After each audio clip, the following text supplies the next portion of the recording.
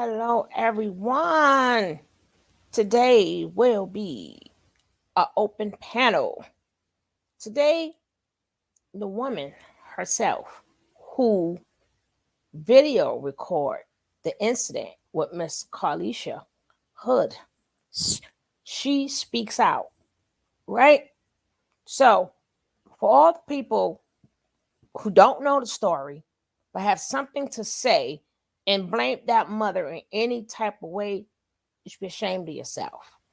This lady who made it her business because she saw what went down. She made it her business to video record it, which you will hear in the video, right? So I'm just going to put this little thing up here, right? And for all the people that said, oh my goodness, she should have walked out. She should have left. She could have left. She could have walked out. I just want you guys, I'm not going to show the video because I'm quite sure all of you guys seen the video by now. But I will show you the angle that he was in and the angle that she was in. I don't think the people who said, oh, women need to run for your life. She's backed up in the corner, right? She's backed up in the corner, which you can see. He's already in a pivot motion. He's already in a pivot motion. She still would have had to get through him to leave, right? She still would have had to get through him to leave.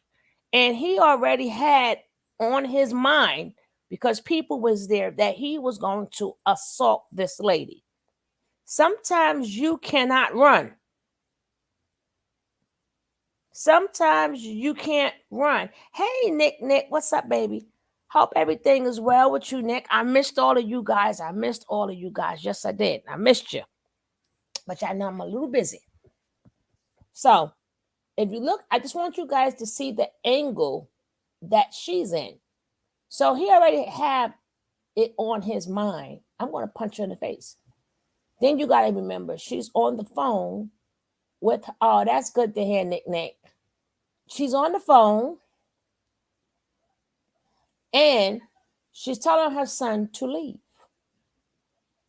So if you look at where he's standing, look at his hands. He's already in the pivot motion, which means he was going to strike that lady. He was going to strike her anyway.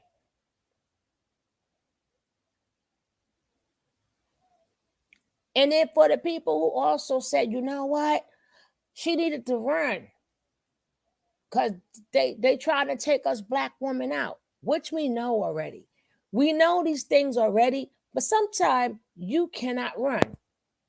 Sometimes you cannot run. This is a time that she couldn't run.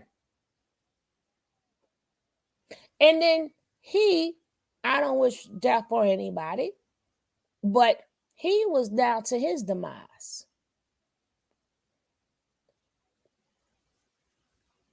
And for all these men like that, the angry men, stay your ass angry. Stop, Jagger.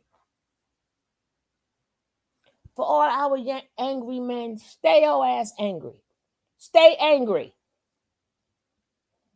Yeah, because that man protected, that young boy protected his mother. Talk about you not protecting your mother. Y'all mad at him because you grown behind men don't like the fact that a man, a young boy, stood up for his mother. So y'all want to make him hood and y'all want to make her hood. But I have never heard y'all say, I have never heard anybody tell a Caucasian woman ever, run.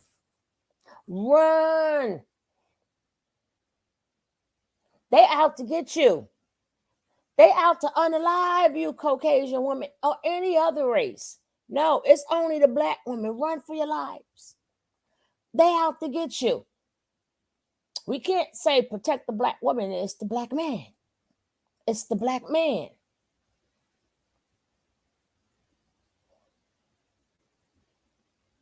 Nobody tells no other woman in any other race, you better run for your life. As soon as you see a Black man, run. How my man said, I never ever ran from the Ku Klux Klan, and I shouldn't have to run from a black man. Yeah, this is some self-destruction ish. That's Kumo D. Never ever ran from the Ku Klux, and a woman shouldn't have to run from a black man.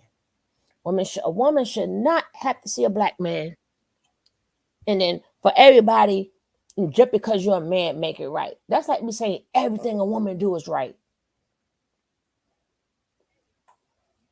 Oh, that I always want to defend listen, nobody got no time to be sitting up there defending a bunch of grown men every damn minute. Defend the black man. Oh, hello.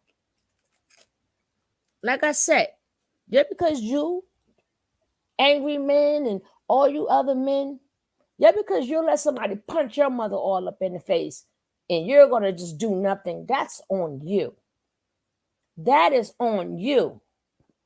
How dare you see your mother getting assaulted, black man? Hey, Faith, baby, I missed you too, sweetie. I miss you. There's no way you're going to tell me, black man, you're going to see your mother get assaulted like that in a public place. And it's okay. It's okay. Because whatever the black man do, it's okay. Y'all done lost your mind. Y'all done as a female. If I walked in and seen my mother getting assaulted, you got a bunch of grown ass men, especially Mr. Angry Man and all these women talking about you need to run. Why we gotta run? We can't be in the same place together. I thought women were always in their feelings. Every time you guys do something, women are in their feelings because you doing something. No, y'all ain't y'all damn feelings. Y'all eat too much stuff with the daggone estrogen in it.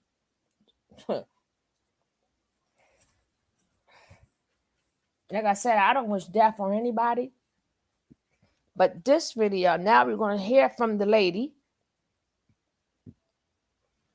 who spoke out, right?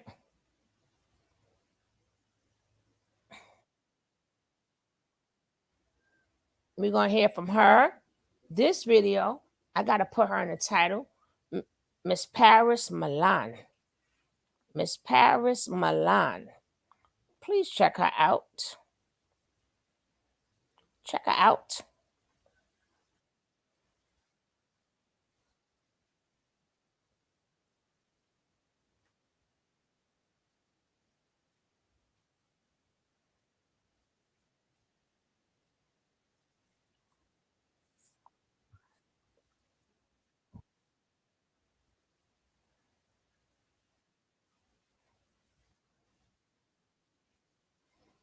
Now, let's get there. Let's get it. Hey, Miss Rod. Oh, this will be an open panel. This is an open panel. This is an open panel. Because I want to know how you guys feel about this subject. I'm going to drop the link inside of there. I meant to tell you guys, this is an open panel. But we're going to see what the lady said, the one who took the video. Let's see what she got to say.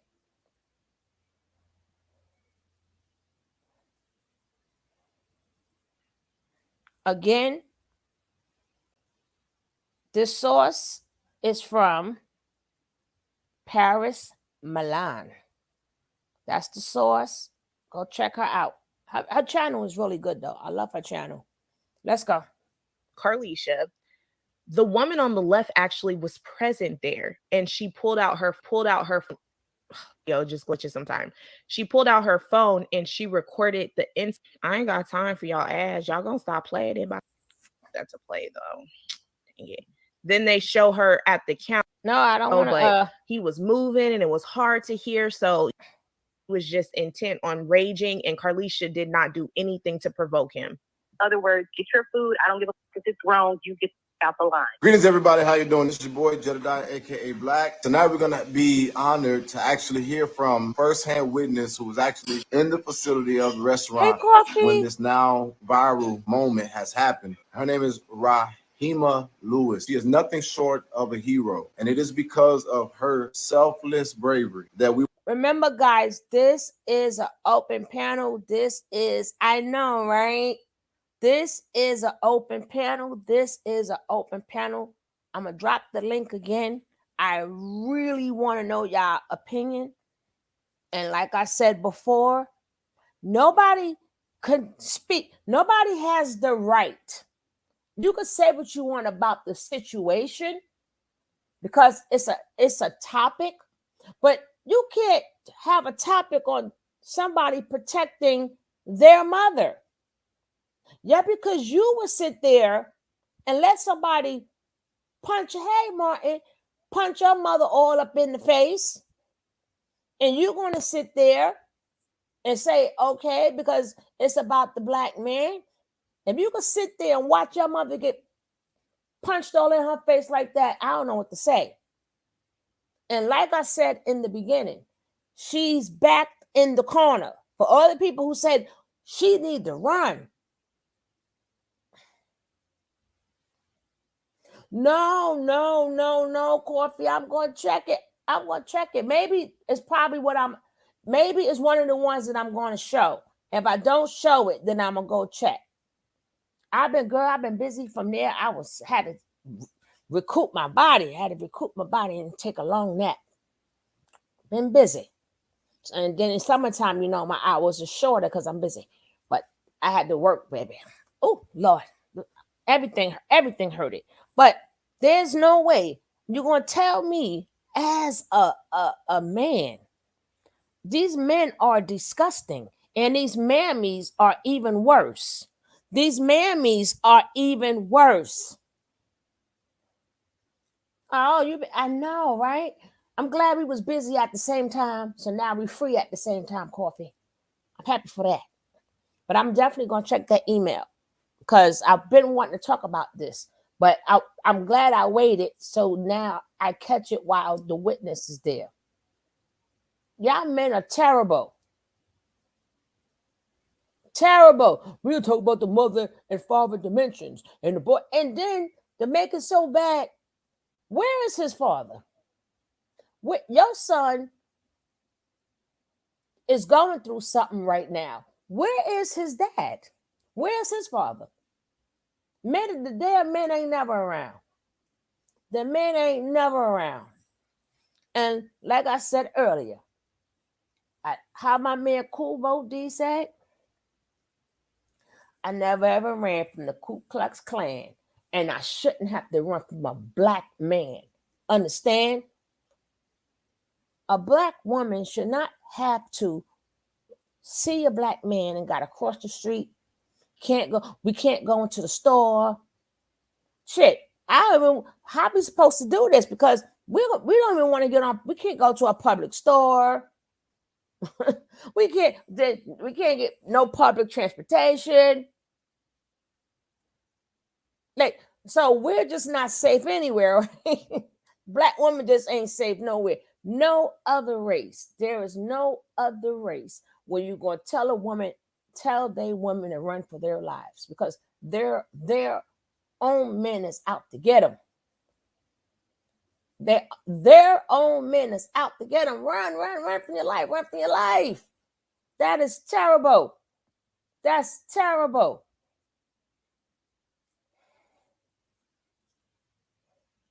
And then men, they hate their mamas so much. It's okay for them to get beat up the woman. They forgot their mamas won. And my mother, she wouldn't have herself in that situation. Well, she don't go to the store. She don't go to the store.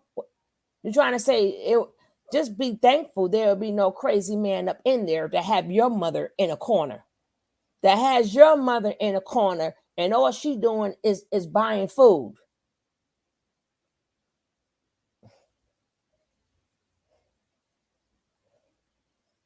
See, y'all men got the game twisted. First of all, y'all ain't got no business talking about your mama. If y'all want to be the head of the household, right? Y'all want to be the head of the household, right? So y'all say man, woman, children. So which means if it's man, woman, child, that means your mother is still above you. I don't care how old you get. Your mother's still above you. God, man, woman, child. So ain't none of y'all got no business talk about y'all damn mama. She's still on top of you. You ungrateful men.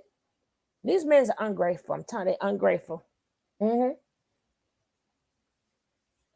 Y'all keep giving these men babies and stuff and listening to these damn mammies. Well, let's go. Let me put this back there again. Let me just show this again before we start. All right. Here we go. We were able to see something that we probably would have never seen in our lifetime. We finally got to see a black woman get justice in America for something that they tried to railroad her in. But because of the selfless bravery of Rahima Lewis, that didn't happen. She wrote. And it is so amazing to me that black women stood up for a black woman. So here we go. Here you all. This is Rahima Lewis. Can you kind of sort of walk us through that night? Okay. And I was on my way home with my friends. They wanted to stop. My friend and my cousin, they wanted to stop and get something to eat. So we stopped at the Maxwell on 116th House. When we got out the car and we was proceeding into the restaurant, the young lady and the man was already arguing when I got there. Hey, Brooklyn. So they was arguing when I got there. She was explaining to him something about the line.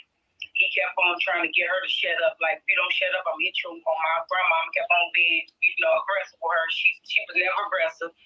Let me get that part straight. Always stay calm and maintain herself. She never got aggressive.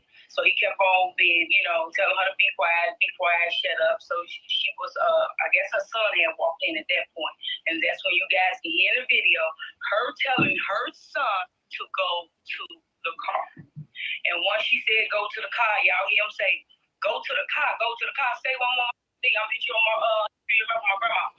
And that's when he hit her, and everybody pushed me out the door, and my phone fell on the ground where I fell too in my phone. So wait. Now, I didn't even know that. So you're saying that the people who panicked pushed you down? Yeah, they pushed me down.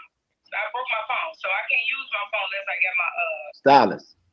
Yeah, my stylus. Oh, you do got Android. You fancy. So basically, you was in there trying to get food. You saw the sister there. What made you record? I don't know, and I usually don't record.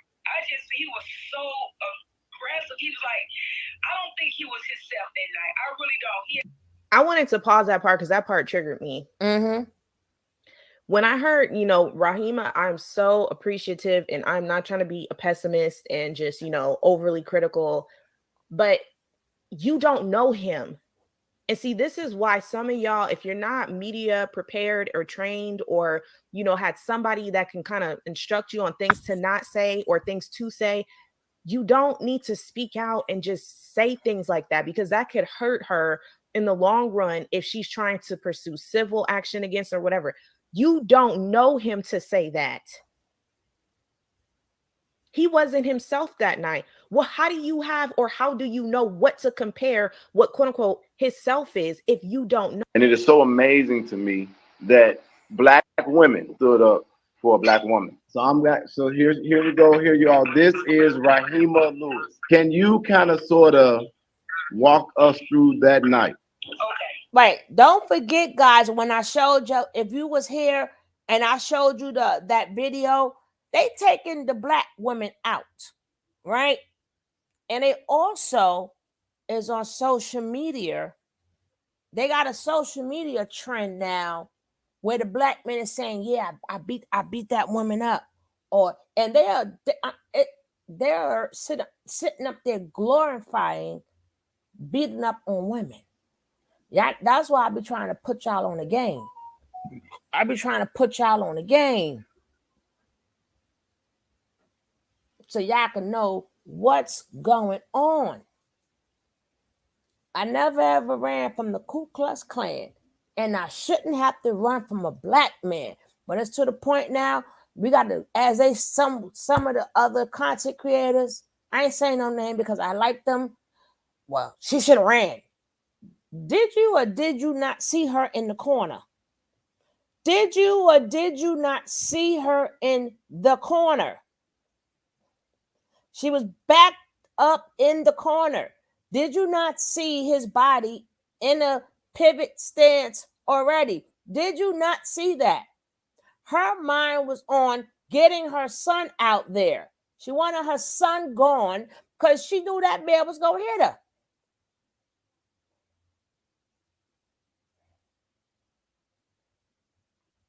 Yes, Coffee. You see, and you see what I'm saying, right? That's why I'm spreading nothing but awareness. Yes, sis.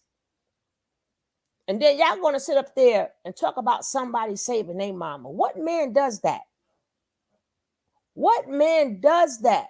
Crucify her and her son because she decided he saved his mama. Mr. Angry Man and all them damn mammies and Crimson, the hyena and Strong Jaw, I forgot her name, Nivea, whatever the hell, Reva, whatever, Strong Jaw. Everybody, matter of fact, let's go punch their mothers in the face right in front of them. Let's see what they do. You love men so much.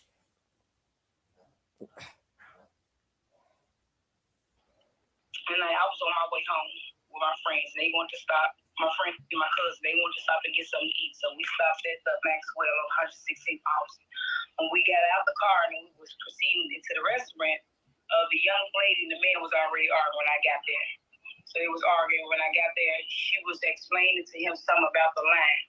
He kept on trying to get her to shut up. Like, if you don't shut up, I'm going to hit you on my grandma. Kept on being, aggressive with her. She was never aggressive.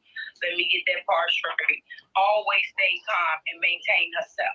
She never got aggressive. So he kept on being, telling her to be quiet, shut up. So she was, I guess her son had walked in at that point. And that's when you guys can hear in the video, her telling her son to go to the car. And once she said, go to the car, y'all hear him say, go to the car, say one more thing, I'll hit you on my grandma. And that's when he hit her. And everybody pushed me out the door and my phone fell on the ground where I fell too in my phone. So Wait. Now, I didn't even know that. So you're saying that the people who panicked pushed you down? Yeah, they pushed me down. So I broke my phone. So I can't use my phone unless I got my Stylist. My stylist. Oh, you do got Android. You fancy. So basically you was in there trying to get food. You saw the sister there. What made you record? I don't know. And I usually don't record. He was so aggressive. He was like, I don't think he was himself that night. I really don't. I wanted to pause that part because that part triggered me. Yeah, but she did say he was she did say, and she said she think. So technically, she's trying to say something had to be wrong with homeboy to do that. But as we know, he's a woman abuser. Let's go. Annoyed hearing that. Because we always how they was bashing and was pull out my phone and record. So when I talked to you, you talked about having witnessed this, having recorded it, and 6 or 7 days later, you said you watched something on the internet that also motivated you to share. What was that? All the comments, how they was bashing. And let me, I'm gonna have to go back to what she said because that he wasn't himself. And I wanted to add something to that. All I can do was pull out my phone. Let me go back. You calm down, leave her alone. But looking at him, and usually I'm telling me, I would rather say something like, could you calm down, leave her alone. Hold on, let me go back some more. He's like, I don't think he was himself that night. Yeah, when I heard that part, let me show you that was him. He was so much. Let me show you this photo because I got all my screen documentation ready. Y'all know how I am. He was so much of himself that his family coined him the quote unquote knockout king. They said he was known for knocking people out. Oh, he got his hands up for this person and, knocked them out their socks. So that was him. He burnt this woman's house. And even the degenerate women that was around him have the same depraved mentality that he does. Because thank you to the woman that tagged me on this page, Industry on Blast. It was, let me see her name. I believe it's Lovely Rosemary. Shout out to you, boo. Hey, boo. Talking about Carlisha at Crystal Clear. How to open your car door when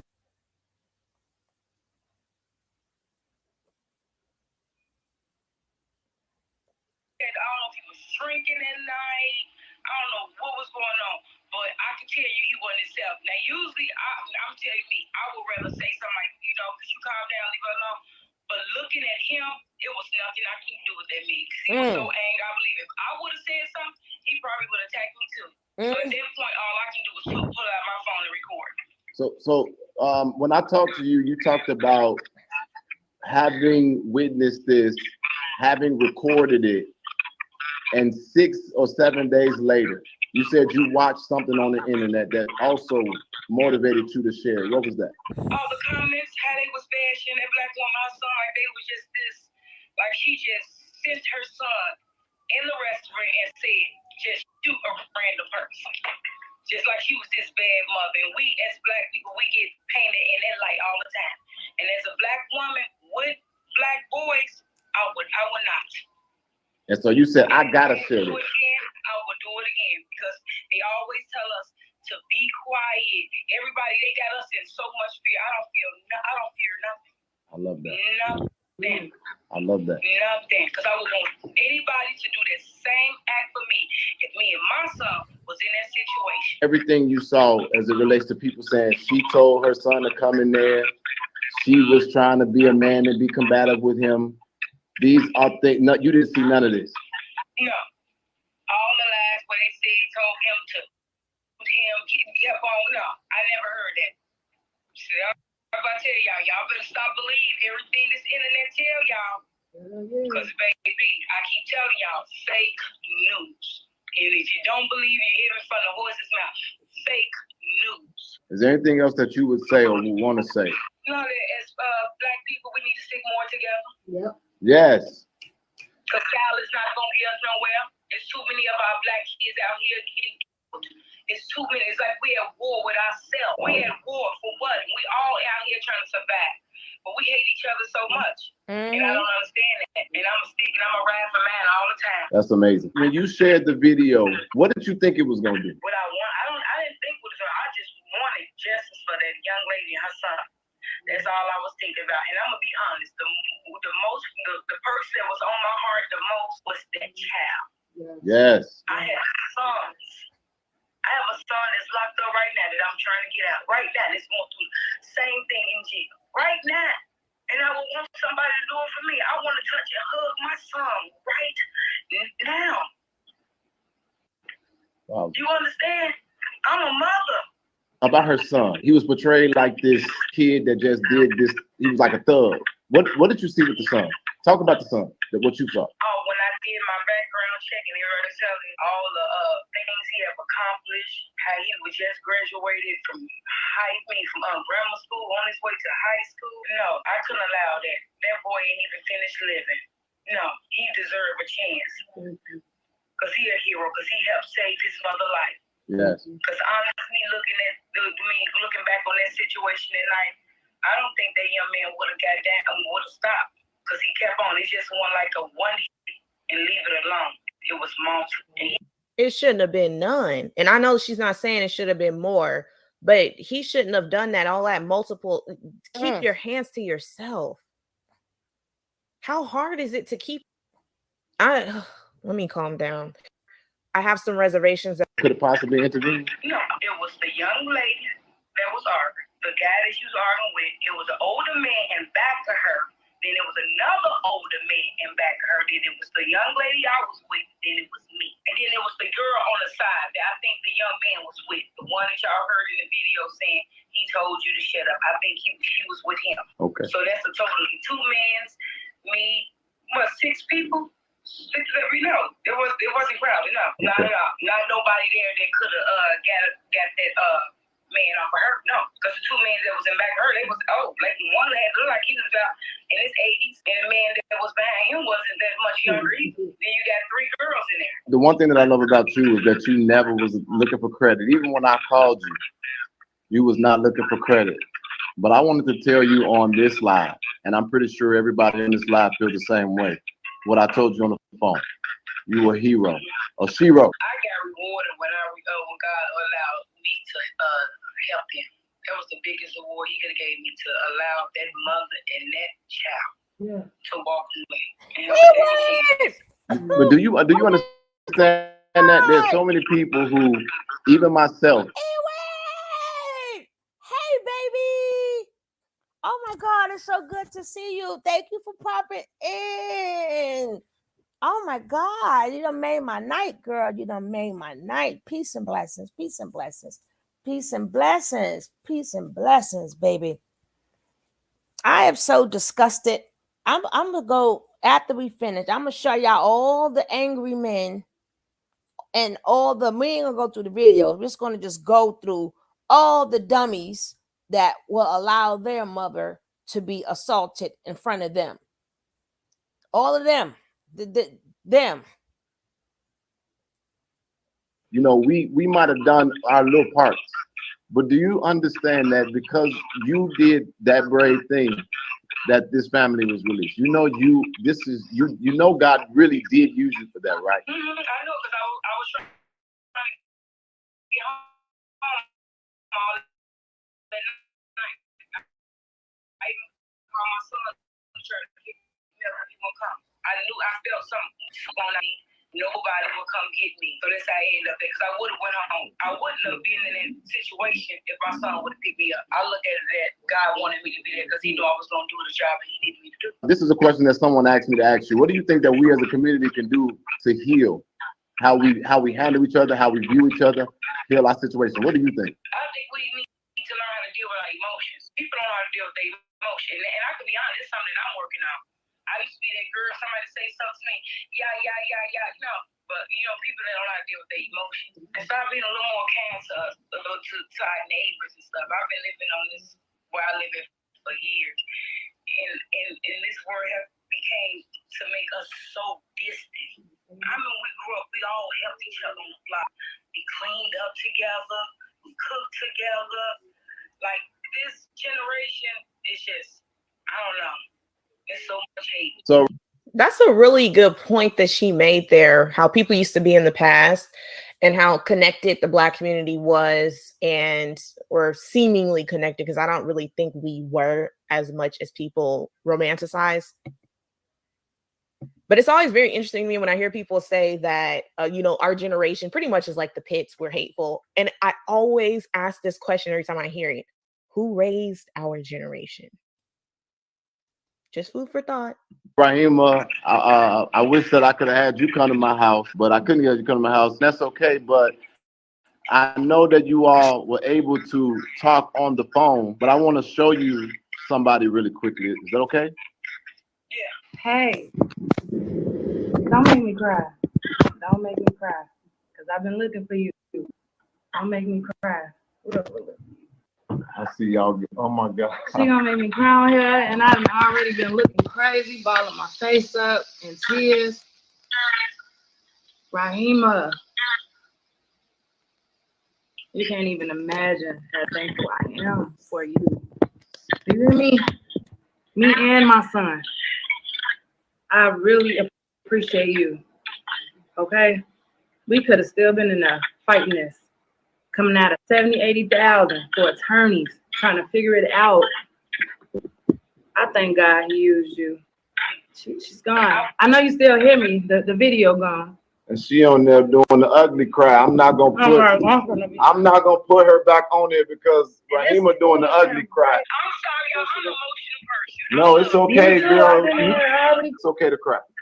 What And I'm glad that I was able to be this close. Because my relationship with my boys is everything. I love it. It's And okay. they love their mama. They'll do it for me. They'll protect me just like your son do you. And I'm glad he did what he did for his mom. Well, I'm definitely gonna be calling you because like I said, you are a hero. Most definitely. Okay, Shero. Shero. I keep saying, I'm so sorry. You all right? Not the hero, you the zero. I was the victim. Take care of your son. Hug on him. Love on him for me. Girl, did you see that video? Even though I didn't want to post it, I'm like, goodness, yes. Trust me. Love on him. Trust He's me. an amazing son, and I promise you, God ain't with him. I promise you. Thank you so much. All right, I Ewing. I know. Peace and blessings. Hey, Chrissy. Understand, but I'm telling you, your son is amazing. He ain't done with him, baby. Thank you so much. And I'm doing the best that I can raising him. So only God you knows. love him.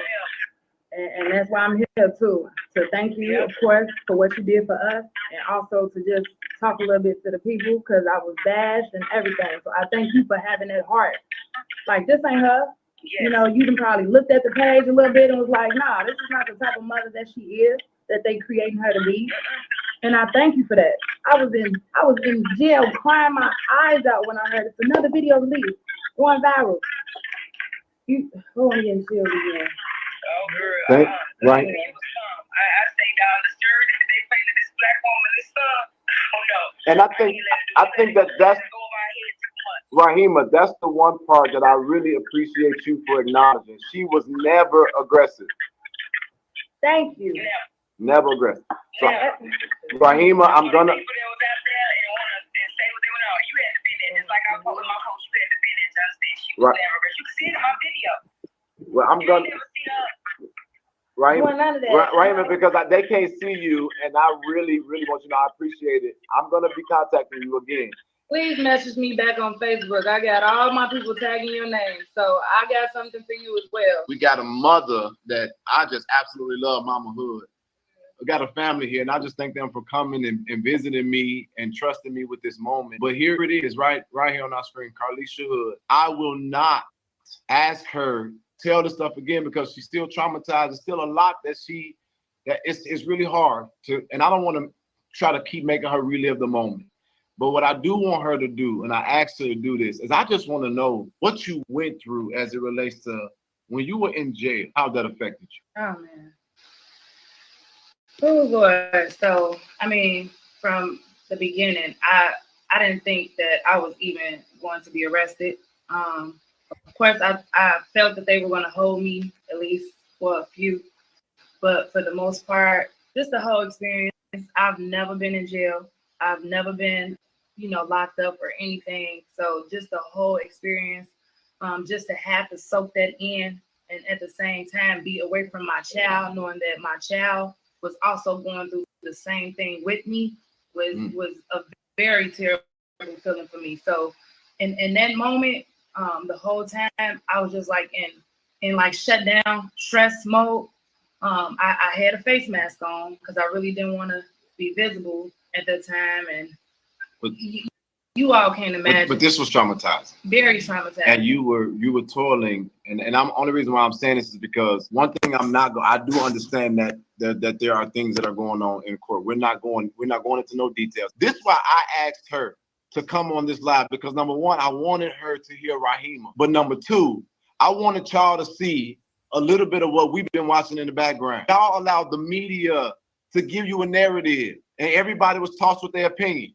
When she was free, she was free. But do y'all understand that in an overwhelming sense, everybody been telling her, do this, do that, do this, do that, go here, go here. And she been trying to figure out what's the best thing to do. And then she went on there and she was advised to, they filed the paperwork. But what I've watched y'all do again is almost re-victimize a woman who is suffering because the village keep on forgetting our role. We have to protect our women and our children. So in emotional turmoil, she done shut down so many times since I've been talking to her, crying and going through all these emotions. I said, you can and tell them how you felt. I refuse to let y'all make her suffer in silence. Her whole world and her son's world have been turned upside down. So now look at the woman in her face. This is the thing that really, really disturbed me. What as it relates to your child, how did you feel? You can't do it. You can't do it. It's okay. You don't have to. No, I'm okay. As it relates to your child, what did you say you felt? Could you repeat when you was in jail, when you were arrested, the thoughts about your son, what were those? I can't even. So the whole time, like I said, I wasn't even thinking about my process at that moment. I was just thinking about my son because my son is not a bad kid. My son don't hang around other crowds of kids that's out here participating in all these negative things and that could possibly put him in a situation to endure that situation he was in being locked up. So just the fact that I knew my son, number one, watching him be arrested in front of me, put in handcuffs, getting his shoestrings took out of shoes, and how he was being handled during that time, and to be separated from me. I've never been separated from neither one of my kids, and to see us have to go in separate rooms, that was a very terrible situation for me to have to endure. And then just sitting in that room, not knowing if they were trying to come interrogate him without me, you know, even though I knew that they couldn't, but I didn't know, even just going in there asking, hey, you want some water or whatever. So, but for the most part, just the whole, I couldn't imagine what my son was dealing with, you know, even being in detention. The thing that she said to me. Ooh, child on coffee. I'm telling you. Woo, I have to, this is a shame. So this is what it's become now. We can't even go out in the public. I'm like, if you're around nothing but women and men, and they, especially in areas where we all black, what is us black women to do? Like, what y'all want us to do? You want us to run every time? Like, soon as a man get heated, we gotta take off and run. Well, how long we gonna keep running from our own black men? This is ridiculous. I do too, coffee. I do too, sweetie. You at It's a shame. We can't even go to a public store. And they're talking about how women you're gonna end up alone. You know what? It is safer that way. Hey, queen, what's up, baby? What's up, love? But you know what, baby? Some women feel it's safer that way. All these stories of abuse. Yeah, men get abused too. But nothing like is not in comparison of how many women get abused. And this is why it will continue. Long as you got the angry bird, and we're going to go through the list of people, all the men who got something to say about this young lady, who don't even know the full story, who will sit right there and stand right there and let somebody assault their mother in their face, who's mad at a young man who got more testosterone than them. He got more testosterone in his body than what you got in your body. Y'all ain't never protect no woman, but y'all say men are for to protect, provide, and protect. But every time somebody, when it comes down to y'all protecting, it's a problem. So yeah, because y'all never protected any woman ever that was getting beat up, y'all want to get mad because somebody protected their mother. So that says to me, you don't care about your own mama. And you cannot say, well, my mother wouldn't put herself in that predicament. She didn't put herself in no, she just went to the damn store. Your mama don't go to the store? Your mama just stay in the house? She ain't got no store errands. She ain't got nowhere to go, nothing to do. It's crazy people everywhere. Oh, she should have ran. She put herself in danger and her son in danger. She was backed up in the corner. Y'all, how do y'all look at the video and not see she's backed up in the corner? She still got to pass him to leave. She still got to pass him. and he's pivot directly in front of her. So even if she would have tried to run, the fact that she told her son to get in the car, and we don't know. We can't say she didn't try to run. All we know is he punched her in the face multiple times. That's what we do know, right? But according to even the young lady, she couldn't have ran. He was getting egged on, and for whatever reason, what's up, Dior? What's up, my godchild?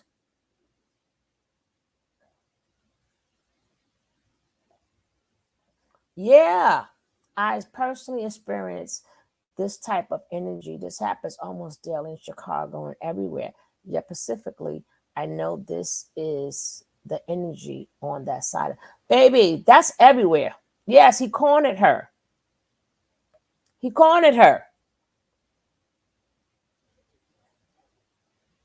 So women run. Well, how? Well, we gotta run for the rest of our lives. God damn, we can't even go to the damn store.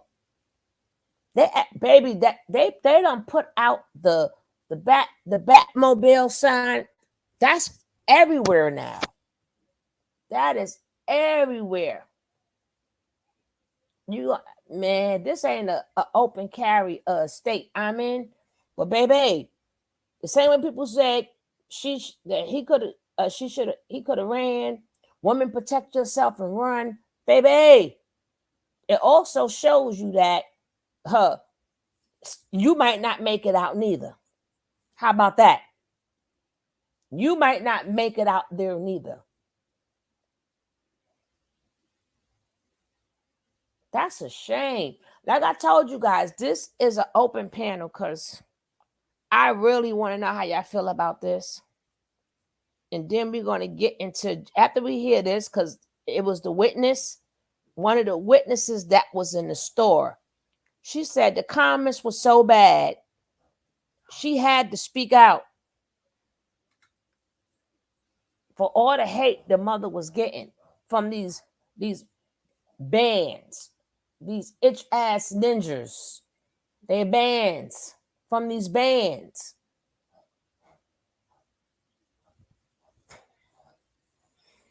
This ain't an open carry. This ain't an open carry state. But y'all keep listen. How y'all want to every time the man get in their feelings or the black man get aggressive, we gotta run, right? We gotta run. We gotta run. Hello, beautiful queen. Hello, greetings. Hello, beautiful. How are you? I was fine till I heard this damn story. Right? I I know. heard it again. Oh my gosh. I'm so glad you're doing this because I'm a native of Chicago Mm-hmm. and that was my old stomping grounds back in the day. I used to love taking my children down there to that spot to get their hot dogs and things when we come from the beach. So it was kind of a tradition growing up for them. And I can attest to that energy, not just in Mm-hmm. that area, but period, right? Mm-hmm. You can go to the gas station just to fill up your car. Somebody try to talk to you or get your number. If you rebuff some of these people, they it happens. It's almost like it's a norm, and I hate to put it that way, but it's true. I had to arm myself after a while, and I just trained my kids self-defense. And I'm not a perfect mother, but I was a single mother as well, and it is very real. No one will help. I have seen Mm-hmm. utilized on the platform of the L, get beat down like a man, and people standing around watching. This was before the viral stuff was really popular, before the cell phones popped out. People will egg it on. So I am very proud of her son for taking the stance that he did because he did the absolute right thing. And many of us can attest to, I've dated somebody like that who told me, when I'm going and telling you about whatever and going on my rant, you sit there and listen and take it. And I said, I'll be gosh darn if I Mm-hmm. do, right? Because my father didn't behave that way, right? And these male identified women who have, it's just disgusting, who have so much to say about this woman, who Mhm. just go along with the stereotypical programming of Mhm. these MTOW men or passport bros or whatever. Manosphere, pink pill. Mhm. It's just it's nauseating, and I'm so sick of being stuffed in Mhm. that box. And I'm so glad that she trained her young man how to handle a weapon, how to handle himself in pressure situations like that, and he protected his mother's life because he was punching her in her head and face. Right, and then that's why I'm gonna run back to when the witness was there. Hey, Coffee. And it's a Hey, shame hey, that y'all. two men right behind her in line, like the footage stated. I watched it over and over. This older gentleman stood there like a statue. Well, the lady who said they was older men, like one looked like he was in his 80s. I don't. I'm not gonna play the video, but we're gonna get to that. But I'm gonna keep saying it again. And I got to say it again, just like Kumo D said it. I never ever ran from the Ku Klux Klan, and I shouldn't have to run from a black man. From a black man. Because that's just self destruction. Destruction, yeah, Yeah. and that's we're self-destructing like a mofo now. And the thing about it, the irony and the cognitive dissonance about a lot of these black males, because it's a difference, is you want respect, you want respect. You don't respect me, you won't let me lead, you don't listen, you're defiant, whatever that crap is they say, we go on and on, right? You don't earn respect because a man is patient, he is balanced and healed. And ladies, we got to stop trying to fix these dudes, okay? We got to stop waiting for them to grow up and get it Tell because it, we're winding up unalived, tell okay? toe tag, Wasting exactly. good years, our prime years of patience, aging ourselves faster. We're subtracting time away from our precious children and family who love. Go where the love is, okay? Stop coddling these grown adult toddlers.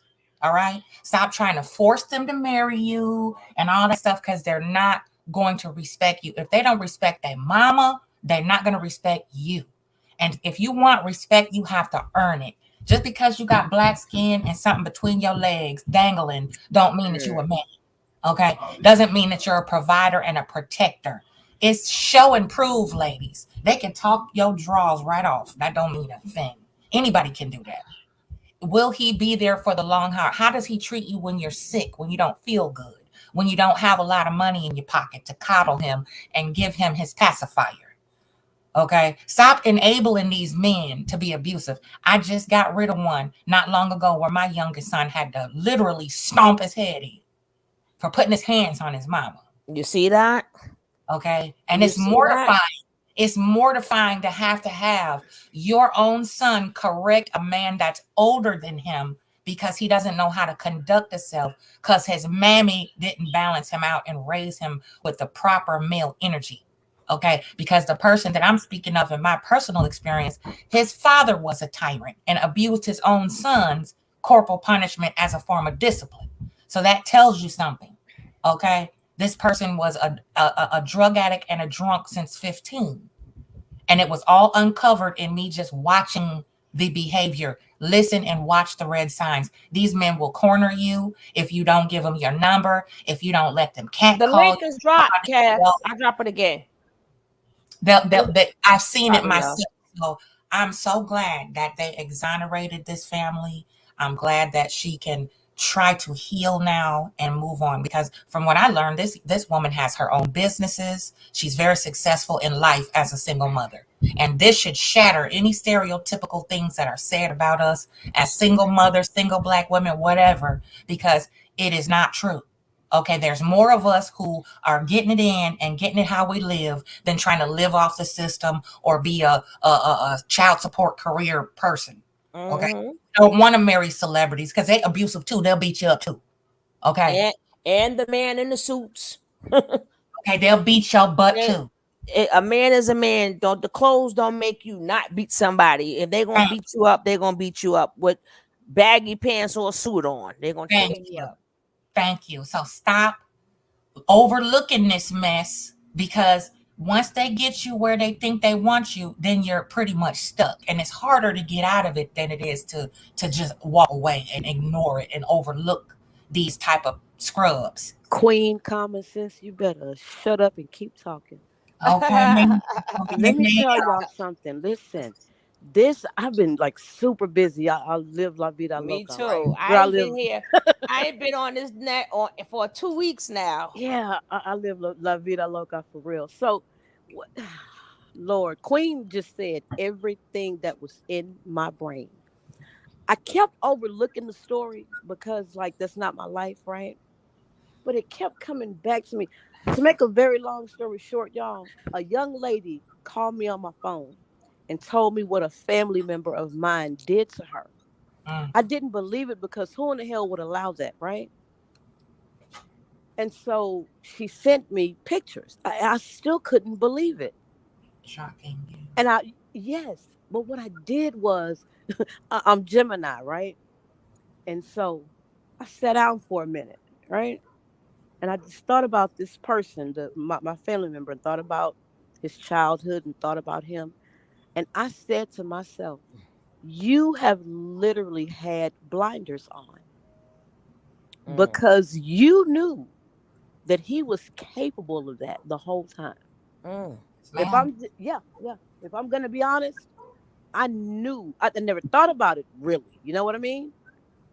But presented in my face, yeah, he absolutely cornered her that way. That's why the video that I saw, oh, well, she should have ran. I'm like, where? He was already Run to where? he was already stand pivot. She still had to get through him She was to cornered like a leave. rat. yeah. Because the guy that I spoke of in my person, he did the same thing. He would corner me. Luckily, I'm trained to defend myself, and I have two big, strong sons. So sometimes they test the water to see if the sons are scary. If you have adult children, they do My that. God. They're very maniacal with their method. They know what they're doing. He knew exactly what he was doing, and he did it before. Okay, Oh, and that's coming up. That's children, coming up. And how he burnt that girl house up. yeah. Hey, Kid Cab in the house. I sang Kid Cab in the Anybody house. that's so easy to buck up on a stranger like that, I you know manifested he's done King. it before. I manifested King Kev because I said I need. Hey, Suge, what's up, What's Coffee? up, bro? I know we all been busy. I gave y'all all vacation, right? Yeah, what's up, And I'm Queen, too? I, Yeah, Yes, I want to apologize to everybody. I just been so busy I ain't when, been on in 2 weeks. Nobody been on, Kev. oh, wow. We all See, same. I just didn't got even together. know. That's how much I've been out the Then they loop, but painted my house. I lost my phone because I don't know what they did with the phone. Then Y'all I know was I own a busy. whole damn party rental business in the summer on an island. Y'all know, man. Listen. right. I Same need here. about Life happens. Life happens. We all been kind of taking care of some serious business. So, Mhm, hey, charge Yeah, it to life and the head and not the heart. but I mhm, just had to tap in because, and mhm. I just want to salute Queen and Coffee because you ladies have, I mean, every single thing you hit on was, like Coffee said, was in my brain and I was going to speak on because these are things that, and those in the chat that have been around, you guys have heard me say some of the exact same things that Queen said, that Coffee said, that Suge said, because it's an epidemic in our community, man. And I was like, Queen too. And I said, the thing that alarmed me, that I believe that they said it was older men. Mm. But I believe from the report that I saw that the man that actually filmed the interaction was 28 years old. Yeah, True. but And it was a girl too. She spoke on this video. I'm gonna rewind it okay, though. I'm gonna my thing, rewind it, but just go ahead, bro. my thing is though, still, and I'm not saying everybody should do this because I would do this. I don't care how old I am.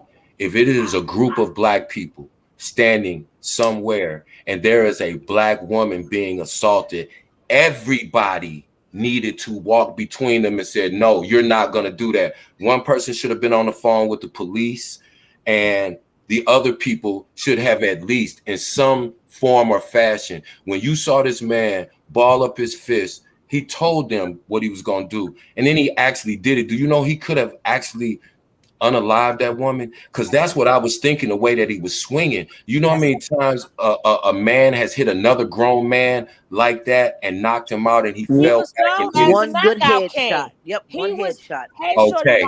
He was known as this knockout king. Exactly. And again, behind every abusive man, there is a woman. The woman was egging She him was on in there. the Yep. video, and Yep. you can't tell Yep. me Yep. that he ain't beat her Yep. up before. Yep. So Yep. and then the thing that really, I mean, it really crushed my spirit, man, because I'm always eternally hopeful that our people are gonna get our shit together. But what broke my heart, man, was when I started seeing the reports and the comments, and people were threatening this lady and her son. And they were saying they were gonna have to move to Mississippi or something, or move somewhere to, and I'm thinking to myself, first of all, don't make me cry, Kev, because I when do we know you make get ready to go deep. I know you gonna it get ready just to go deep. I'm going to cry right now, but go ahead. it just Preach, bothered sir. my soul that we can sit here and watch a man punch a woman and find any reason at all to justify that. I saw the guy's cousin getting, oh, he was a good guy. No, he's not. He wound up and punched a woman in the face that he didn't know about some food. He burnt his ex-girlfriend whole house down. Okay. And one of the brothers in his family said, you 704s, 304s, acting like a ninja ain't never knocked y'all out. I said, oh. And see, and that's what I'm saying. And why is that man still walking around free? Because of women who didn't press the issue and say this guy is dangerous. Like he could have. My first thing, I thought he was literally going to unalive that woman. And when people question her, if you're a 14-year-old kid and you see somebody punching your mother, what would you do? Like, I don't even understand what the debate is. Like, why do we feel sorry for this low life, man? Like, imagine, God forbid, my mother's 75 years old. If he would have did that to my mother, you know why, King Kev? Because we have been so desensitized to let love of someone else override the love of our own life as Black people, period. Thank Is it you. on both sides? And we will never be better because of that. We'll call a person who's a civilian who didn't sign up to be in no type of street shit. We'll call them a snitch. They're a civilian. We'll call them a snitch, and then we'll threaten their life to protect the killer. Yeah. To defend the killer. They'll say, don't tell on him. And we'll threaten the victim. That's guilt each other into not reporting this stuff the way it should be. I will call the police on a Black person quick. I don't care. I said that before. I said that on this podcast. Call me a snitch. I grew up in that area. I raised my children in that very area. I used to frequent that area a lot. They called it Jewtown. And I stopped taking them down there because of these cretins, these little knuckle dragging, mouth breathing toddlers, the overgrown toddlers. You can't even step out your car as a woman dressed decent. I'm not saying provocative. I'm saying decent, put together, hair comb, face done, just presentable, like everyday wear, without getting catcalled, touched, accosted. I can't tell you how many times I've been goosed walking up and down that way shopping. And I had to carry 2 weapons because just to keep them off me so I can get to and from where I'm going with my children. So I'm a firsthand witness. You'll call the cops, you a snitch. Oh, you don't love their Black man. If you call the police on them, you're supposed to keep it in house. No, that's but the only and that's what keeps men like that on the street. That attitude. You're doing something to a Black man. I don't want that dude running around free around my wife and because I would do something to him. I would have to then put my life on the line because I'm gonna do something to him. I'm gonna take him completely off this space. We don't that's what drives me crazy. That's what we don't have enough. We have so much cognitive dissonance that we think that calling the police on an absolute animal just because he's Black and he's a male, where is the disconnect that you can't even see the wrong and the evil in this person who would do that, you would first go, oh, I can't call the police on a black man. That's why so many abusers are running free, and they stay free until they end up unaliving a woman. See, Kev sound like me. Stop Y'all playing with let these people, ladies man. Stop with playing with these. Kevin. And When that listen, I'm girl telling you, told I don't when that care girl how told old me I what she am. said, You have people that worked in that establishment, and you have people standing there videoing, and you have people who were in line. Where is it in your heart and your soul that I don't care? People say, oh, well, they didn't know if he had a gun or whatever. Listen to me, and I'm going to tell you this, and I'm not a superhero. I'm not a tough guy. I'm not a gangster. There has to be something in your life that you're willing to die for. If it's not the defense of black women, who are the only reason we're here, what else do you'll die for a gang, but you wouldn't die in the defense of a black woman? If you won't die for something, you will go for anything. That's why they stood there, because we don't have enough conviction in our heart and love for ourselves as a people to say, no, we're not going to allow anyone to treat a woman in our community that way, period. That's easy. That doesn't take somebody to be courageous. That just takes humanity toward another human being. That could have been, I just think about that all the time. My mother's 75 years old. She might go out get something to eat all the time. And do you know how enraged I would have been if all those people stood there and watched my mother get punched like that? Come on now, tell the truth. Tell the truth. I swear, There's no way. I've stepped in between almost gunfights to stop two black men from trying to kill each other. Yep. You know, I've stopped and put men in half Nelsons, trying to keep them from killing each other, unaliving each other. Excuse me. It's like, then it's like, how could you have stopped that? We wanted to see that. That would have been great for World Star. Wait a minute. Wait a minute. What? So it's a moment that's more valuable than two lives out here acting foolish, and you'd rather see bloodshed? Queen, I am 4 feet and 9 inches tall, and I stay breaking up some sugar and AC. See, and I'm glad y'all said that. My daughter said, "Mama, somebody is gonna unalive you." No, they're not. No, I'm glad you said it. I'm sorry for cutting you off, Coffee. I'm sorry. No, babe, we're good. I just wanted to speak on what you just said real quick, you and Queen, because it was powerful. You said as women, you've intervened. That's what you don't understand. A lot of women, not you guys. The women don't understand how powerful it is. I'm not asking you to physically intervene, but do you know the power in a woman looking at another man and saying, brother, listen, please don't do that. That's a woman. That could be your mother. That could be your girlfriend. That could be your daughter. Please don't do that. That they don't realize. I've seen grown men in gunfights stop because a woman said, please, brother, don't do that. It's babies out here. It's women out here. Please. Exactly. You don't have to. Again, because we want somebody to do. I would hope to God that somebody had enough courage to do that for any of you guys, any of you women in this chat on this panel, if they saw you in that same position. And I'm sorry, I'm on mute. Go ahead. I was gonna say one thing. I don't know if Queen saw it, and I know Kev didn't see it. But I think about, was it 2 weeks ago, Coffee, when I showed that video with the new talk in town? Yeah, just about 2 weeks. It's gonna be the one, like 2 videos down. I'm gonna have to get that one so y'all can see that again. That was good. Yeah, baby, get ready. I've been like y'all. I've been in family mode, mommy mode. Get ready. So I'm trying to play catch up, and this touched me. This is some other shit, but this is what's going down, right? So just give me 1 second to get it for you. I just want to highlight while you're doing that, ladies, don't ignore the red flags. Trust your intuition. It's not worth a warm body at night just because he's there. Listen and look at women. They mad because women don't even want to be bothered anymore. Women rather be single now. Women don't. We know if we ain't gonna get a dog. We don't want to subscribe to YouTube. We don't want to fuck around and find out no more. You're right. Get a dog. The dog not gonna wake up one day and decide he don't love you no more.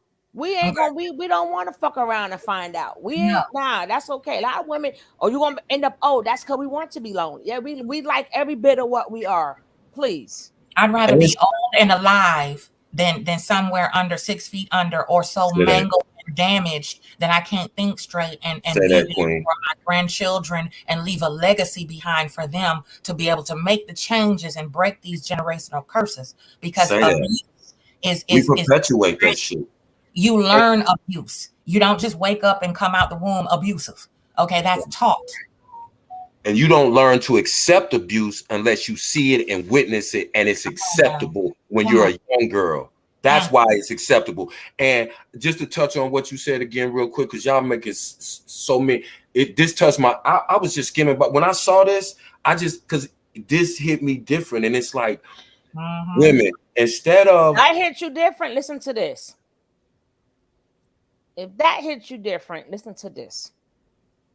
Tell him to get ready, Coffee. And instead of victimizing a 14-year-old boy defending his mother and a woman who was getting viciously attacked, why don't women come together and go after that woman who was standing there cheering him on? Cheering him on. He told her, see, she like, why aren't women holding her accountable for being with a scumbag like that? Kevin, I probably would have tased her. Exactly. I would have did something to her. I wanted to smack She's just as dangerous as him. All right. I'm not playing Queen. I probably would have tased her ass.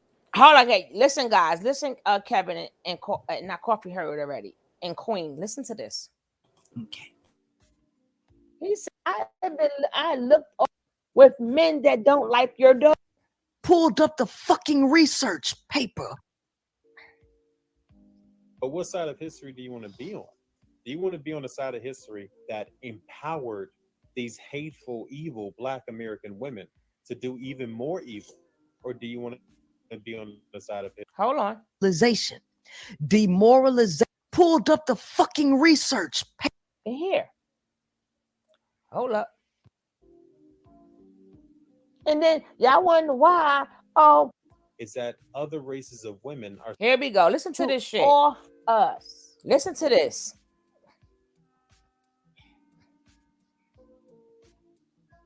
They said, oh, you gotta off the Black woman.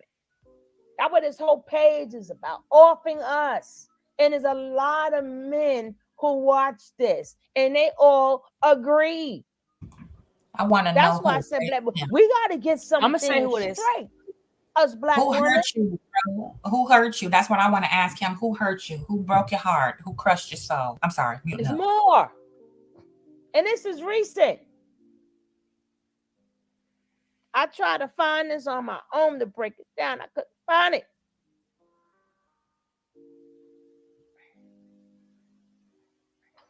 Don't wait. You could be earning points. Check this lady. I'm gonna be showing more of her. I'm gonna be showing more of her, baby. Maybe one day she'll come on the show. I ain't big enough. Didn't she go at it with TS? The only thing we haven't tried. Okay, y'all ready? Listen. Violence. And we know that will actually succeed. Historically speaking, it's always been the case. When you read the Bible, what does it tell you to do? He said, when you read the Bible, what does it tell you to do? I'm gonna read something out of here. Heart-wrenching is that other races of women are starting to emulate the behavior of Black American women. This can't be allowed to continue. If you care about making any kind of meaningful change, you got to consider killing this Black woman. You hear that? Did you hear that? Y'all heard that? Yeah, I heard it. We have a combo between KS and TS. That one. This is another manosphere type of person. What made me find it was the whole comment. Everybody in the comment section agreed. Yeah, off the Black woman. She needs to go. That's crazy. What I tell people like this, these males like this, these hybrids, you need to heal yourself. That's the best thing you can do for any future generations of anybody you come in contact with. Figure out why you have swallowed such a bitter pill and won't let go of your pain. That's pain talking. So, and then I also showed the video of all the women that's being unalived and assaulted in Chicago. Mm-hmm.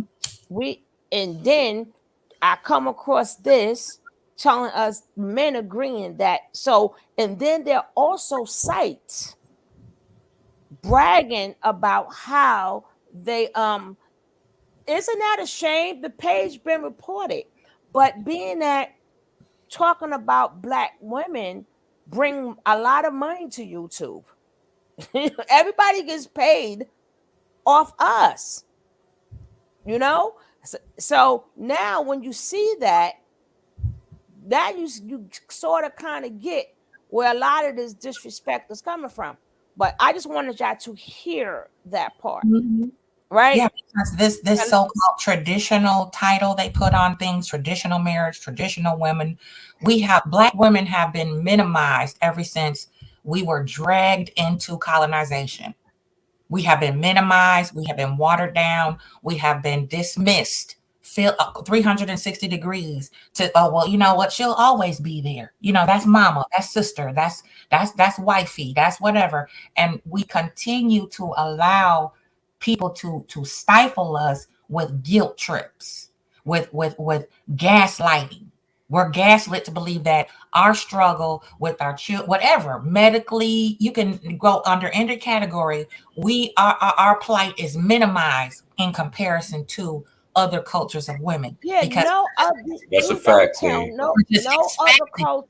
Mm-hmm. to hold on, just wait on Jesus, you know, Jesus will fix it. Now, no, That's a no fact. Just wait on Jesus. Christian, but Jesus ain't fixed it yet. Okay. Fact. I'm gonna say Fact. this and be quiet. Now, you can pray, you can run up in the church to people funerals you don't know, but you can't tell your son that abuse is abuse and you keep your hands to yourself. Just like with my sons, I tell them if she put her hands on you, leave her alone. I tell Abuse my is son the abuse. same thing, and I said to my son, if you hit a woman, I ain't got a son. I was I getting said, ready to say that's you exactly right. Uh, where was what and the ironic thing is, what does a man always say? Man, somebody put their hands on my mama, I'll kill them. I mean, I'll unalive them, right? So Exactly. that's what that 14-year-old boy did. So in my opinion, Mr. Jeremy got exactly what he deserves. I don't feel not one iota of sympathy. And I just want to say this real quick, and I'm gonna be quiet too, because I thought about this a lot. The reason that it seems like black men don't have black women's back, and I'm gonna tell you why. And I'm gonna tell you, this is a jewel. Listen, because when black men like myself, who will protect black women with our lives, when we see, and I'm not saying it's right, but I'm just telling you how it happens. When we see women constantly protecting abusers, we go, oh, why am I gonna put risk myself intervening when he beating her up when she's gonna be right back with him? They like those kind of guys. So even the men that will protect you, women like that turn us not against them, but that makes them stand around and not intervene. Yeah, Do you understand what I'm saying? And I totally get it. I'm not saying it's right. I'm telling you how a man's mind frame is. And when you see these stories and you see men and other women support the abusive man, you go, well, why am I going to intervene? Then I'm the sucker. And then you kind of get a unacknowledged resentment toward women because you go, why would they sit here and be with these type of dudes? And then they want to put us all in the same category and call me the same thing as this dude. See, and that's how it happens, man. And it's sad. But I just see how it works. And it's just like, what's up, Maya? It's sad, but I'm gonna be quiet because y'all really like y'all hit now hit this me. is the same woman, right? On Father's Day. These are all the cash apps. 1, 2, 3, 4, 5, 6, 7, 8. She's just to random men, right? Because she was in the spirit to help a few single dads My celebrate God. Father's Day. God, my God. I am a Irony. single mom, and I know how it feels not getting whatever. And then she said this was on her spirit. Now, just Father's Day. See Sugar, what I'm I know you saying? lying. She, I know you lying. I'm going to play it. It's right there on the screen. It's on the screen. I'm reading it. It's These right are there on her the screen. words. That's crazy. See what I'm saying? Like, This come is, on. she says, this was in my spirit to help a few single dads celebrate Father's Day. I am a single mom and I know how it feels not getting texts, gift calls, or meals on a special day. Yes, it's about the kids, but knowing you are appreciated means a lot. A lot of men aren't treated fairly, and especially during holidays. I will go all out for my guy though, but I'm single. So it was on my heart to help these random selected Facebook friends enjoy Father's Day. My God. It's not much, but it's the thought that counts. And she just was cash apping them $40, $40, $40, 30. And then a man, and then right after that, a man tried to take her out. Yeah. And you find That's people what to she was defend hunting him. for. That's what she was trying to buy some D. The disconnect is in, like I said, the desensitization of watching our elder women and men hang on in there. You know, it's for better or for worse. Queen, I can't.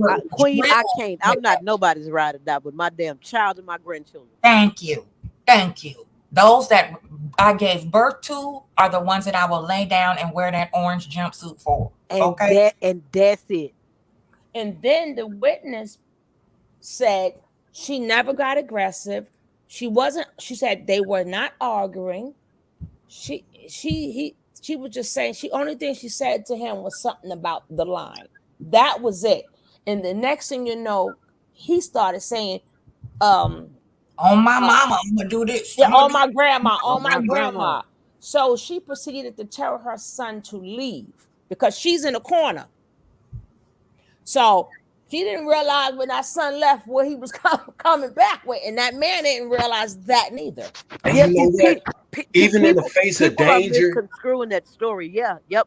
even in the face of danger, what did you just say, Shug? That woman got her 14-year-old son out of there. She was still thinking about protecting him when this man had his fist balled up saying, I'm gonna punch you in your. She had the wherewithal to steal.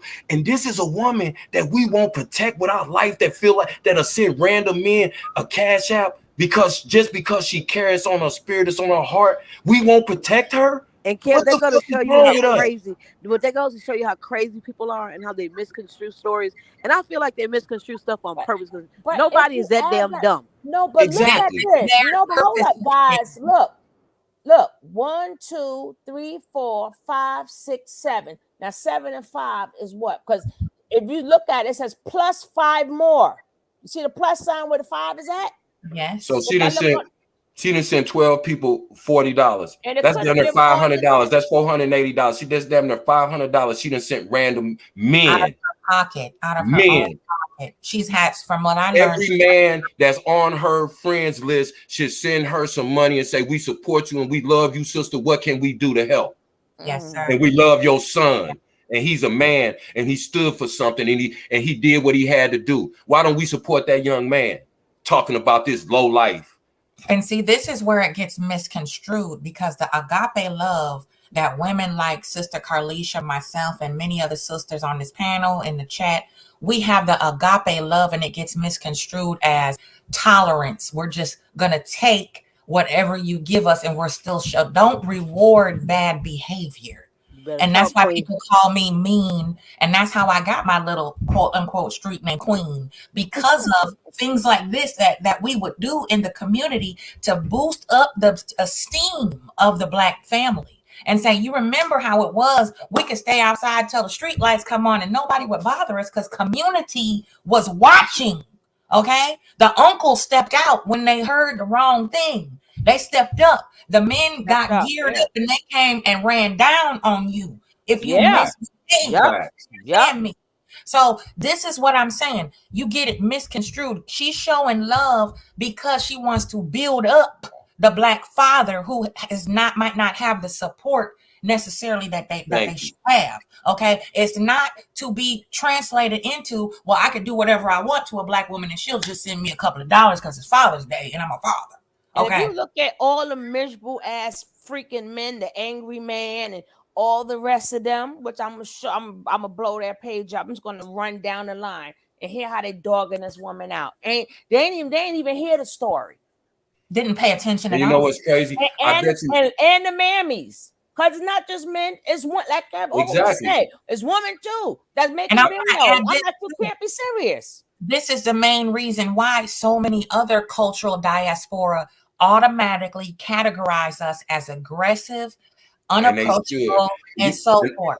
And I'm gonna say this for the record: only by biology am I connected to a group that I'm ashamed.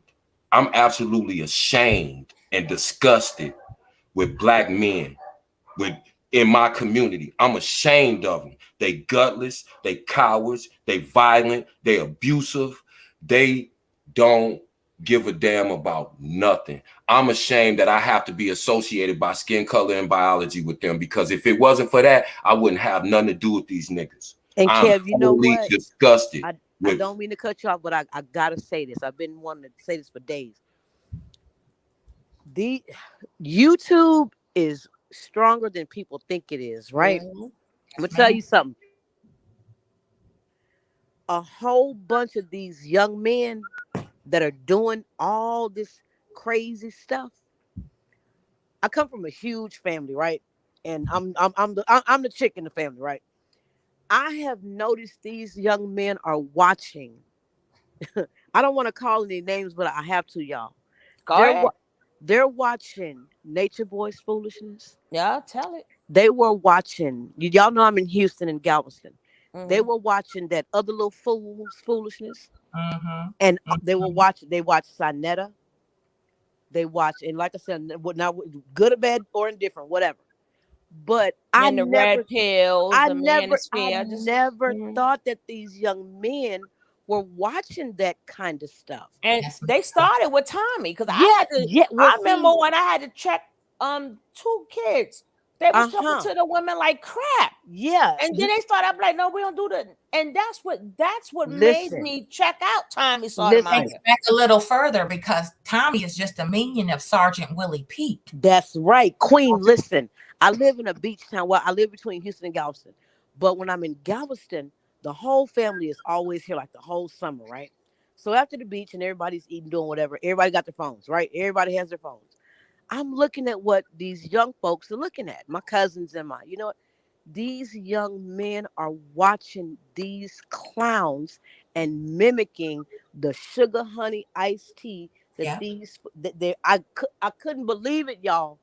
It's the armchair parenting with these devices and this age of AI, Meta, and so forth. You cannot just hand your impressionable seed a device.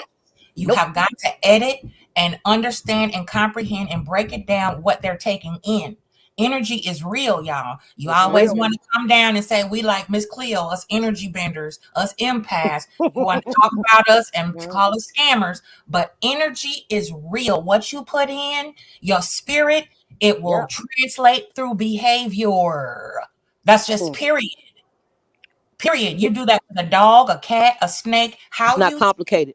That intake is, it comes out in their behavior. I can tell what tree that fruit fell from just by behavior. That's why I'm blessed to be 51 and not have had to go through too much trauma. But I was brutally attacked by a black man before. And the only reason he got away with it is because he knocked me out. Okay. But you better believe the men in that community in Louisiana ran down on him, and they were ready to lock me up because of how he looked from street justice. And let me ask you a question. Have you ever been attacked by a white man? Once. Okay. But who's more of a threat to you, black men or white men? Be honest. A black man. Okay. And that's sad. That's sad. Like you said, you can't even go nowhere without men catcalling you. They don't even just, it ain't even just them saying things. They'll go up and touch women. I seen them grow women. Come here, bitch. You ain't special. Come here and grab up on them because the woman is saying, no, thank you. I'm trying to walk away. Remember the one in the liquor store when she didn't want to talk to the man? Yeah, and they sucker punched her when she came outside. I've watched personally on the L in Chicago as a nurse. I was a traveling nurse. I just touched down at O'Hare, hopped on the L. Dude approached a woman on the L, said, "Let me get your number." He was trying to talk to her. She said no. As soon as she got down off that platform, he shot her in her face, right in front of me. Right in front of me. Okay. So I've seen it firsthand. When I say firsthand, I mean I saw her brain matter come out of her skull. Okay. And So you know what? That's sad. I've seen a similar incident because, and this is not even this woman's boyfriend. Like you just said, he came up to approach her and try to talk to her, and she was very polite. Yeah. She said, "Oh, I'm sorry." She said, "And it's not you." She said, "I'm already in a relationship, you know, but thank you for the compliment. Have a nice day." He said something else, and next thing you know, we heard a gunshot. Everybody starts running. This dude shot this woman because that's how little respect that they. I mean, it's. I don't even know how we got here, man. Other than the fact that men they feel about themselves. Black men. I don't now. I can't even get mad when other races talk about black men. Even women, when they say black men ain't shit, I have to agree because that's the majority. That's not everyone. But I'm saying if I was someone and someone asked me, I would look. These niggas violent. They don't even love themselves. They don't love their community. Most of them don't care for their children. Most of them don't. They just don't have basic human respect. They'll try to justify. This what kills me when I hear dudes say this. Yeah, I was robbing people and doing whatever because shit, I was broke in the streets. I had to do what I had to do. Why didn't you get a job? Never entered your mind. Oh, that's a square. That's a square nigga. But you keep running in the same. It's so crazy to me. It's so crazy to me. It's like a wash cycle. They're beating women, beating cases, and popping pills, rinse, repeat. And it's just nobody cares. Our community as a whole, we just don't care. They'll make money off of this woman's almost being assaulted and almost being killed. Why is that viral? Why aren't they going after this guy, his family? They're putting rest in pieces to him. Rest in piss to him. In piss. Yeah. It's exactly what he got, and I don't care how whoever feel about that. He got exactly what he deserved. Yep. Exactly what he deserved. He did. They say I don't even know what this conversation is about, except other people now to again exploit this woman and a 14-year-old boy. How do you think that's going to affect him as he transitions into a man? See, we sit here and we try to talk about white people and the police. If they left us alone, we still kill ourselves off. Still do it. It'll be more. It'd be more. If white people wasn't in between, you niggas would go even crazier. I'm scared of you niggas. I don't want to be around you. I don't want to associate with you. I don't want to live around you. I don't want to try to help save you, nigga. I don't want nothing to do with you. I want you to stay away from me and my family so I don't have to take your life, because I will. And I promise you said it best. Fear is what motivates these women, egging this animal on. They're afraid of him, just like they mammies is afraid of him. The guy that I dated, his mama is afraid of him, afraid to correct her own son. You're gonna have to kill me before I'm scared of you. You're gonna have to kill me. I'm not gonna live. Yeah. I'm sorry. Go ahead, Queen. My bad. I'm sorry. You're good, King. I wish my son would buck up and be violent with me. You understand? Thank you. You feel me? As a woman, I wish you would. I wish a woman would come tell me that my son put their hands on her. I told my son, you ain't got a mama. I told my son, listen, if you come across a woman and she ever put her hands on you, you are to leave and never come back. If you got a woman with too much mouth, you are to leave and to never come back. Because what's going to happen is, if you don't, you have to learn self-control. Either you're going to end up in jail, you're going to end up hurting that woman. So as a man, sometimes women push it and they go, why? If you know how you are to, now we broke up. That's it. But I don't want to hear about you hitting no woman because you ain't got a mama. I'm not claiming nothing I birth. I'm not claiming nothing. I'm not claiming a family member, a kid or a family member that put their hands on a woman. And we have to be like that. That's the only way it'll stop. If we ostracize them from our community and let them know we not rocking with that. I don't care how much I love you. If you put your hands on a female, I want nothing to do with you whatsoever. Period. I don't care what the reason was. I don't care what the excuse, because can't nobody stop your legs from. I would listen. It's so easy to turn around and walk away. But what is it? We've been instilled with so much fucking false pride that is, man, I don't let no woman disrespect me. I'm gonna slap that nature boy shit. See, to me, I'm just day before yesterday, I just was in a similar situation, and I ain't gonna get into detail. But you know what I did when that woman started cussing me out and telling me she'll spit in my face? I turned around, I walked away, and I didn't say a word. And it didn't hurt my pride, my ego, my manhood in one way. I got in the car, and after I drove off, I promise you, 2 or 3 minutes, I laughed when I got in the car and was like, wow, people are really crazy. But I wasn't like, man, I should have done this. I just started laughing. And when I drove off, I forgot she ain't about whipping, number one, she can't beat you. it. Makes no sense for me to do anything. And that's It the makes same no thing I told sense. my son. Yeah, I know. What do I win? Yeah. I don't gain nothing. I wouldn't feel better if I would have cussed her out or if I'd have slapped her. What I wouldn't. So it's like, what? I just don't understand why it's so hard for black men. It's 1,000 excuses niggas will give you. But I just want to say, if you got enough self-control not to put your hands on the police, then you can't tell me you can't keep your hands off a fucking black woman. That's the only people on this motherfucker that love us and that protect us. Keep your fucking hands off black women. I don't care what your reason is, nigga. Those that they don't. I try to tell these dudes all the time. Listen, I promise you, bro. They are the only thing on this planet that truly loves us. Why in the fuck would you want to hurt them and make them feel scared and unsafe from us? We don't have nothing else, bro. What do you?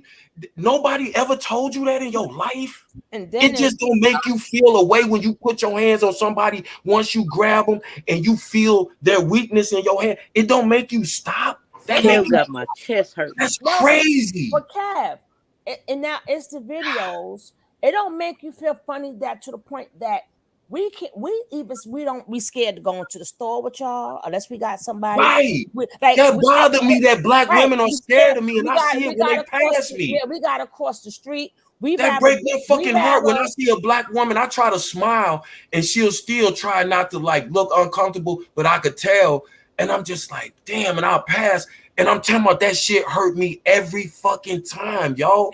Yeah. And I can't even talk to nobody about. That's why I be coming like I come on here, because it's just like it bothers me, man. That hurt that. And I'll be wanting to tell him, baby girl, I promise I would never hurt you. I would lay my life on the line for you. But I know she don't believe that, because 99% of the niggas that walk by her want to do something to her wrong. I can't blame her for feeling like that about all of us.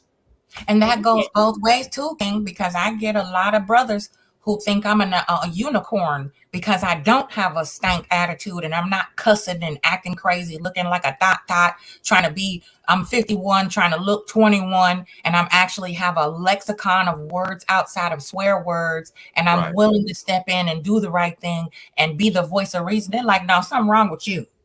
Same thing. And I'm like, why would I want to hurt you? You look just like me. We got the same struggle. And all of this is over submission? Yeah.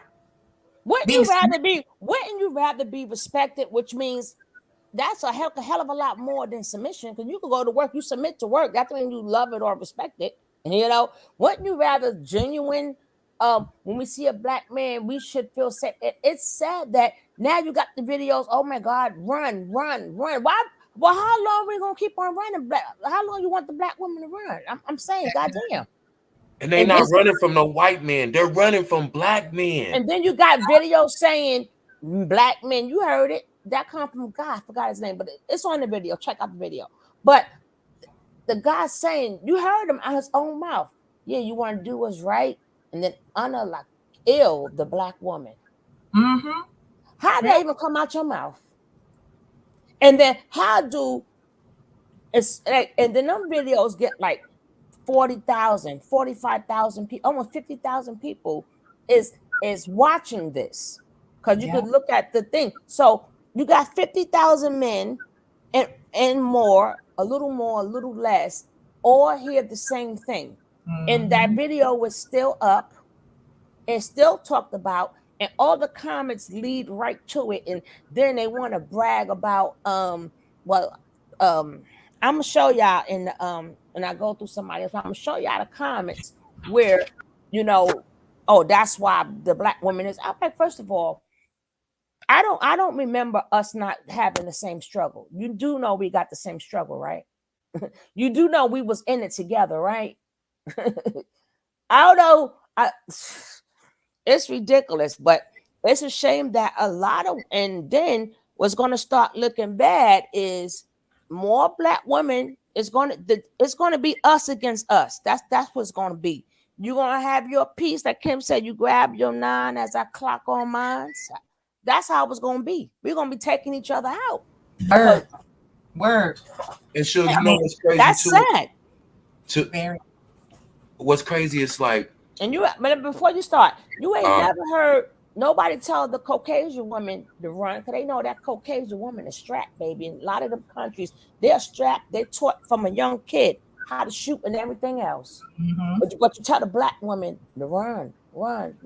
Nobody never said to no other race but the black woman. Nobody said, hey, the Caucasian man is trying to kill you, run. The Asian, your Asian man is trying to kill you, Asian woman, run. Why on the black women we gotta run? Why we can't even just go to the store and get something to freaking eat?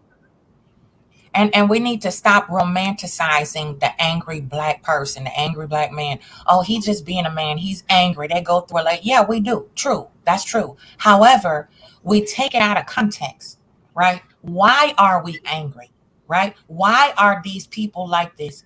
Because it's lack of acknowledgement of something missing in the formative years of these people like this. And I use that word loosely, people.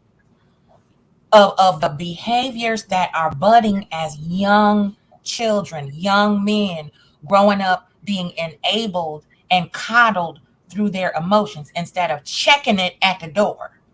When you see that child, excuse me, that's my dog. When you see that child blowing up on teachers and destroying classrooms and throwing chairs and carrying on, it's time to get some emotional and mental help. And you know what's crazy too? As a man, if I try to have this conversation with a lot of black men, you know what comes out of their mouth, man, take your cape off, man. Quit simping for these hoes, man. You don't know what that woman said to that dude to set him off. You know these women be, but they don't even say women because I can't even say, they be talking reckless and blah, blah. This is and so then I say to myself as a man, like, damn, I can't even talk to. They can't even. I mean, man, that's why I said it's sad, man. You said it, Kevin, that they always talk about women talking reckless. You supposed to be a whole bunch of bitches and hoes and shut the fuck up and get your stupid ass over there in the corner and bitch, I'll knock you out. And you not supposed to say nothing, huh? Nobody talks about self-control. Like, nobody talks about self-control, but I bet you a police officer can stand right in front of them and call them all kind of niggas and bitches, and they won't do nothing. So like I said, if you can keep your hands off the police, the white police, nigga, keep your hand off my women. Off, because they not yours. I don't believe that you have no dominion over a black woman if you put your hands on her, if you disrespect her, if you don't take care of your children. I don't believe you have no right to speak on anything in this fucking community. Because you're not with me. Because you look like me. And you know what made it worse, Kev? They don't know that boy from a can of paint, right? And they created all these stories about that young man. And to come to find out, he's a good boy. He's an honest student. He just happened to walk. See what I'm saying? He just happened to be in the store and watching his mama get punched in the face like that. And the first thing you never heard her say, she told him to leave. Right? She didn't say go get no gun. That was the narrative they tried to put out. She told him go get. No, he did. He went and got it. No, because the witness already said it. It's just that he was there, and she said because they thought that he was just going to hit her one time, and then he hit her multiple times like that, and that boy flew. And so it was okay if he would only hit her one time. And then somebody else said that. Who else said that? Crazy. Some dummy said that. Which one of y'all said that? The cognitive dissonance blows my mind. Our community will bend over backwards to make excuses for criminal, evil, vicious, violent behavior. Come on, are you kidding me? Everybody should be yelling, go get a gun if they see a man finna assault a woman. Yes, go get a gun. Take him out of here. It's that autopilot conditioning, because that's crazy. We're expected to be the ones to act out, even though we could be like I said, dressed in the best. We could be the most well-behaved, well-educated, no matter what. Like Bill Cosby said, if one drunk black man stumbles off the curb in public, then the whole race is drunken addicts, right? So it doesn't matter. It's the conditioning of the society that has browbeaten us down to minimize us down to these animals, and glorifying it is not helping. Well, we make every stereotype true. Every one. We prove them right. Good. Let's go back to self-destruction. What part my man Harry D said? Be nice said that. No, the part that Harry D said. And yeah, right is something, but right is what you're proving them. Proving wrong, but right is what you're proving them. They call us animals, but right is what we proving them. I mean, how can you say it's a stereotype when it's true? We're the most violent. We're the most violent to each other, not even to our enemy or our perceived enemy. At least everybody else fight for the system that we claim. And their enemies. We ain't never fought our enemies. Never, ever in the history of niggerdom have we ever in the whole history of niggerdom have we ever. We ain't never even talked loud to white supremacy. But what will we do to each other? We will do the most vicious things imaginable to man. She's crazy. I'm disgusted that I'm affiliated, like I said, because my skin is black and because I'm a male by biology. I'm associated with these niggas. I don't like 99% of them. I don't want to be associated with them. I don't fuck with them.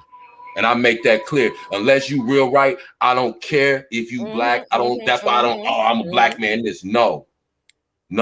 I stand for myself because I see most of these niggas who look like me don't stand for what I stand for. They don't represent what I represent, and they don't do what's right. And I don't fuck with that. I'm not making no excuses for that. I don't care if it's my brother, my cousin, my son, my daddy. I don't care who it is. Luckily, I was raised around good men. I have a large family too. Y'all all know that. But those, I can't change the way that I was raised, and thankfully I was raised right. And I can't save everybody. If you sitting here talking about this woman and her son, I don't even want to conversate with you. I'm not trying to change your mind. We have nothing to converse about because everybody is not going to be able to go, and I'm not going to waste my time on a grown person. You always say, Kev, what King Kev say, everybody can't go. Everybody can't go. And we have to realize that. We have to cut our losses. All these niggas going back and forth to jail, fuck them. They dragging our women down too, because who taking care of them? Who's sending them money? And my thing is, who in the world could see their mother getting hit like that and not do nothing? Exactly. That's what I'm saying. It's crazy, because that's, you ask any man, what if a nigga walked up and punched your mom in her face? Man, I'll kill that nigga. They'll say it quick, fast, but now they want to. Why are you saying something to this little boy? He's a boy. Yeah, he did exactly what he was supposed to do. Got more testosterone than y'all motherfuckers. And he's an honor student. He's not a knucklehead. He's not a gang member. He's an honor student. He's a good kid. Do y'all know that? Salute to him. If Salute to him. Saw that happening, I swear for Lord, I would have went outside and found a brick, a stick, or something. Like, there's no way in the world. Anything. I would have walked out that door and got in my car and left.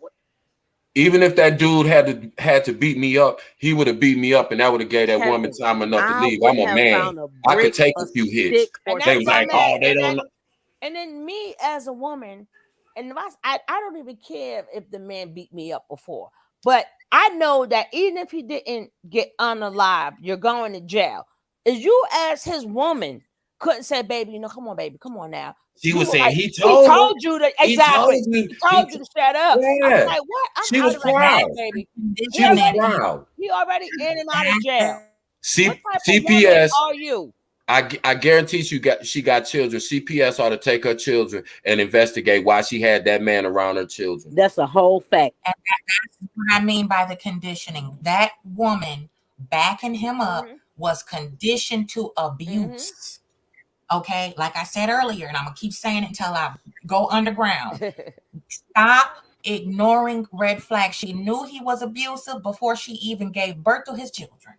And If that was other baby mamas too. One might see it on this video. Yeah, right she had 2 kids with him. She didn't learn. She had 2 kids with him. God. Yeah, what I'm saying? one of them say, "Y'all act like a ninja ain't never knocked you out."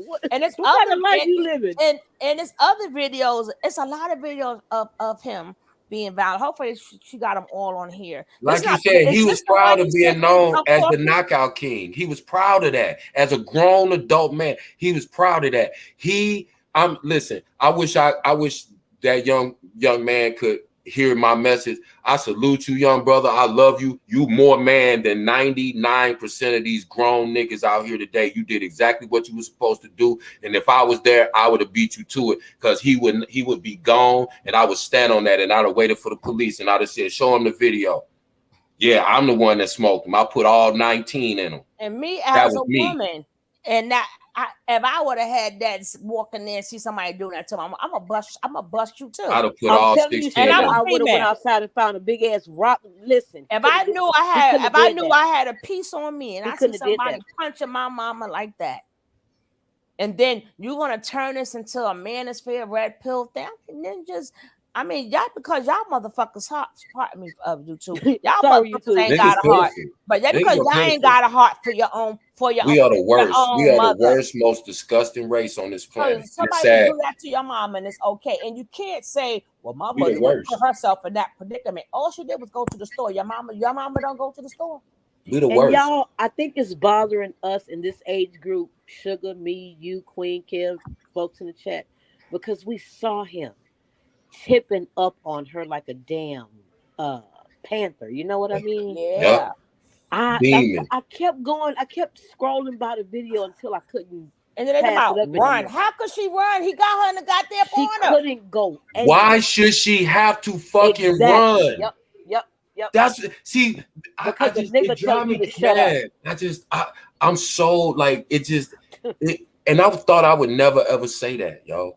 I'm disgusted. I'm disgusted to be a black male. It's just we accept, our community accept anything. We accept anything, and we expect for our kids to be better or be healthy and grow and be. How are we gonna grow? We gonna kill each other off. We don't care. Yeah. And nobody and everybody think it's entertainment. Right. And you ain't gonna keep telling black how much running you want us to do? We're gonna start being like them Caucasian women, and we're gonna be all up in this is not an open carry state, but for all the places that's an open carry state, women gonna be more packed than men. Yeah, baby. Sugar, remember you laughed at me that day I told you I keep my little tiny piece in my apron? Oh. Well, I live in Texas. Right. So it's not an open state. Yeah. And you know what? If it was a white woman or an Asian woman, the police would have been called before he got a chance to ball his fist up good. He would have never touched her. He would have never touched her, ever.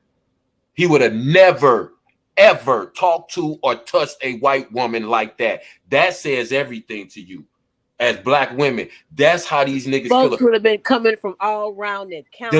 The men that beat you up, spit in your face, do all that type of shit. Dare them to do it to a white woman. You couldn't give them enough money to do it to a white woman. Yeah, but but Ms. Raj, she was calm. See, that's the problem. She was calm, and she didn't say anything to him. She shouldn't have to be calm. She could have been screaming at the top of her voice, and you know what he could have did? He could have just turned around and walked out and waited till she got her food and went back in. Thank you, Kev. That's it. And the thing about that, we don't have to overanalyze this. These people bend over backwards to make excuses for the worst in our community. Like I said, it could be a little kid. There'll be a shoot and a little girl get hurt, and they'll say, "You better not snitch. And if you snitch, we're gonna do X, Y, and Z to you." Meanwhile, they're protecting the killer. And Like I somebody just said in the chat they doxed her, and people found out, telling where she live and yeah, everything. her job. They've been harassing her at her job. Ooh. Mm-mm-mm. That's why I said we are the sickest fucking race of people on this planet. It break my heart, yo. But I'm just being real. I'm not in no la la land, this spiritual, weird this and this black this. I'm not in that. I'm in reality. I know that most of the men that look like me don't care about black women the way I do. So I have a disdain for them also. I don't, when black women say black men ain't shit, I agree. Because I had to come to that realization. Until we prove different, I'm only going by what I see. I don't have to cape for nobody. I don't win no points. I'm married. I'm not trying to impress no women. I'm telling you, as a grown adult man that's in his 50s, this is sickening to me. I got grandbabies. I got a wife that I shouldn't have to be all day at work thinking, I hope some crazy dude don't come into my wife's shop and ask my wife for some money, and then my wife say no, and they attack my wife, and somebody call me and tell me somebody that did something to my wife in her own shop, minding her business. Because that's normal now. That's accepted in our community. We protect people who do those things. Yeah, but you got to think about it. Exactly what Queen said. Now, if more of these shows is popping up about let's talk about the black woman, and as Queen said, the younger generation is watching this. You got a grandbaby. Can you imagine what's going to happen in her time when as she get older if this mess don't stop?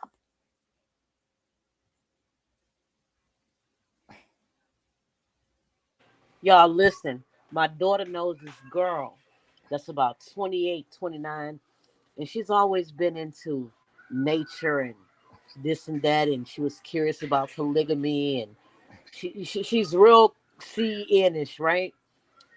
She's missing. Her mom can't find her, and she has her children. And my daughter said, Mama, that's just kind of weird. Like, I don't, fool with her like that, but it's kind of weird for her to not be. I said, she's probably in a damn cult. She said, Mama, no. She's probably in a cult. She's cult material. She's probably with some dude. She can be in a 2-person cult. Yeah. Yeah. She's probably in a damn cult. That girl walked away from her children. She's gone. I mean, I hope she's safe, but she's the kind that would fall into that CN type of foolishness. And baby, there are so many offsets of that mess. It makes no sense. Can you I don't even want to imagine how it's going to trickle down, right? So, and then they mad because a lot of black women, you can make all the videos you want, you can call us lonely all you want, we good if we doing every I would much rather love on myself and edify myself than have someone try to force someone to see my value. Lonely and alive is better than dead. Hello. And when you love yourself, you're not lonely. When you have self-love and you understand what healing is, you don't worry about those cliche cock and bullshit phrases and catchphrases and coinages about being lonely, because energy your vibe attracts your tribe. Don't you know you don't have to be in a relation? You don't have to be in a relationship to not be lonely. I know people that are not in a relationship, but they have a full life. They travel, they meet people, they do things, they have hobbies and interests. And see, people always try to put the value on a relationship and not the quality. You can be with somebody. What's the use of being with somebody that treats you like shit? That don't mean nothing. That don't mean nothing. That's right. Codependency is toxic. Okay, since we hurling that word around, it's saturated now and antiquated. Codependency, you should not have to depend on another entity to fulfill you. That's an addition to. That's a plus one. If you say, "Oh, I don't want to be by myself. I need a man. It's cuffing season." That is all toxicity. I'm sorry to burst the bubble. Yes, ma'am. Okay? Yes. Because you were you before you met him or her. Okay. You had a soul and a life and a free thought before you connected with these types of animals. Okay. So who are that? Submission is just gaslighting for let me abuse you. Okay. In peace. Submission is a gift from a woman. Exactly. Yeah, So let Let me me do what abuse I you. want to do in yes, peace. Let me abuse you in peace. That's a good phrase, Suge. thank you. And you know, the thing about it, if you look at our community as a whole, 75 to 80% of us are in no mental, spiritual position to even be in a relationship with anyone else. So that means we've got to fix ourselves before we can even come together as a unit like we're naturally supposed to be. Naturally, we're supposed to be Submission. together. We've gotten so far away from that. It's like you said, they use that word submission to beat y'all And over it's the and head it's with. and it's not a gift. Submission is not a gift. Because baby, if a woman, some women treat they, if you're a good man, they're gonna treat you like a king anyway. That's what I mean by it So being a go gift. ahead, Exactly. go That's ahead with why I the get what you submission said by stuff. get. Yeah, because that's the thing. I don't have to. I don't have to. I've never ever had to say in 25 Women years, love to treat I'm a women love king. to Treat treat me this baby. way. Women love. I'm gonna tell you something. Ain't nothing like a woman love, baby. And we love to give it freely. So That's what I mean by it's a gift uh, because it's going to happen naturally. You don't have to force anybody to right, submit I to would you. right. challenge. I would challenge It's any man. given willingly when the energy is balanced properly, and that's why they call it a relationship. It goes back and forth. It's not one way. I That's would. what I mean by it being a gift. You're exactly right. I would challenge any man, to tell me anything that feels better than the love of a woman. If you know anything that's ever in your life felt better than the love of a woman, please tell me. And Please let me know. the second one is when that woman respects you just for you. Not That's when because she loves you not because she right, respects you. not because she was trained to be that way, not because she was trained to cook. You're gonna eat anyway. You know what I'm saying? We ain't gonna start, everything that's natural, you're gonna do anyway. Even to your anybody who you love, you're gonna treat them good. That's You a fact. understand what I'm saying? So all this other extra stuff, how to talk, when to talk, listen. I did not.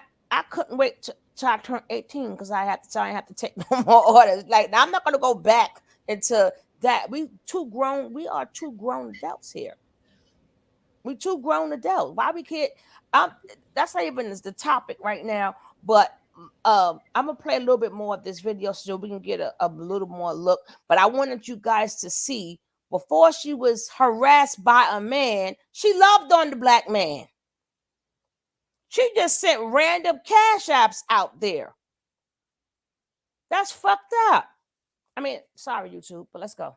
This was in my spirit to help a few single dads celebrate Father's Day today. The narrative that she was this angry black single mother to human.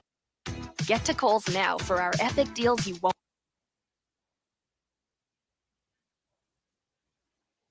In views and clout. And this is why I tell y'all he kept on doing it because he thought he was untouchable. But we're supposed to then ignore it, and his past is supposed to be somehow cleansed. Y'all Because see this? You see the circle right here, right? Look what's in his hand with the 8-ball jacket Of on. course, you're a clown. And like you said, right or wrong, I'm riding. You didn't deserve this. See what I'm saying? Love. Whatever, Listen, man. look. He got a mother that loves him, but that boy had a mother who loved him too. Exactly. Salute to that young man.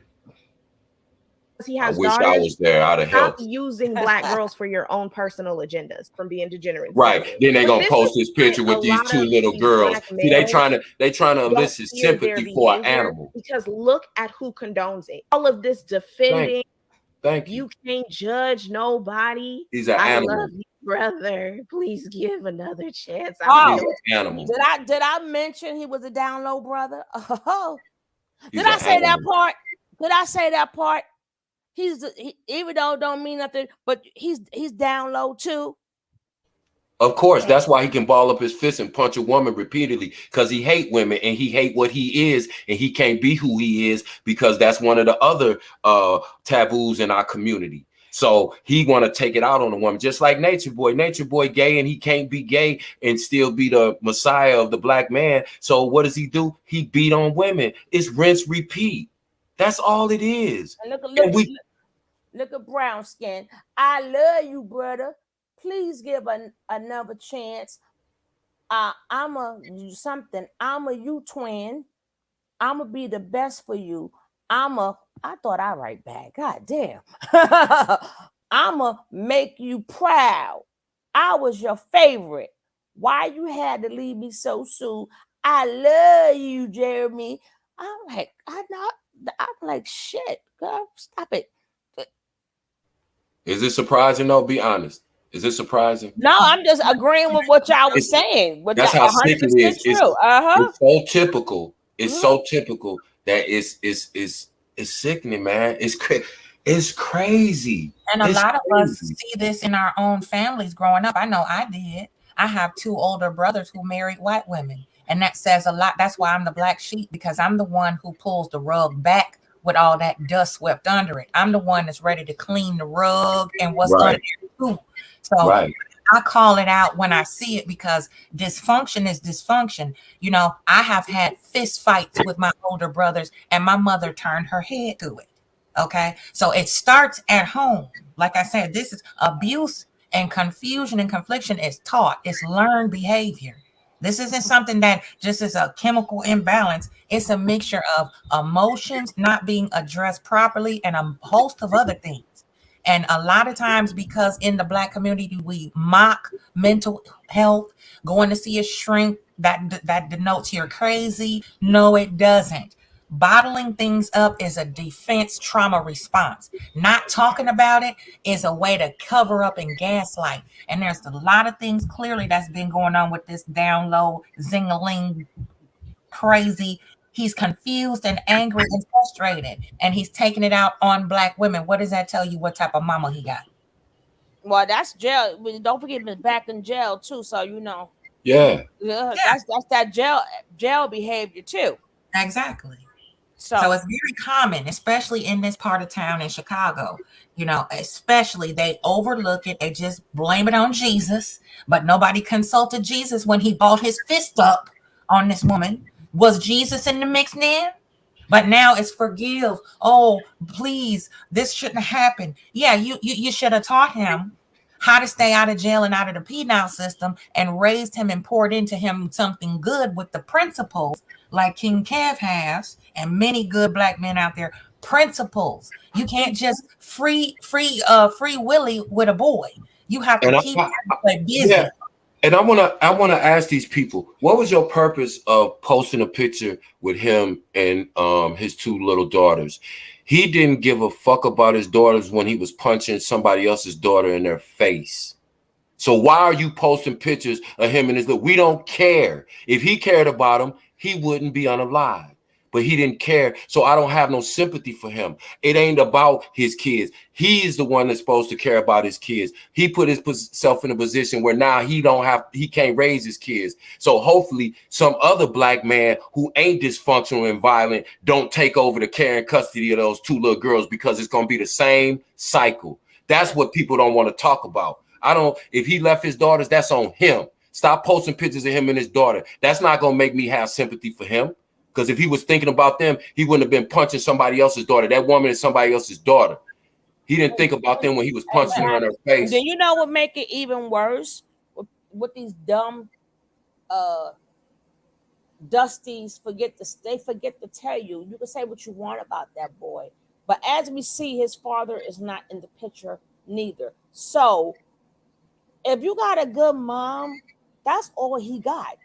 So if the father's not there, so I'm not talking anything about the father, but did not think some boys, guess what? That's all they got. So one parent is not around, they're not gonna let you take the only parent that's there. Thank you. Thank you. And he didn't have to have a father to be on the honor roll, to never been in trouble, never been arrested.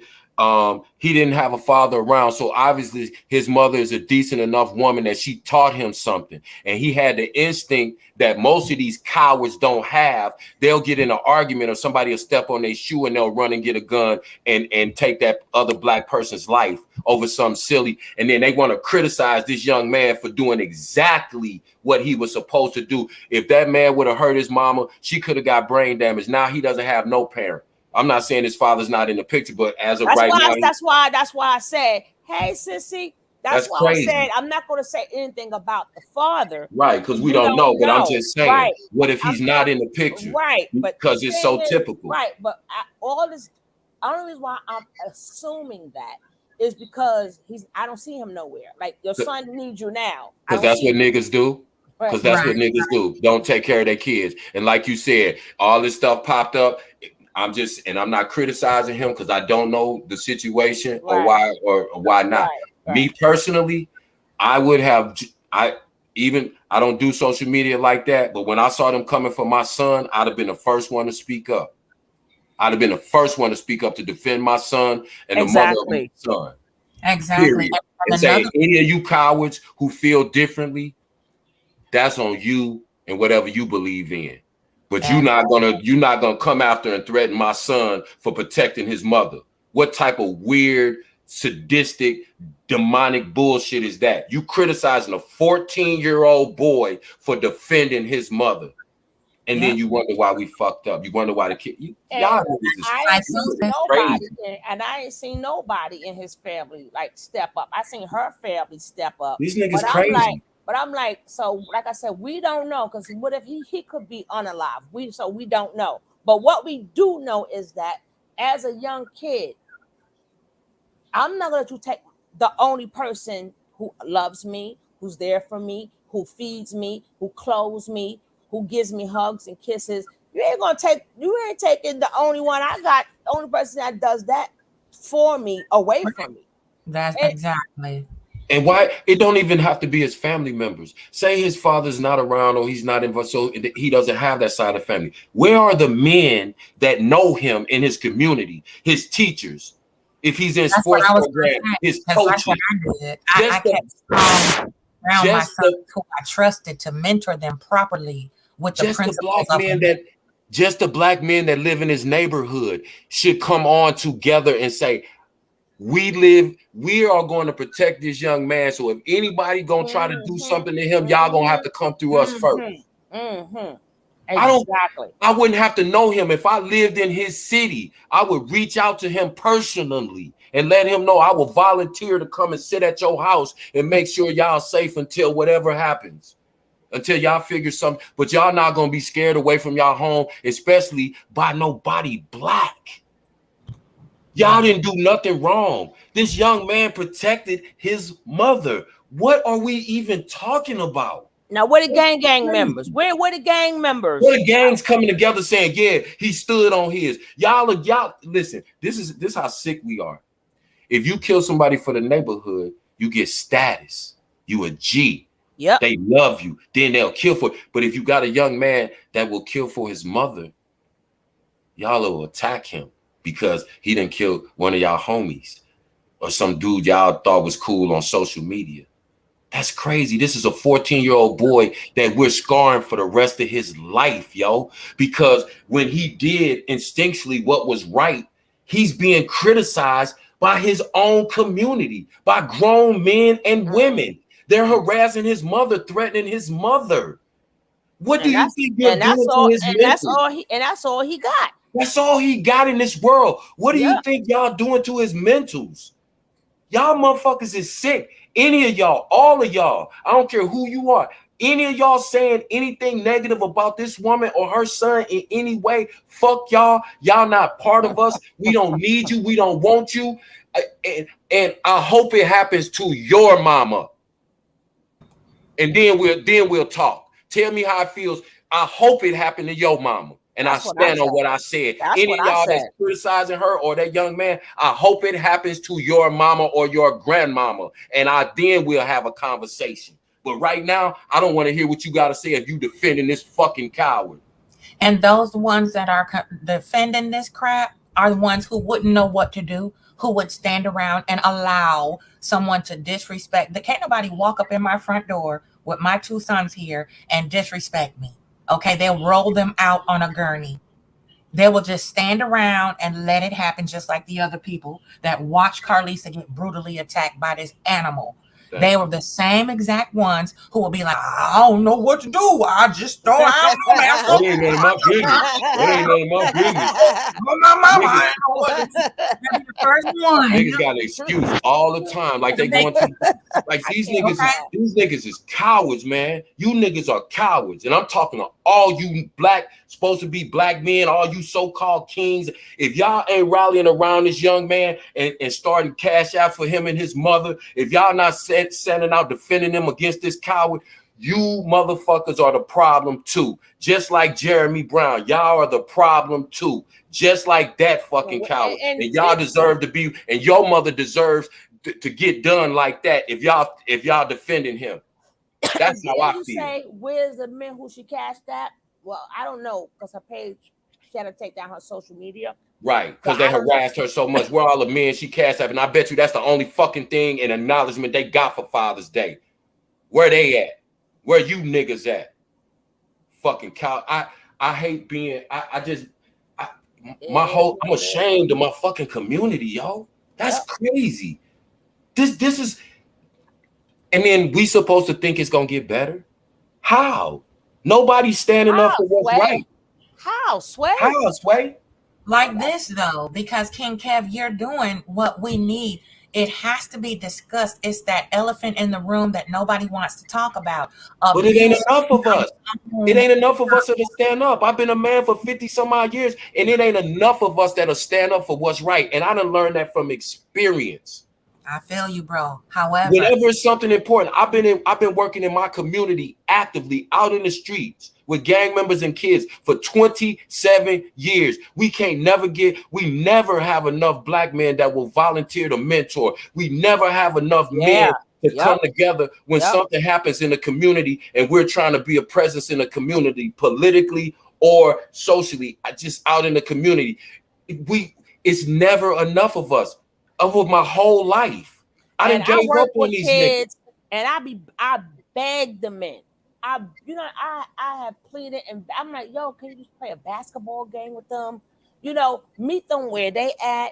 You understand what I'm saying? But they receive all this money for the violence, and for these, you receive a lot of money in their name, and you're supposed to get the money to help them, but in all reality, you don't even speak to them. And then a lot of them, you want to go back to being their age. You're a grown ass man. You and him should not be wearing the same clothes. We be having to beg these men to come out and just help and support the kids in the community. We have to beg. I used to pay dudes to come out and they wouldn't even show up. They would take the money and would never come and show up. Because we couldn't get them to volunteer. So I started paying them out of my pocket. We didn't even have funds through the center to do it. And they still wouldn't show up. I done gave up on these niggas. I quit. I'm not looking for no help, no support from none of these dudes. These black women, y'all have every right to feel like these dudes is sorry in every way y'all feel. I can't even defend most of them. Like I said, it's not all of them, of course, but what I'm saying is not enough of us where it even matters. It even makes a difference because we only talking to each other. But the other 95%, they standing over in the corner. They don't care. That's just like I had showed the video, right? So Dr. Umar was on there with the 2 guys, right? Or 3 guys, right? And he was saying that, women is not the problem. It's the men that's the problem. And they too busy talking about women that they not even saving these little boys and stuff, right? So they was trying to go back with Dr. Umar. Now, these are supposed to be quote unquote alpha men, but you're not an alpha man unless you can stand up to another man. Beating on a woman doesn't make you alpha. A woman submitting to you doesn't make you alpha. If you can stand up to the next man, that's what make you. So he shut their ass up. Right? And then they waited to afterwards and everybody made videos about him. Then they made a video. Why you didn't say that shit in his face? I'm not talking. I mean, I don't care about like Dr. Umar or not. I'm just telling you what happened in that particular video. So when he said put the blame on the black man, y'all didn't say nothing. And then when they tried to go back and forth with him, he shut them up. He shut all three of them up. You saw the video, right, Coffee? I saw it. Oh, all right. Look right. how they did Junior. And then okay. You talking about the Umar video where Umar made those statements? He was on somebody's show. They was three guys. Yeah, I remember that one. Right? I did see that. And then he shut their ass up. And then after the Mammies made their video, and then everybody, all of them made the video, they so-called themselves going after Umar. And then they had a lot of shit to say on their next video. But yeah, y'all didn't have no balls when he was right there. Y'all ain't had no ball. Where was that mouth then? Right. And that's what I mean by accountability. It starts with owning and acknowledging the problem. We wouldn't be upset and fearful if the other side of the behavior wasn't there. So we have to acknowledge what's causing the disconnect. And that's what, sadly, the Black community doesn't want to do. We don't want to acknowledge our own problems. We're so busy pointing the finger, making excuses, and justifying and minimizing the severity of this right here. Domestic violence is real. And a lot of us disconnect from it because we don't want to be by ourselves. I don't want to be by myself. I don't want to get old. I want to have kids one day. Is it really worth it? Acknowledge what you see. This person is not worthy of hitching your star to their rusty ass wagon. Okay? And look what we do. Look what we do with the kid Junior that was killed in New York. It was all over the news, and everybody was. That up too. Go ahead. I forgot about that. Go ahead. But you know what was the first thing? Oh, okay. Who I know. He was. Yeah, somebody said something about Junior earlier. I remember, but thinking back on that situation, you remember they were attacking this kid, and he ran into a store, and the store owner pushed him back out instead of letting them behind and close. Again, even when our kids are in danger and running for their life, the adult shut the door on them and say, "Take that outside," and they proceeded to murder him. It's unbelievable. And it was the wrong damn kid. And it wasn't even the kid they were looking for. He just happened to look like this kid. Yeah. So But that's after the fact. Maybe if they would have let him in, they would have got a better look at his face. But maybe he wouldn't have died that night. Right, and then exactly. They see what I'm saying, and they would have found that out later, but he would still be alive. And then the crazy part too is, speaking about that, it wasn't the right kid. The kid they were looking for looked just like Junior, but that's not an excuse. But the thing was, the kid they were looking for had broken up with this young lady who was 14, and she sent her brother and his friends after this kid because he broke up with her. So look how it even all started. So, we got to look at, it's just, I don't know if we're even capable of I don't even know if we're capable of being better, because I don't think enough of us care, man. I really don't. I know we all do here, but if you dropped us into the entire population, we're a pebble in the ocean. You know what make it even worse is that y'all men, y'all real threat is not us. Y'all real threat is y'all and each other. Hold up. Not the heterosexual men, but it's the trans men that's taking over, because at the end of the day, they are still males. They still think like a male. They may think they're a woman. Them the ones is getting all the jobs, getting all the money. If you look at any of their videos, they got numbers like crazy. So we are not the enemies. Y'all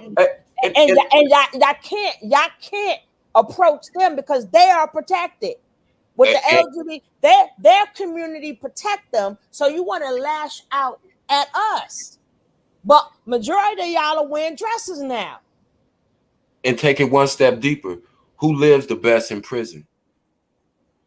Exactly. Punks, as they call them. Who lives the best? Them. Why? Because that's how sick black men are. They have such disregard for black women. They go to jail and they'll try to make it seem normal. Oh, he was locked up for a long time. Oh, he was messing with boys in jail? Nah, that just is some jail shit. What? Yeah, sweep it under the rug. That's how we do. That ain't the we not gonna have that conversation. Black people always want to, I'm real. And no, you not, because you niggas don't want to have the real conversations. Homosexual men live the best in jail. They're catered to by who? Not black women, because there's no black women in all men's prison. Gay men are being catered to in prison by black men. Period. And you niggas can make any excuse you want to. And then when they come back on the street, what do? First thing they do is beat up a woman, because a woman is not going to be submissive on the street as a gay man is in prison. And they really want to live that lifestyle like they lived in prison, but they can't on the street, because then they won't be the gangster. They won't be the killer. They'll be the booty boy, the booty bandit. So this is what we're dealing with our community, and we don't want to talk about. And then on top of that, you can't go after them because they're protected. I mean, shit, if you're going to tell it all. They're more protected than black women. Exactly. Gay men are protected more than black women who give birth to them. People have lost their jobs, their livelihood. Look how many actors and actresses, they just slipped up. They ain't had no more work in Hollywood. You know what I'm saying? Ain't no more. You get fired from your job. They got picket lines and everything. So imagine if we protected our women like that. Then you don't have to worry about submission and all that other stuff. If y'all protected us and we wasn't scared of y'all would get all the love in the world. Hey, and check this out. The NFL we all know, is predominantly black. Why do black athletes get to beat up their wives and girlfriends and never lose their job and really don't suffer no consequences? Because Alexa play Michael Jackson, they don't really care about us.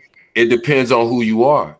Because they want the entertainment. It's about entertainment. They're Chris Brown. Excuse me. We can show you a picture, just Rihanna, just like you can show Nature Boy's second baby mama, whatever her name is. I ain't gonna even say her name, but you can see her all swole up. But guess what?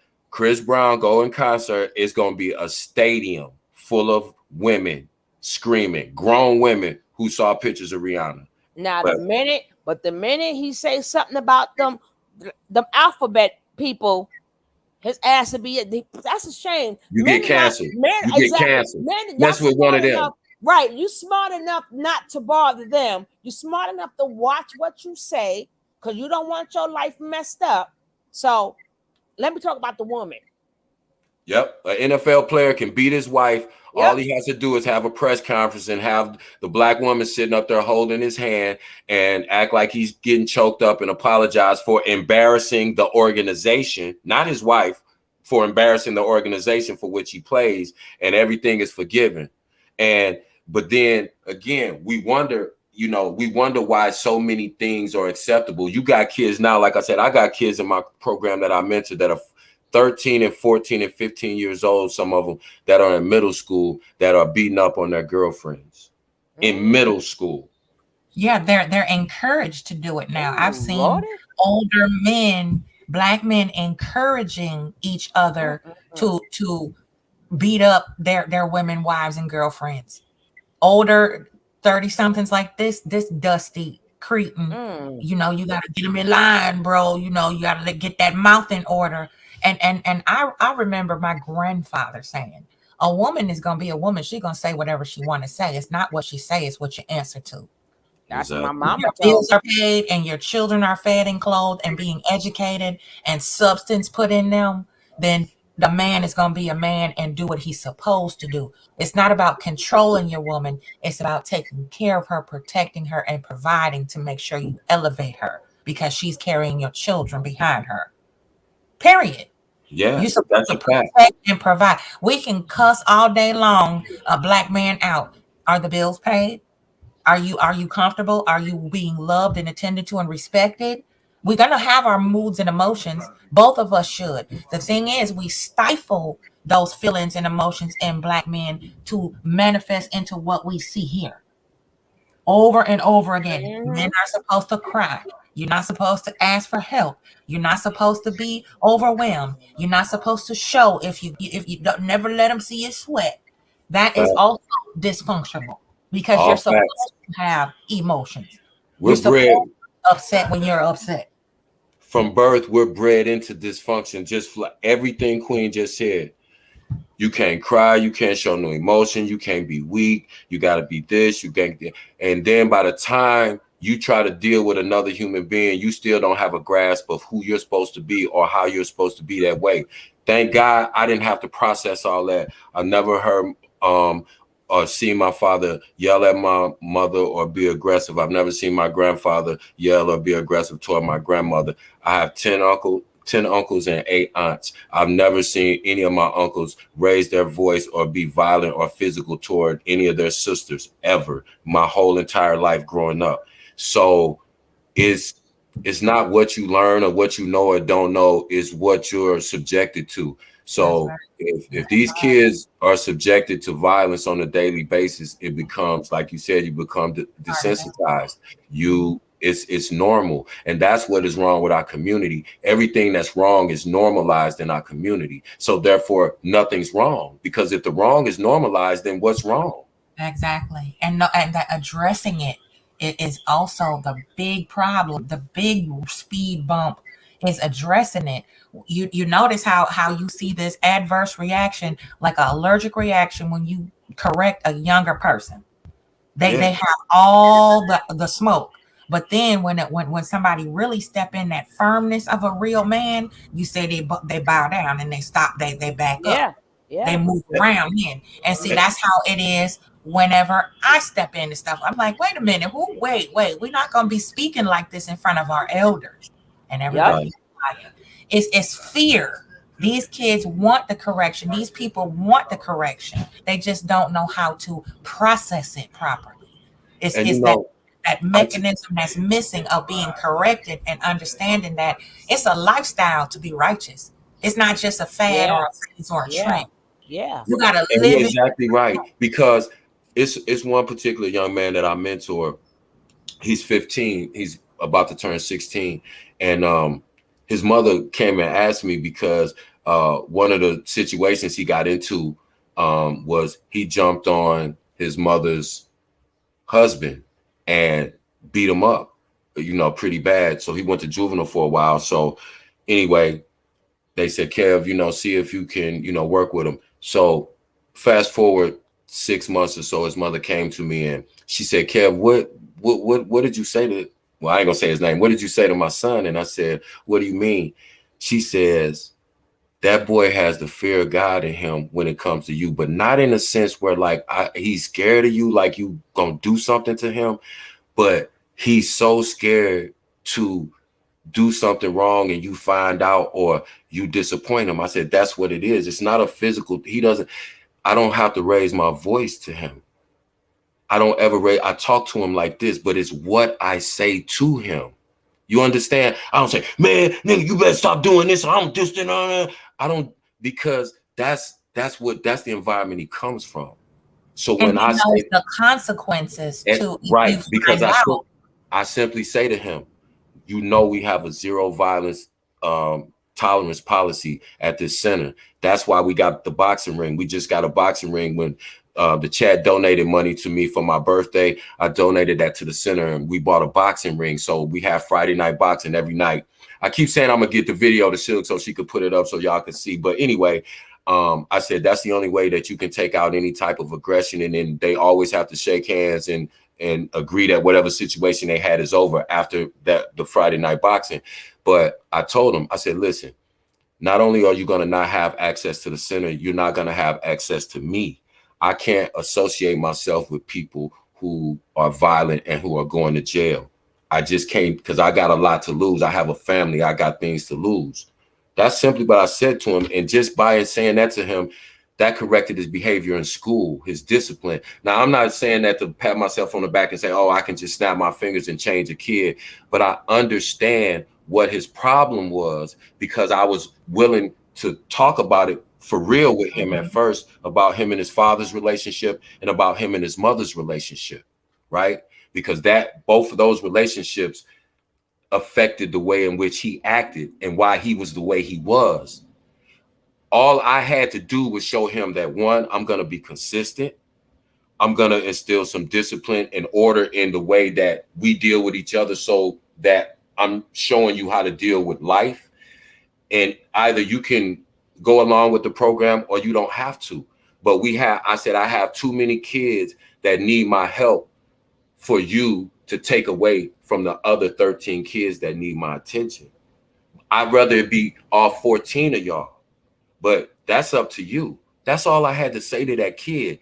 But you know, and see, we gotta understand that, like, if we don't really talk about what's wrong will never be fixed. We're just gonna keep going in the same cycle, and that's all I've seen my whole life. We're running in the same circle. One more time for the people in the nosebleed seat. Come on. I got my hanky over here. And you get tired. And the reason I'm saying this, because you get tired sometimes, because I told you about the situation that happened the day before yesterday with the lady.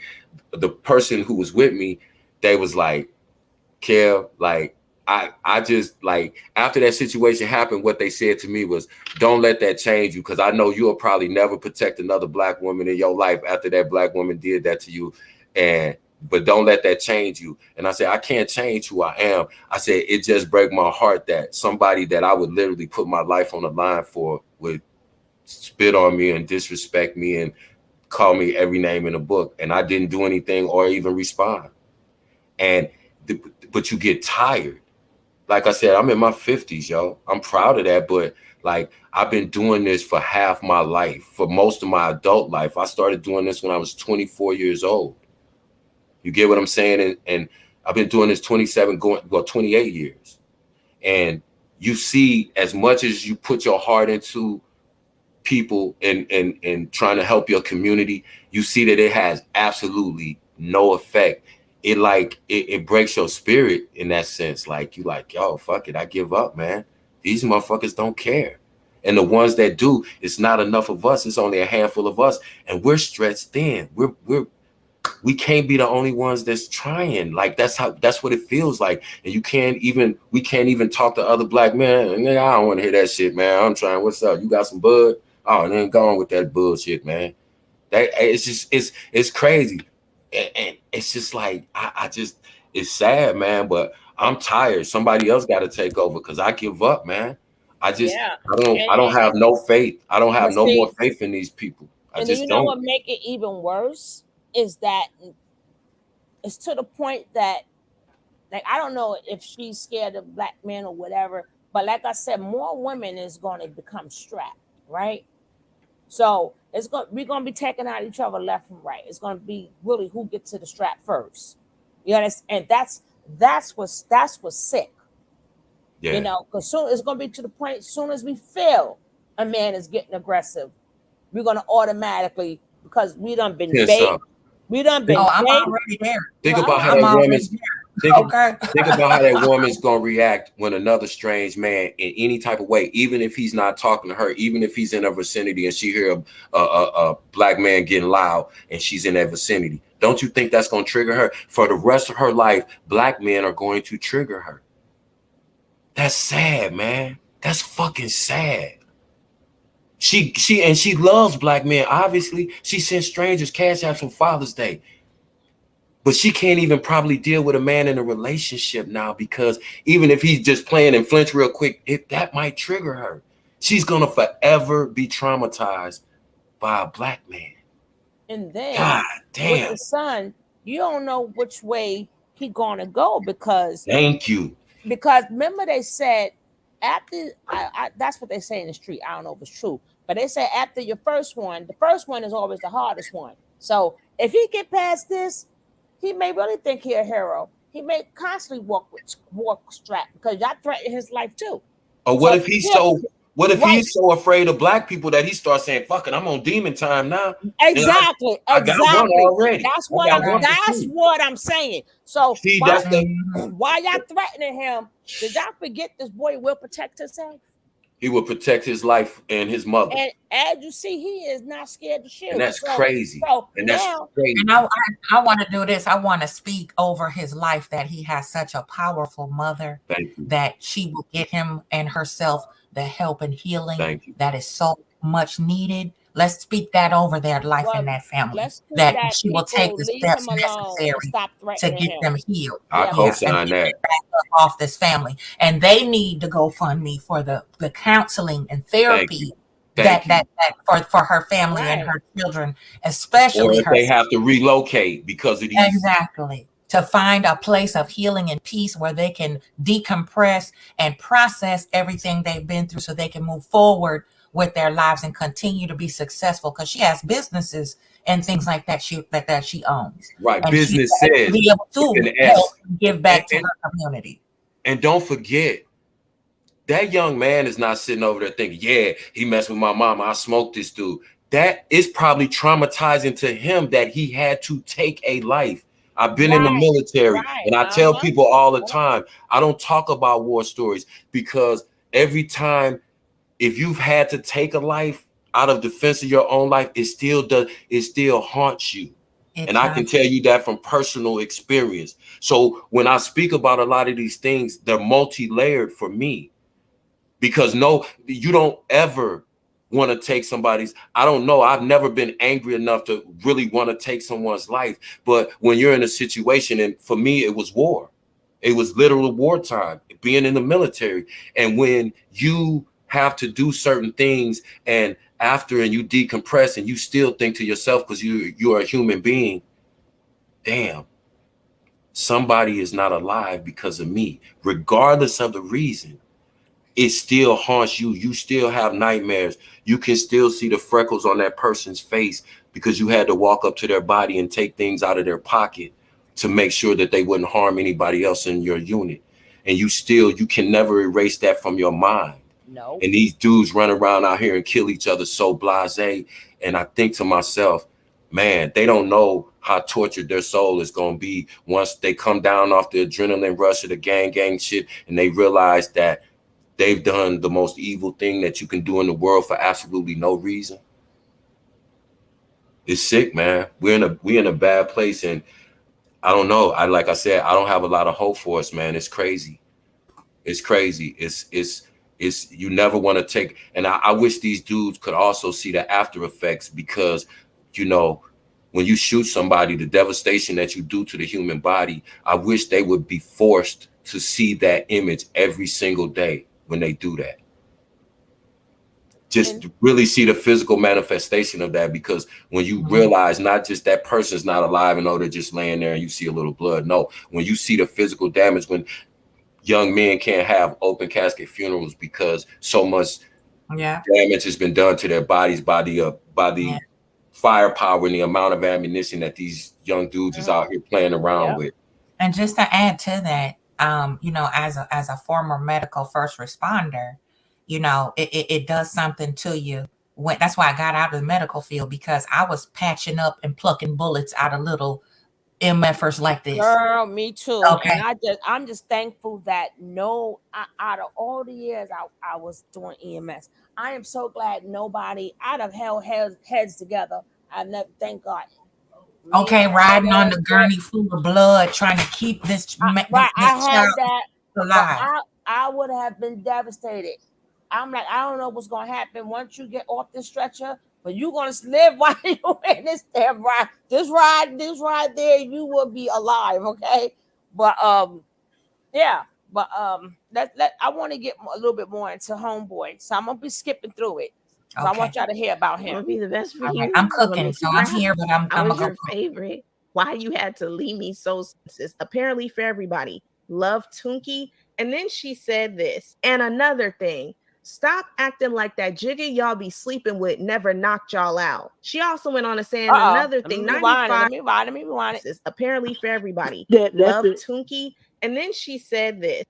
Hold up. Oh, y'all not the judge or the jury, so I really don't care how y'all feel or what y'all think. Somebody I'm sorry, I don't speak hood rap. Somebody please let me know what SB. I couldn't tell you what that means. Yeah, what SB mean?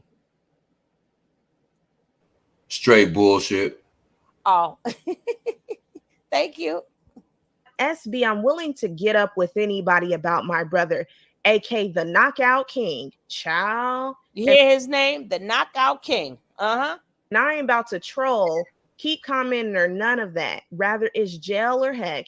It will be consequences, apparently, for everybody. Love, Tunkie. And then she said this. And another thing, stop acting like that jigga y'all be sleeping with never knocked y'all out. She also went on to say another thing. Damn, you hear that? He been just going around knocking women out. Because he damn sure tried to knock that lady out. And she said, y'all women don't judge him. Don't act like y'all man ain't never knocked y'all out. That's Jesus Christ, man. That was okay. That's what she was saying. Don't act like the nigga y'all sleeping with ain't that's never what I was knocked saying. Oh, well, I ain't gonna Don't act like the ninja ain't never knocked you out. I'm gonna act like that because ain't no ninja. No. I hate when people speak for everybody. No, speak for yourself. Ain't no everybody. No, everybody ain't been through that. We probably had little tuffles here and there, but I ain't get knocked out. Okay, but let's go.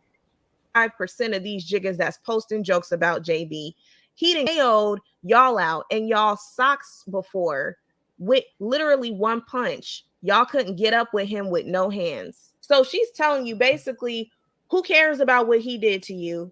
Because y'all got men that did the same to you. So it don't matter. How does that justify what he did? This is exactly why leave these raggedy mother effers alone. But see, some of y'all ain't gonna listen. Pants minus the gold teeth, but still the same depiction of the true victims, which is Carlisha and her son. Oh, somebody sent some money. Who said it had to go fund me? Here it go. Justin Brown, it says, is organizing this fundraiser on behalf of Lisa Cole. I would be curious to know who that is. Can we help Jeremy Brown? We just don't have enough for the fume cost. I ain't giving you ish. And thankfully, some of y'all were able to get this GoFundMe. Could get them hands up. Well, he could knock a jigger out. Well, shoot, is it good to knock a jigger out if your life and your soul got knocked out of you to the point that you... Hey, yo, Ice.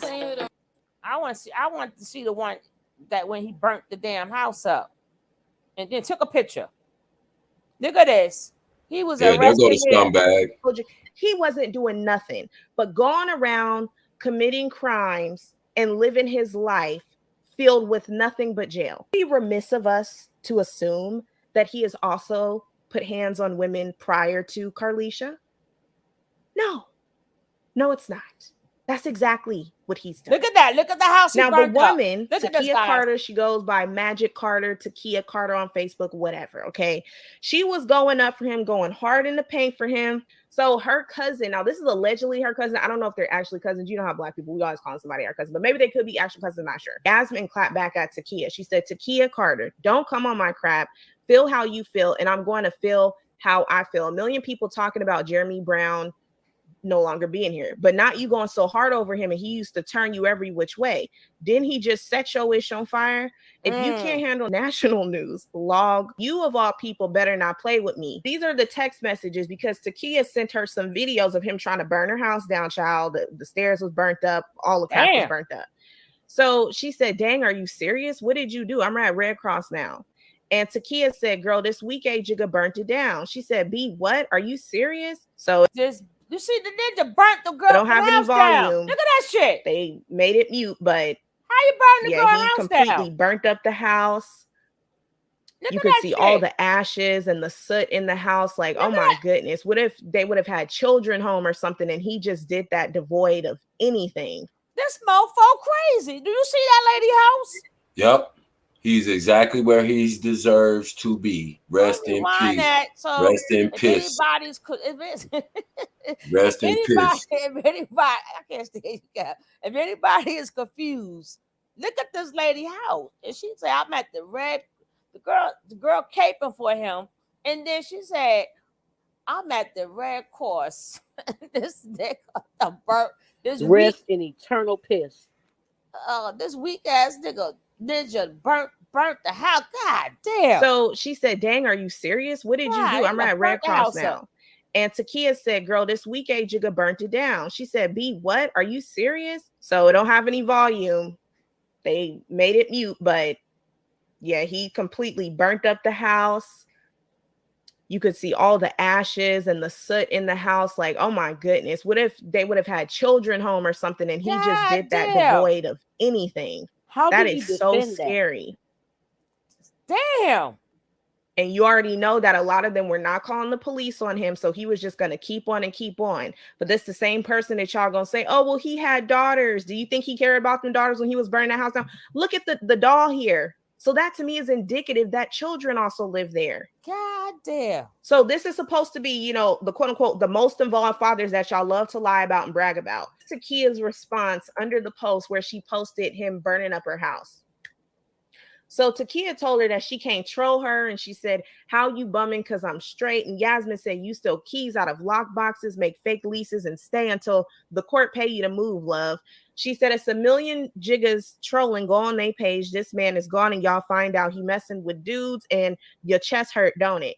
And she said, right. Chick, you still sleepy. Tell your people find you a crib. She said, tell Jeremy to find one. You not making any sense. You so hurt, G. So they're still just going back and forth with each other, clowning each other, talking about their residencies and all that. And then Yasmin posted this picture and she tagged Takia and she said, he ain't treat you like this. He was cheating, burning, and taking you through heck. And again, as I stated, I don't know if when she said burning, if she meant that he was giving her transmittable things, or if he, when she said burning, like burning your house down. I wasn't sure about that. One of his dusty friends, though, he was pretty much saying, you know, this is how he gonna remember him. Now, you should have been real and posted the photo of him swinging on that woman, but we know all of y'all are cowards, so, you know, birds of a feather. So, Takia clapped back under this post and she said, that's his sister, dumbass. She said, oh, so he ain't pop her like he pop you? And she says, so what if that's his sister? He still ain't treat you like that. In this video, this told me everything that I needed to know. This was disgusting. And this woman sounds older too. Yeah. Now listen to this bullshit. I got your car note in my pocket.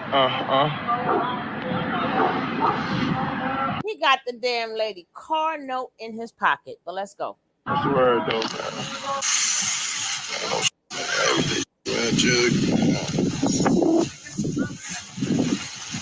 Yeah, that's his brother. You owe me some money. I ain't gonna play with y'all. Break your legs. Yeah, you owe me $10. Yeah, no, you wasn't. Don't do that. Oh, I ain't Tony. Ain't my brother. I don't play that. Ain't no number. What's this with his brother? Remember I told you last time you said you gonna I don't remember that. you had some stuff. You want to tell? We're supposed to believe, oh no, why did they have to do that to him? He was a father. He was a family man. No, you shouldn't have done that. Get the F out of here. Acted that way over $10 effing dollars. See, this is why your GoFundMe got shut down. Your broke and couldn't afford $10. Why in the F are you having kids? See, this is why I start to believe it needs to be to the point, if you are not providing proof of privilege to have a child, should be and in my opinion, on my channel, I have a lot of Black men from the LGBT. They support me. Much love to y'all Milanos over there. But, you know, the ones who are not Milanos, I don't see why you guys are trying to act as if they're different from straight men. I don't see how you guys are then trying to act like, well, straight means bad and non-straight means good. Both are still Black men. Wish Blank and Link. And then Larry said, hate to tell his business, but this not no lie, 100. What he did was wrong and there's reason behind why he act like that. So Rakim said, so we go, Day, this is fact. Not, or I think he meant to say, so we're going to say this is fact. Not one person proved this to be real, shaking my head. I mean, he's wrong, but so is false info for clout. Some people never had this much attention. And Larry said this wasn't even supposed to go viral and to prove to who? You don't even matter. Why are you here again, UDL? Because it's given that. I don't care what you think I said what I said. So then a Black woman said, so show them receipts because I know you still on tag. And she went on to say the man can't speak for himself because he's no longer around. And I'm not even going to entertain this post until I see some receipts because I see a lot of people trying to go viral off this situation.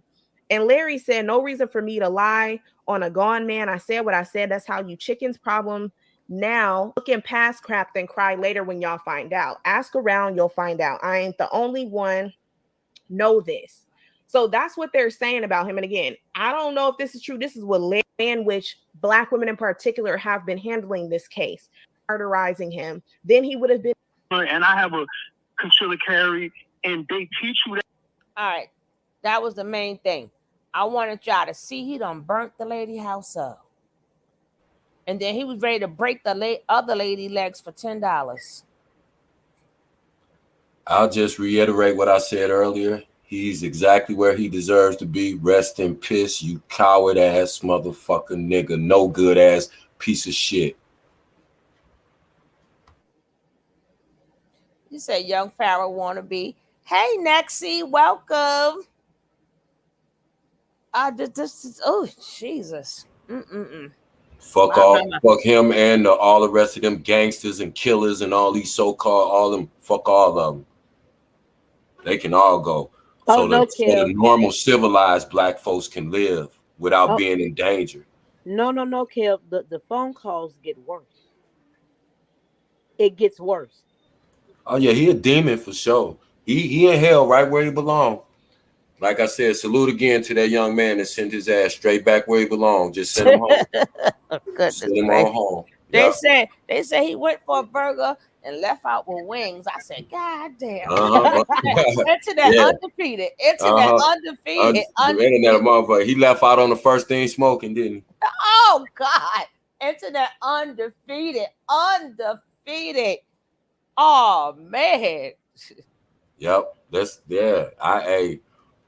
Malcolm said, like I said, he went in for a burger and left with wings. Malcolm said, I ain't never been sad when chickens come home to roost. See, it doesn't give good black men a bad name because good black men ain't worrying about this. And the women know who's good with black men. But it's hard to tell Right, I because was going to say that part. you got Right. so-called good men Because we scared of co-signing y'all. and yeah. So that's why I said I don't give none of these niggas a pass. If you say anything negative about Miss Carlisha or her son, you right in the basket with Jeremy Brown. And all y'all deserve to be in the same place as far as I'm concerned. And I said what I said. And I don't care who don't like it. Fuck him. I mean, you want to make money that bad and you hate women that bad that just for a show, knowing that if that, I don't know, who knows no more, but for some of y'all who said them negative things, I'm like, well, damn, if that was your mama, that's okay. Exactly. That's what I want to ask him. That's why I said I hope everybody that's saying that shit like that, I hope it happens to your mammy. I hope it happens to your mama, since you think it's okay. Since you making all these excuses. It should be okay if it happened to your mama, right? That's what I'm on. I don't give a fuck what they think. Fuck them. Like I said, that dude is a danger to every woman walking this earth. Everyone. If you'll videotape yourself and put it online threatening to harm a woman about $10, you don't deserve to be alive, as far as I'm concerned. I'm gonna tell it. I don't care. Like I said, I ain't biting my tongue. I don't care how whoever take it. Now, Anybody who co-sign, anybody who is making any excuse for that dude, you deserve the same thing he got because we don't need you. You no good to us. and You're oh man, I just feel like I'm starting to think about it now. And it's true because if we wouldn't even know if you're a good man, and a lot of good men might get popped because if some of y'all speak passionate or your voice get deeper, women gonna get scared and pop you. exactly. And I have that problem anyway because I have a deep voice. You see what I'm saying? So that's why I always have to, because I have to project my voice because it's so deep. If I don't, it sounds muffled. But if I do, then all of a sudden I'm the aggressive dude. So it's you gotta walk and so like as just a regular guy, we can't even be because we have to think, damn, do I look intimidating? I don't want to scare this girl. I don't want to sound like I'm putting bass in my voice to try to intimidate her. Like you got to think all these things. You can't even be yourself. That's what I deal with, at least as a black man. But you can't have these conversations with other black men because that shit's soft. That shit, whatever. Now I want to talk about it because I don't want to turn into no fucking animal like this nigga. And so, Kev, you want to hear something crazy? I know Queen is busy cooking. I'm in here cooking too. Women like us that have deep voices like this, we have to project as well. And so that turns into a whole thing. Right. We're just Now trying you to the get angry educated. black bee. Yep, yep. No matter how low See my what I'm tone, saying? yeah, oh yeah, We can't oh even yeah, be. We yeah. can't even We be. can't even be. Now, if you see some of these titles, it's crazy, right? It says she told her son to go. Like, how you put that in your title? Right. Okay, this has been dropped. Okay. Crazy. That young man saw what was going on and knew the assignment. Exactly. Salute to that young man. Salute to Carlisha's son. He's His a mother man. probably, his mother probably said, "Son, listen, this is where this is. This is never to be taken out, flexing and any kind of foolishness, right?" And he But didn't in do that. but He in a saw his mother being 911, yeah, attacked, and he in understood the a assignment, and he completed. 911 situation, here's where it That is. boy ain't even called now. He That's what said, she was nah, you supposed to ain't do. 911 you were homeboy was not, he wasn't, no, let me run out and call the No, police. Nah, Say, because oh, by my the time mama I got call that beat. 911 and the police get there, my mother could be dead. No, I'm right there. You're not getting ready to harm my mother. I don't care who you are. I don't care what your reasoning is. You're not getting ready to harm my mother for no reason. Thank you. When they call 911, do you need police, fire, ambulance? Send everybody. As far as I'm concerned, he did God's job. God was taking too long. Get him Now the listen fuck to out of this. here. Get him the Listen to fuck out this. of here. Fuck that dude. This says new video footage showed that holding her tongue could have ended this. Ain't that some shit? How about him holding his fist could have ended? See, again, you blame the victim. So when a victim gets victimized, who are they supposed to go to? Your whole fucking community will blame you, even for getting baked. These people, like I said, our fucking people are sick, yo. This and that's all we got, because white people don't give up. They Asian people ain't they like, y'all keep that crazy sadistic shit over there. So we have no choice. We're stuck in a it's oh And my then he God. lied. Then he lied. And we all heard her say, get in the car. And this guy specifically said she instructed him. Why would a woman instruct him to go get a GUN? She was protecting her son and getting him away from Right. What was he going to do? He was and, going to walk past him and give his mama the gun. and I bet he got about 10,000, 10, 15, 20,000 views. And he's telling a lie. No, Now, I'm going to play it. and I'm they gonna play never a little said bit the of whole it. time the police investigated and chose to file no charges. Why do you think that He is? said somebody sent him a video. But my thing is, why would his mother tell him it doesn't make sense to go get the pow pow?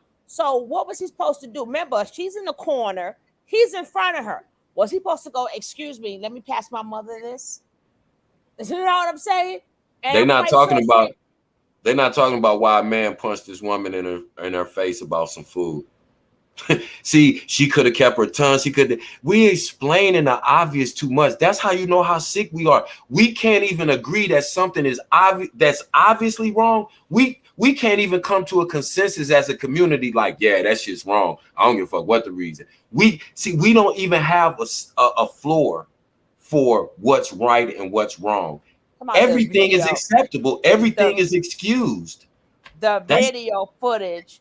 I just want to see the comments. I don't want to see the video. I want to see the comments, right? I just want to see the comments. They should charge his fucking girlfriend too. That's the They should best charge part his of the girlfriend. video. Now,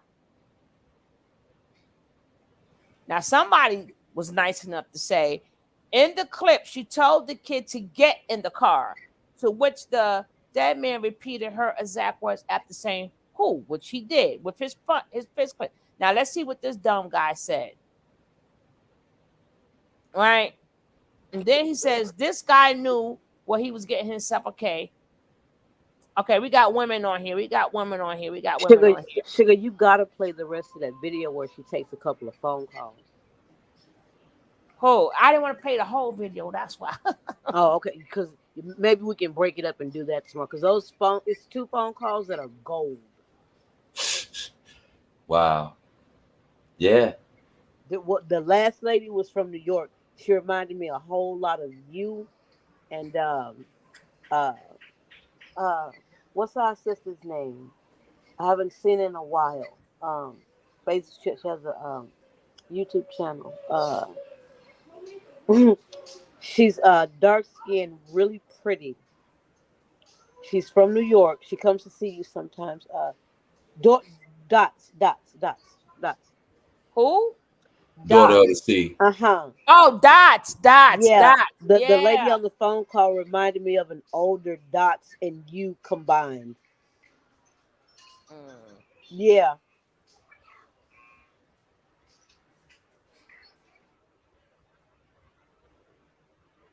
Yeah, again, I just don't understand this lady having to explain herself at all. Even if we didn't know the circumstances and you saw the video, I don't see how you don't see that what In he this did was video, wrong. she said, Like, "Run! No, run!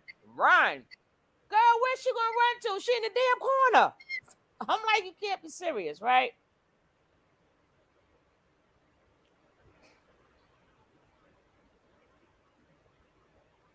and you know, it's crazy too. I'm gonna tell you how crazy black people is. Some kind of way, you know how everybody like to dox everybody on this social media shit. They didn't find out who the witnesses were that were the person who videotaped it, and I think it was two other people that were in the store in line.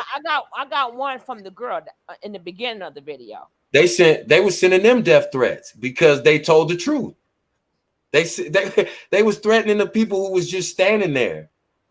Because they told the police, yeah, this lady did absolutely nothing wrong, and this guy just went crazy, but we were scared to intervene because he was acting so crazy. They started threatening those people. That's crazy. Now, Nick at Night. Come on, Nick at Night. You got to do better than that, Nick. Come on. Chicago woman ordered son to pop dude. Wow. Come on, Nick. You can't. Come on, wow. Nick. Come wow. on, Nick at Night. Why would you do that? Wow. Why would you even put that in the title? Even though you may say something different in the video. Why would you say she ordered? Come on, Nick. You got to do better than that. You got to do better than that. You got to do better. Now here go the angry man. The truth about West Pulling. Okay, that's West Pulling. I want to hear what the angry man has to say. Because he's angry. He's angry. Well, stay your ass angry then. He's in that sphere too, that manosphere. He's in that sphere. Yeah. Yeah, I would really like to see what kind of a verbalage of a back and forth that she had with this man. And the reason I say that is because you got. What the hell you mean you got to see what? I can't stand these manosphere assholes. I gotta hear this bullshit. People out here, whether male or female, you could be trying to talk with logic to them, and because they don't want to hear your logic. Hold on.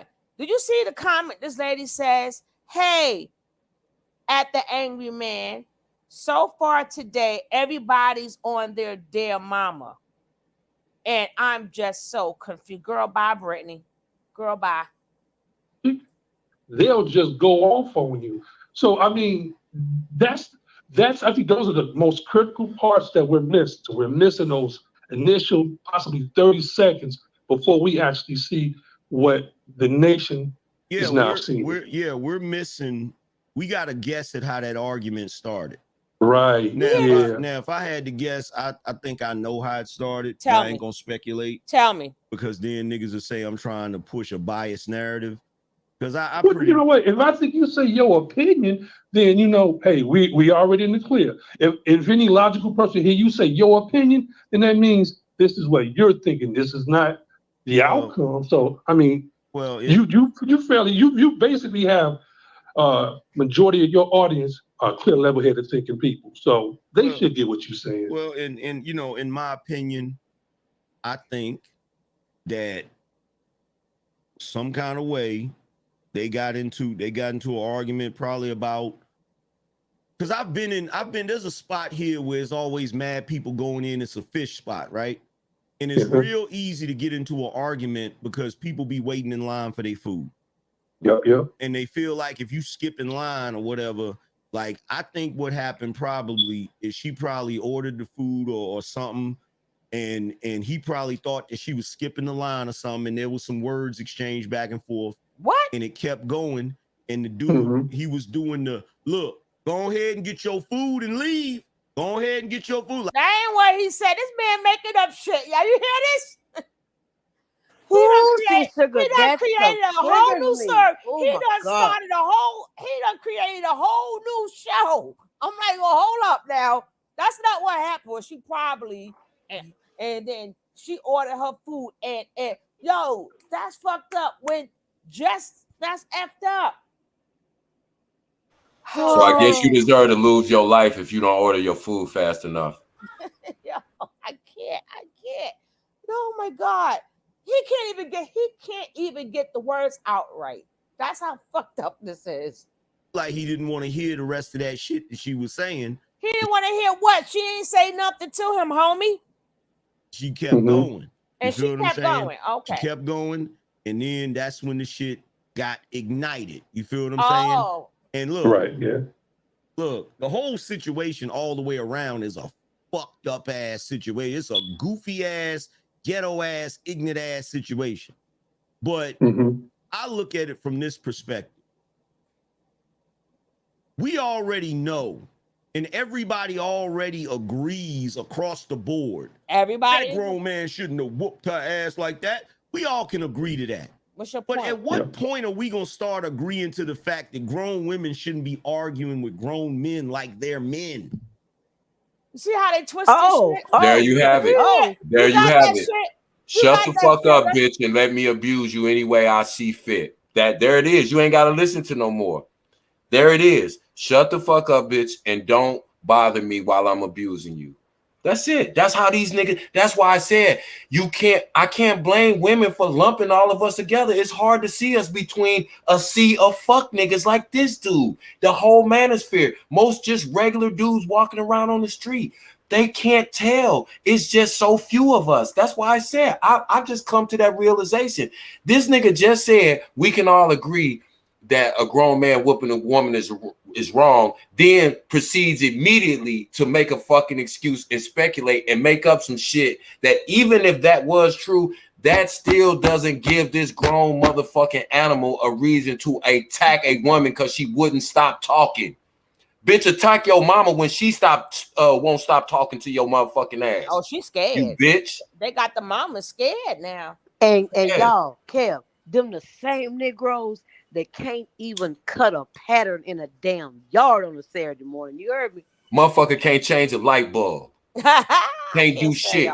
It's a fucking professional jailbird. Fuck that nigga. He out of here. Get him the fuck out of here. Can't Bye, even nigga. edge up a yard. Bye, nigga.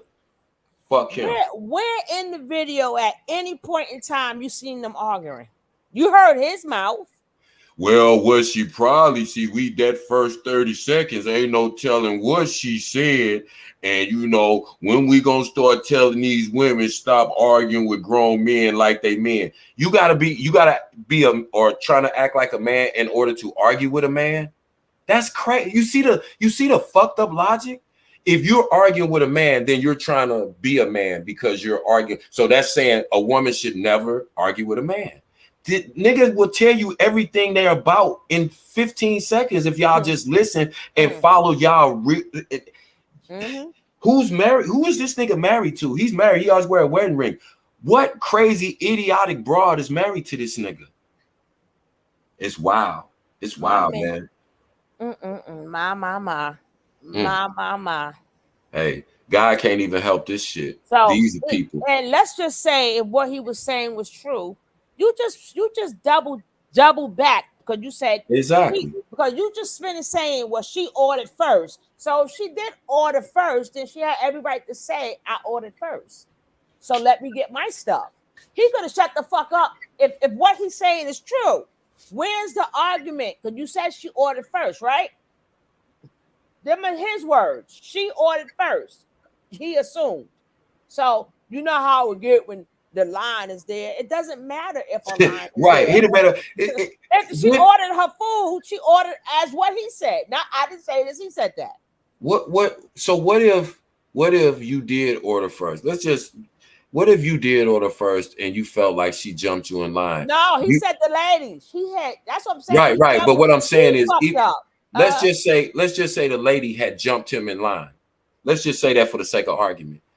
So now you're saying because she did that and she was arguing with him, then that justifies him punching her. See, it still is not a logical leap to go from she may have, and she wasn't rude because we all heard the video. You can't change the video. She was not loud. She was calm. She was not aggressive. She was not threatening in any way. And she's a woman, and she's an older woman. So you felt no physical threat. So the fact that you balled up your fist just says that no matter what else happened, you are a fucking animal who deserves to be in the ground. He's beyond an animal because let's not forget. Animals don't even do that. If she told her son to get in the car, then that means her son was there. So you didn't even give a fuck about her seed. Thank you. So why should we care about your motherfucking daughters? You didn't care about her son. And matter of fact, when she told him, and got the pow. When she told him to get in the car, this is what made him grab it, because he said, "Yeah, you better, go get your ass in the car." For I something. I couldn't hear the rest of what he said, but all I know is word to my grandmama. We supposed to care about his kids. Fuck that dude. Rest in piss, you bastard. And this one angry man, and he couldn't even say the sentence right. I mean, it's fucked up when, see, if I know I'm a woman hater or whatever, but if I know somebody's in the right, I'm not even gonna cover it because I'm not gonna make what's wrong right just so I can make money for the day. You know what I'm saying? Or just so I can have a fucking audience. You know what I'm saying? Right. What's right is right, what's wrong is wrong. So even if I'm a diehard, let's say I'm a diehard man hater, or man basher. But if I know that man is in the right, I'm not gonna twist it just so, but I'm just not gonna cover it. I'm gonna find that shows you how sick. That shows you how sick and depraved these motherfuckers are. You gotta watch these. What woman is banging him? We need to ask her. What woman is laying up with him and living with him and cohabitating with him? You get what I'm saying? That's why I try to tell women all the time. Stop giving these dudes a soft place to land. That's why it's so many of these fuck niggas who are crazy. These dudes is demonic, yo. These niggas is demonic. These motherfuckers, he came out saying, "Oh, we can all justify or agree that, hitting a grown man hitting a woman is wrong." Okay, stop. That's it. You ain't got to say no more than that. But now you want to spend the rest of the fucking video making excuses for this nigga. I'm super glad that her son was with her, because if he was not with her, that dude may have killed that woman. He wouldn't have stopped. He wouldn't have stopped. He's a knockout king. That's why I said he may have killed that woman. Yeah, because if he kept punching her, that means she wasn't going down. And he wasn't swinging soft. Right. He was wearing back, trying to seriously hurt this woman, this older woman, like this. I'm just sitting here again. People are trying to justify this. I hope it happens to your mama. I hope it happens to your mama. I hope some crazy ass nigga walk up to your mama in the grocery store, in the check cashing place, or wherever, just minding her business, and punch her in the face because he don't like what she say or what she look like or what she got on. I hope they punch her in the face just like that dude did. Then I want to see you make a comment under his post when his family support him. Get the fuck out of these people. That's why I said I don't believe the black community. I don't think they want to change. I don't think they want better. I don't. Listen to this one. This is about the dumbest shit ever. And Malika and Angry Man are both right. A real man doesn't let the woman go to the store. What the fuck? I was raised by my mama. My parents separated. I told her when I was 18, 19 that she shouldn't go to a certain store after dark to pick up her prescriptions because of the potential for violence or violence. That was the boy. Who is that? Lee, go sit your ass down. Women shouldn't go to the store. Who the hell said it was like? Hey, I can't with this man. That's why I said. That's why I don't have no hope. I don't have no hope for these niggas. They're lost. They're lost. They gone. They fucked up, man. And it's a lot of people. You ain't just picking one or two comments out of 50, you can go right down the line and you got more people saying that bullshit than people saying, what the fuck are y'all talking about? This is crazy. Now listen to Queen B. Everybody on social media was mad at me for asking if it was woman to woman or attacked a man, and he popped her and claimed self-defense. How would they feel? This case really, girl by It didn't girl by happen. So what are we talking about? She girl didn't by attack him. So what are we talking about? We ain't even gotta run no scenario of what if. See, that's that whataboutism. Oh, well, yeah, I did wrong, but what about, you know, she was talking, she was acting like a man. They make up the silliest shit. Now listen to this one.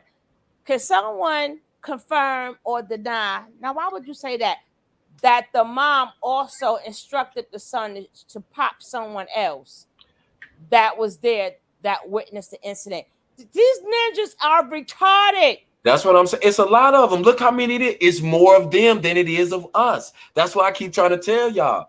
It might have took me 50 years to come to that conclusion, but I didn't reach that conclusion. I'm not going to even debate it no more. Fuck them niggas. I don't 99% of these niggas, I don't want to talk to them. I don't want to be around them. I don't want to live near them. I don't want to work with them. I'm just like white. You might as well consider me a white dude. I don't want nothing to do with niggas. I don't trust them. They dangerous. They scary. They violent. They have no morals. They have no principles. They have no sense of right or wrong. Listen to this dumb motherfucker. That's the truth. That's the truth. Listen to this dumb mofo. They want equality until it comes to the hands. Here we go. See? That's what I said. Rest in peace to the young homie and the 14-year-old black boy. Oh, so first of all, he put his hands on her, but you gotta remember, it's a man that popped him, not her. So it was equality. It was a man on man. Thank you. 14 years Thank old. you. It was a man against a boy. Only the child that was 14 was the man, and the grown ass nigga was the boy. Talking about they both could have walked away. Why that man? He's a knockout king. Guess what? The boy and his mother did walk away. The coward ass nigga didn't. That's justice to me. Then this other asshole That's God's says, work to me. That boy house now. How is that mom going to discipline him now? Oh, boy, bye. See how? That's why I said these are black people. This what we stuck with. We stuck with these motherfuckers. We stuck with them because we look like them. I don't want nothing to do with them. Now here goes this other asshole. My mother would never get herself in any altercation that would jeopardize her children's future. God damn it! All she did was go to the store. Shit. If your mama go get a hot dog, she just put herself in that predicament. Oh yeah. So with their logic, Trayvon Martin put himself in that position. George Floyd put himself in that position. See, these niggas are so confused and so fucking triple and quadruple minded. I don't trust them. I don't trust I trust white people more than I trust black people. I trust Asian people more than I trust black people. I trust anybody else on this earth more than I trust black people. And that's a fucking shame, but that's the truth. And I'm going to stand on that. Now, we are the fucking worst, man. We are the worst. Here come this asshole. This one says, if the person is shot in the back at that point, no. He didn't shoot him in the back. He shot him in the back because his mama was getting whooped on. See, you don't know the law. Shut up. Okay, now this one says, a foolish woman is clamorous. She is simple and knoweth nothing. What the hell does that got to do with this? Okay? Not misquoting the Bible. Yeah, that was throwing the Bible. Right? That's gaslighting. I don't trust none of that's why I said I don't trust these niggas. We can't even trust our own community. That's all that is gaslighting. Women, here's a message. Here's a message to y'all women. Do not trust black men and don't even trust a lot of other black women because you see most of these comments are coming from women. Okay, the heck another one. AM, you told the truth. We all agree he shouldn't have punched her in the face. However, like you said, you brainless fuck. You can't even think for yourself, right? I'm sorry, YouTube.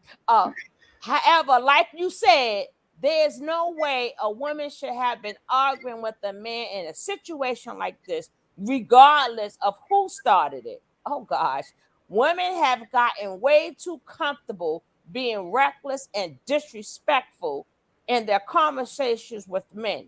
Just like the man should have never heard, she could have simply walked away.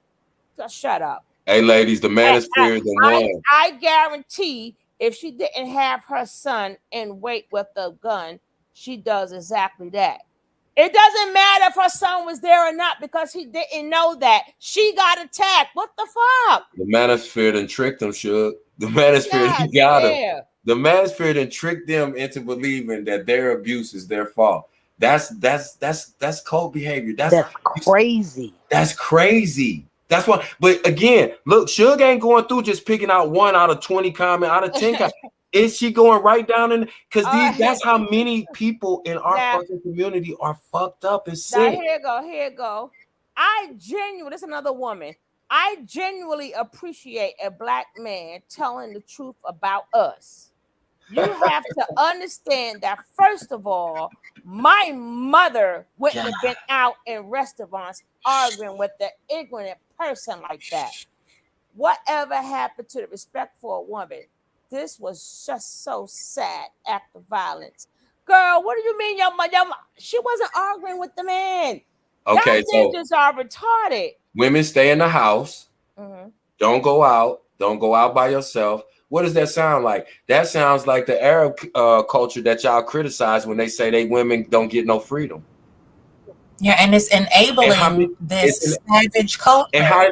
It's enabling this demon time that people say, "Oh, I'm demon time. I'm on my BS." It's enabling and promoting and propagating dysfunctional, violent, vile, disgusting behavior by blaming the victim. That's why our word victims don't want to come forward, because they well, what were you wearing that day when you was minding your own business and somebody attacked you from behind? I just hope it happens. Now listen to Ralph. Angry man, you are correct, because guys from the hood had a code of respect, and hood dudes now don't give a F. She was wrong in this situation. The bottom line is she should have shut her damn mouth and let it alone. Second, yes, he may have needed to walk away, but I think that's what you get for thinking. The lady pushed the issue. God damn it. Wow. Like you run out of things to say. You run out of adjectives to you. Can't. Now listen, the guy is correct. It's her job to protect her child, and she didn't. No, her son was protected. He's still living. What the fuck is you talking about? Thank you, dumb fuck. These people. Look how many it is, though. Look how many it is. That's what I keep saying to y'all. We have to protect ourselves against our own community. Now, and this one says, if somebody is that much in a hurry, I would have said, please, sir, go before me. My child would not have a gun on him either. When we're trying to stop them from killing boy bye, he was boy bye. Boy bye. You gotta laugh to keep from crying, man.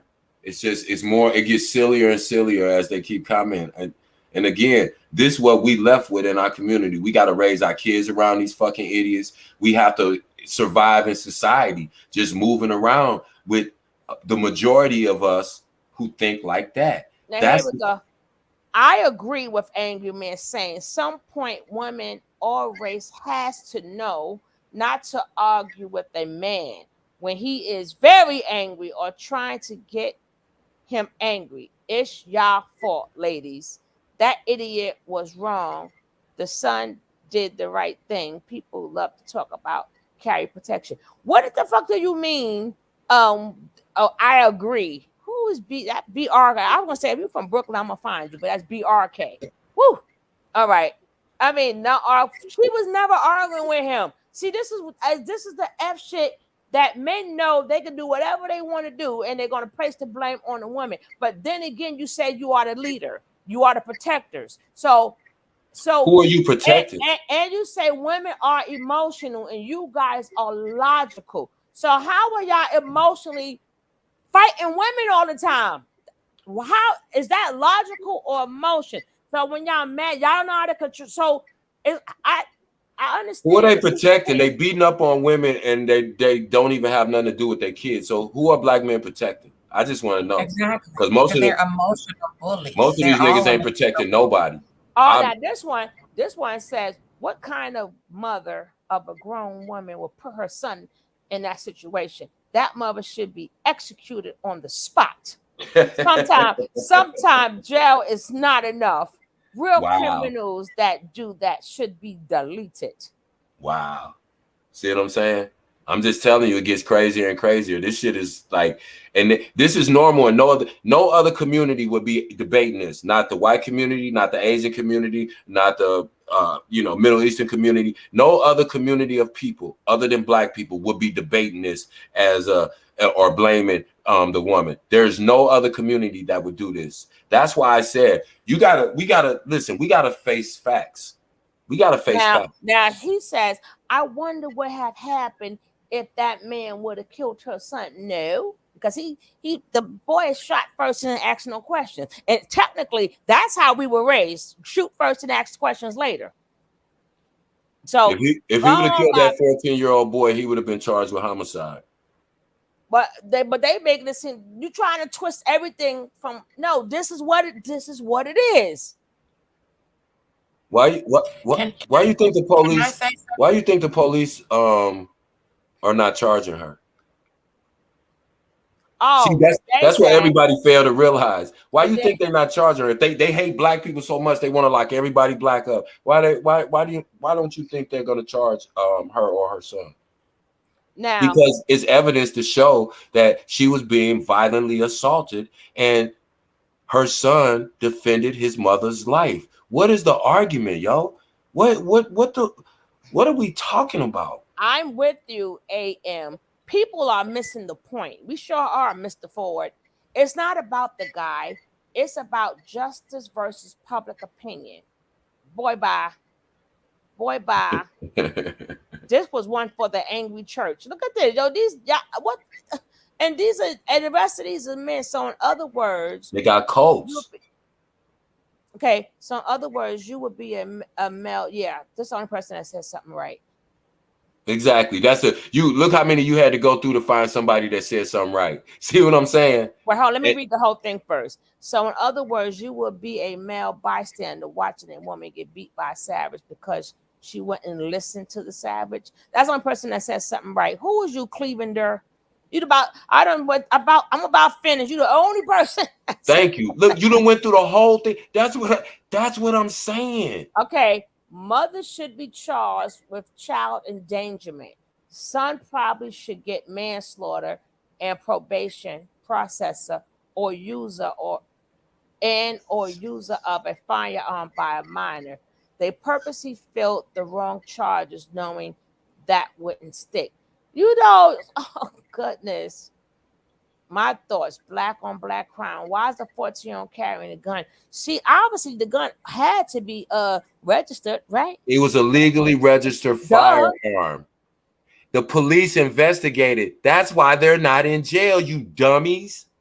You fucking dummies. Here go this asshole. Casualties of single motherhood household. God damn it. A lot of us were single parent households. And sometimes it's not just because daddy left. Sometimes he passed away or something. But either way, imagine, I can't even go through no more. Care to go, but because like you said, we don't even have to go anymore because he already said what he said. He didn't even have to make this video. Look how long you into the 26 minutes. Thank you. Look how small that red line is. He said it all right there. He said it all right there. He just made up a whole story. First, he said, "I ain't gonna speculate," and then he proceeded to speculate and make up a whole story with no basis to it. Oh, that first 30 seconds that made the difference. So, again, they're trying to say that depending on what she said, that could possibly justify that man assaulting that woman. I ain't gonna man. Now, not to cut you off, King, but let me point something out in this frame right here. Look at the background of this man's media room. We have action Yep. figures, okay?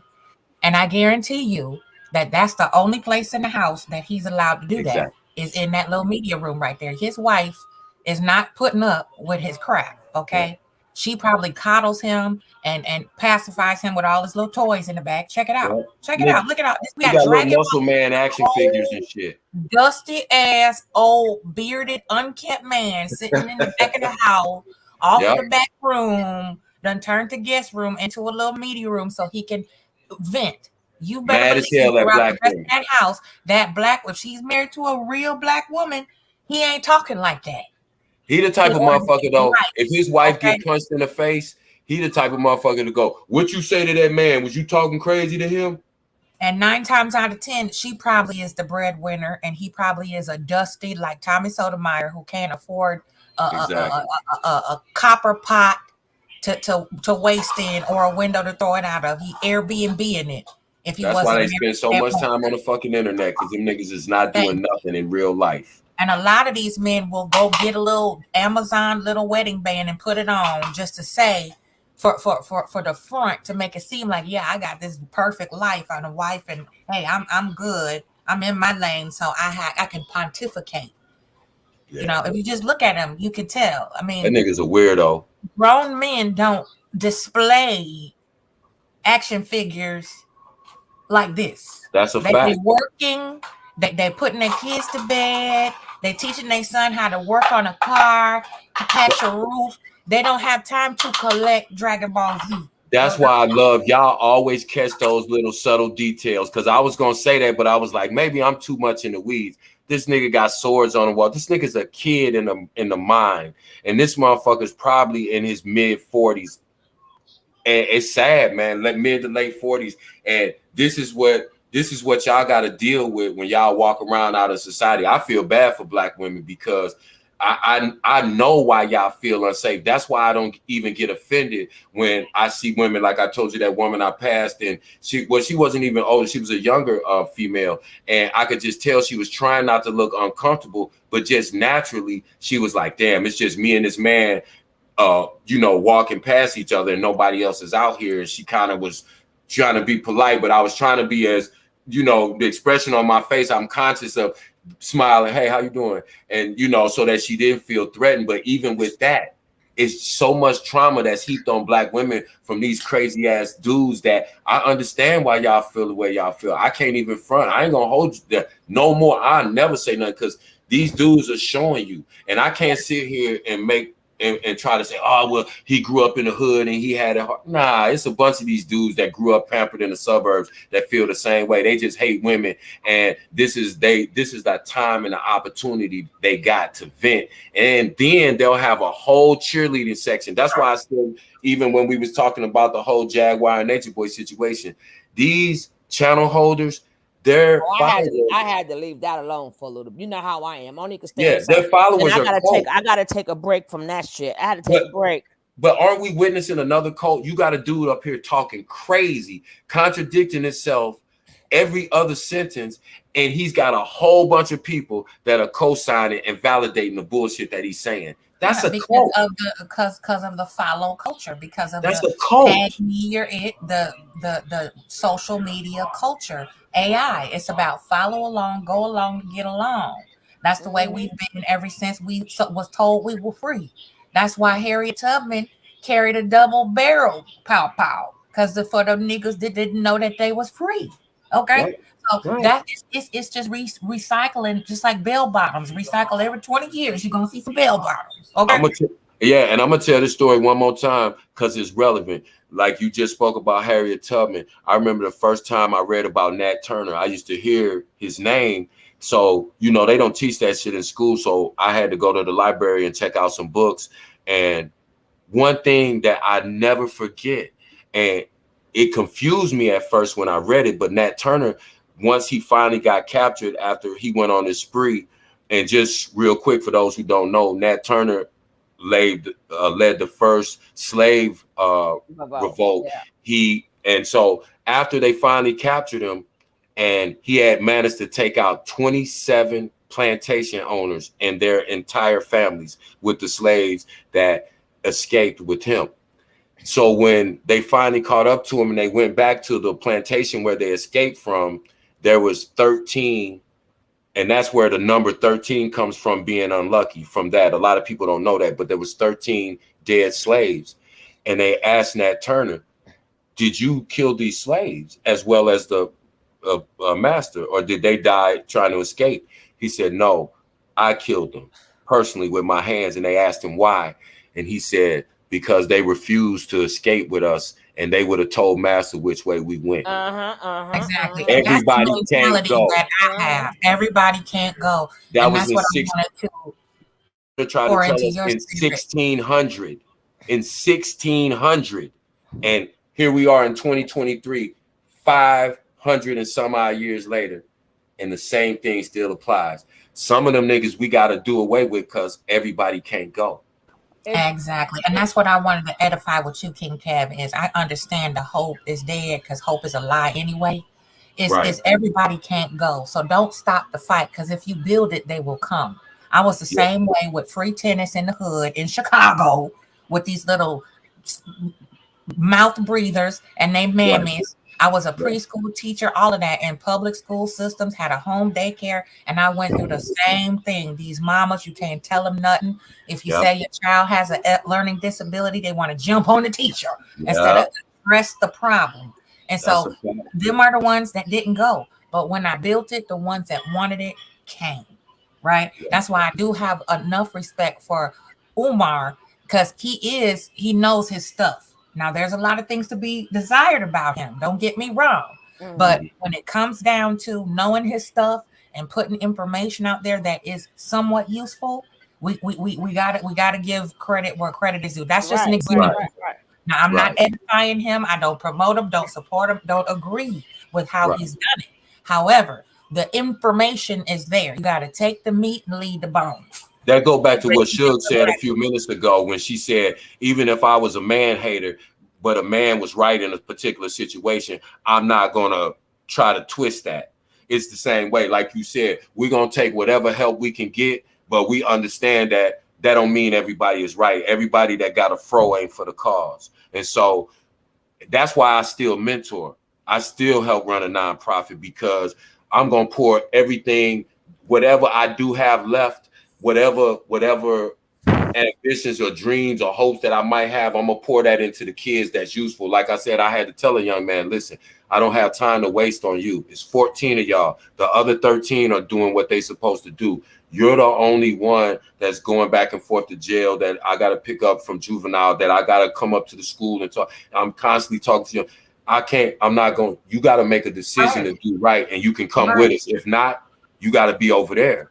I can't hard mess with consequences. That's where it starts. I can't mess with that. And that's with the kids.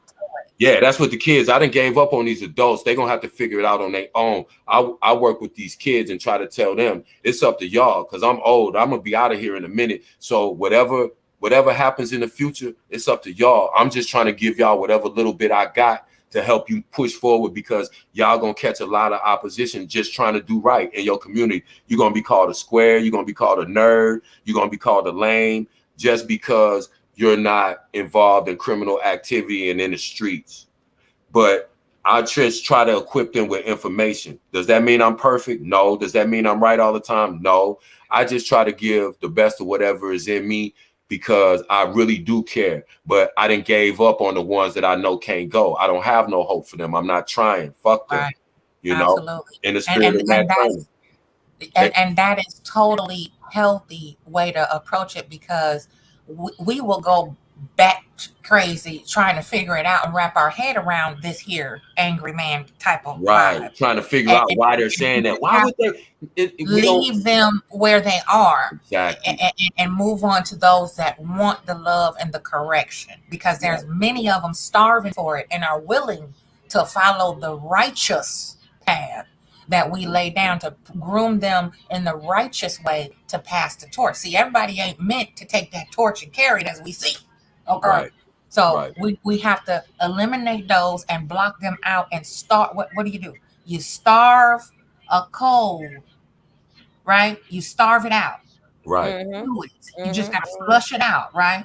So that's what we have to do with this type of mentality and dysfunction. And those that want to heal, like I said, when you build it, they'll come. Those that want the change, that want to flip over that new leaf, they will come. And those that don't, build the wall higher and put more alligators in let them roll out with the gators and go underwater and drown. That's all we can do, because we have grandchildren looking at this, watching, going, okay, all the adults around me crazy. Who gonna teach me how to be how to be that next astronaut?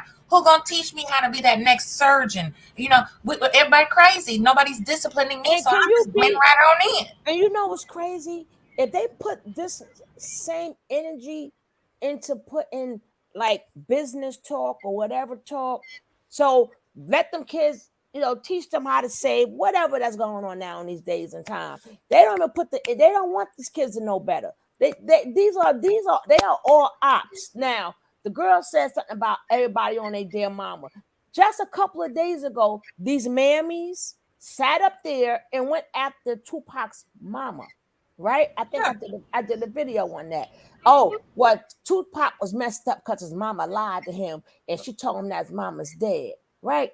And I'm like, I'm like, first of all, y'all prissy wannabe itches, you damn mammies. First of all, that's not what he meant. He didn't mean physical death. Right. He meant dead to him. See, these people crazy. That's why I said, black. we so, y'all, and they was making video after video. So this lady sat up there, and because she should have let him stay with the father left him because she was too dark, and then he went off and married the next woman. He was gone. So talking about, I didn't even know they moved. But did that mean you ain't in contact with your kid if you didn't know they moved? Thank you. But my thing is, and they was dogging. I'm like, y'all didn't say none of this stuff. Why y'all didn't say this when either one was alive? Y'all hate women now. Y'all mad because this lady laid her life down for men, for the cause. So how dare you try to sit up there and defame her because she's more woman than what y'all ever be? Exactly. She bust at the police when the police bust at her. She bust at the police. That's why she went to jail. She was part of the Panther 21. See, that's why I said these dudes is cowards. They don't, and it's crazy because, you know, we setting up a situation where women are gonna be so devalued to us that we're gonna cut off our bloodline. That's the only way that we're able to be on this planet is because of a woman. But we're gonna make it to a point where our women are so devalued that y'all gonna be looked at like cattle, like animals. Yeah, it's crazy. I'm like, after the video, I'm like, hold on, how y'all talk about this woman? Y'all would never be the woman that she is. And yeah, she did turn to drugs, but she wasn't the only one from the Panthers who got on drugs. So your point is what? All of them got messed up and got on drugs, but she got her life back together. And he's, you know, then they got mad because he said you'll always be Black Queen, Mama. But I'm like, he said a hell of a lot more in that song. Y'all going, I'm like, there is not one video that exists that he have had. There is that he said, my father is gone. Y'all think Tupac was that stupid? His mama just gonna tell him that and not say, hey, he passed away then. You think he would have said, well, why I didn't go to the funeral? So obviously, no, exactly. Listen, like you just said, that's exactly what he said. He said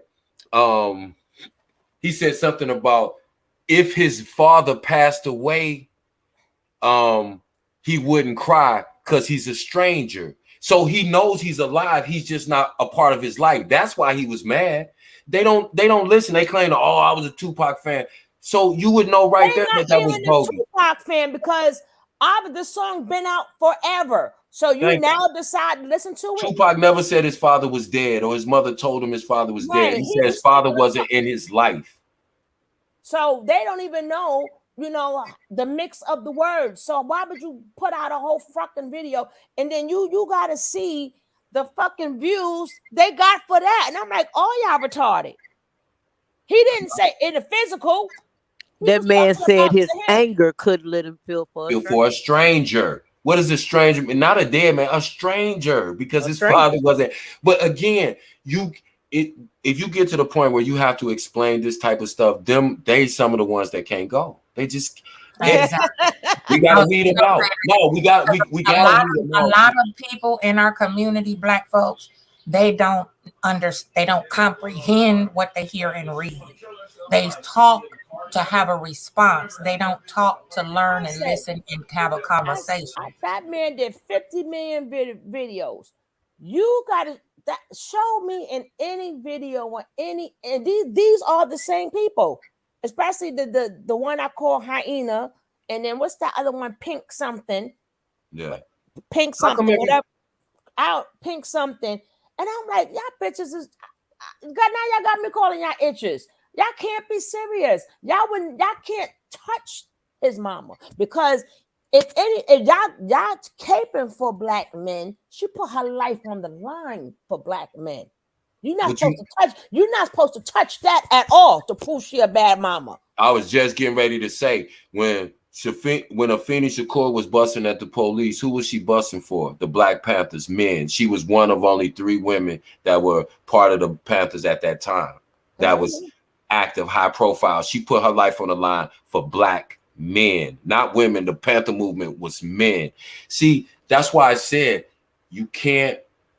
we've come too far to try to start over and drag them with us. They're dead weight. We just have to understand that self-preservation is necessary, because the people that we are trying to save are the very people that are killing us off and that are going to be the reason for our demise and our destruction. And it's sad to say that, but that's the truth. And until we come to grips with that truth, we're going to keep running on the same hamster wheel that we've been running on for the last 400 and some odd years, 500 years now. So it's not hard to figure out, I've just come to that realization. I'm not going to fight it no more. I'm dealing with reality that I know for being on this planet for half a century. What my eyes see, what I've experienced in my life, it tells me that our community is probably past the point of no return, because there's more of them than it is of us. Shout out, salute to Information Man. He had a beautiful show earlier also on this subject, but the hatred that is accumulative for our Black women. And again, I don't have to try to score no points with anybody. This doesn't win me anything. I don't have to cape for anybody. I'm just telling you what reality is. In my whole lifetime, I've seen things get worse and worse. And yes, it's because of institutional and structural racism, but in the micro, it's because of us. That's an undeniable fact. I've never been robbed by a white guy or an Asian guy or any guy of any other ethnicity. The only person that's ever stuck a gun in my face was a nigga. The only person that's ever tried to harm me, that told me they would take my life because they wanted a possession that I had, that I would freely give them, was a nigga. A ninja, right? Now, she just made this video, right? Here go the Black single mama room. I'm gonna show you. She just did this video, right? That's why I'm like, this mammy is something else. This mammy is something else, right? I ain't gonna play the video, but I want y'all to see where she goes in on Tupac's mother. Then the other lady turn her head, go, "Dear mama, Black women are praised for alienating fathers." I'm like, what? This lady long gone. He long gone. Like, are you serious? Ain't no real person messing with his mama. I'm like, nah. Ain't no real person. She another pick Misha. She probably she got married outside of her culture as well. Got probably a little European boy up there with her, or a Hispanic or something like that, or by herself. talking on a lot of these content creators who talk like this are hypocrites. Now here go this dumbass. I personally believe that if his biological father was in his life, Pac would still be alive. Pac was like his mama. That rebel was in him. He was, come on now. Hey, what did Pac say? His mother I knew. got my name from a woman, got my game from a woman. That's what they mad about, right? His mother knew his dad was alive. They don't I'm like, y'all really think Pac is that stupid? That his mother was able to tell him, your father not alive, and he just went around his whole life thinking that his father. Come on now. I'm like, y'all can't be serious. And these dumbass people don't know the song. He said a lot in that song, right? And then here go, but she played her son the same way. I'm like, well, how come nobody said the first person that Tupac saw when he woke up, when he got shot in New York before the Vegas shooting, was his father, Billy Garland, standing next to him? The thing is, he came. The man popped around twice, and that's each time he got shot. And then he tried to sue the mother to get some of Tupac's money. So go ahead with yourself. Every time you hear him, he said, I went to the hospital. Because why, you wanted to make sure he was unalive? Well, what was your purpose? What was your purpose? You can tell these are all people who don't do their investigational research. They jump to a conclusion of emotionalism, and they just want the clout. It's a clout-chasing contest. And that's how ungrateful can men be. How could somebody sit up there? I mean, forget caping for you. She was ready to lose her life for you. And y'all gonna agree with this chick? What is wrong with y'all? Somebody put their life on the line for me to better the community, for our rights as human beings. And I'm like, y'all wait till both long gone? Because he got a star on a star. So out of all the songs this man made, he done made songs, some terrible songs. You know what I'm saying? I don't mean terrible song, but saying what he was going to do and all this other stuff. All right, baby. But then y'all didn't say nothing about the violence in his songs. Y'all got mad out of all the songs he made. You will talk about one little piece. I'm like, y'all can't be serious. And once again, listen at the power of the narrative. This man can pop up out of nowhere after all these years and say, oh yeah, the reason I wasn't around because Afeni lied to Tupac and told him I was dead. And we're gonna run, we just run with that narrative. Nobody questioned, and we just ran with. It's so easy to trick black people. Now I see how other races look at us and deal with us. They go, oh, listen, all we have to do is throw something in the mix. They're gonna run with it. Look how they're talking about the whole Jamie Foxx situation. You know, look at what we do when we don't know. We'll speculate and then we'll just flat out make shit up and lie. And then we'll demonize people who we boosted up and put on this level. And because prior to this, Afeni was that ideal black mom because everybody loved Tupac.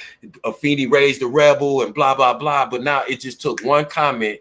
And now Afeni is the typical black bee from the hood that lied and see what I'm saying? That's what I mean about black people. Did that pink girl, the other one. So I'm like, at the end of the day, it's easy to talk shit. They both gone. Why you didn't have none of that to say when either one was alive, Daddy? Now you want to go. Now you want to make money off his name by doing interviews and shit. But and why didn't you do that when she was alive? And let me ask this question. Afeni Shakur was a Black Panther. That's no doubt. She was facing attempted murder on a police officer, pregnant with Tupac, defending black men.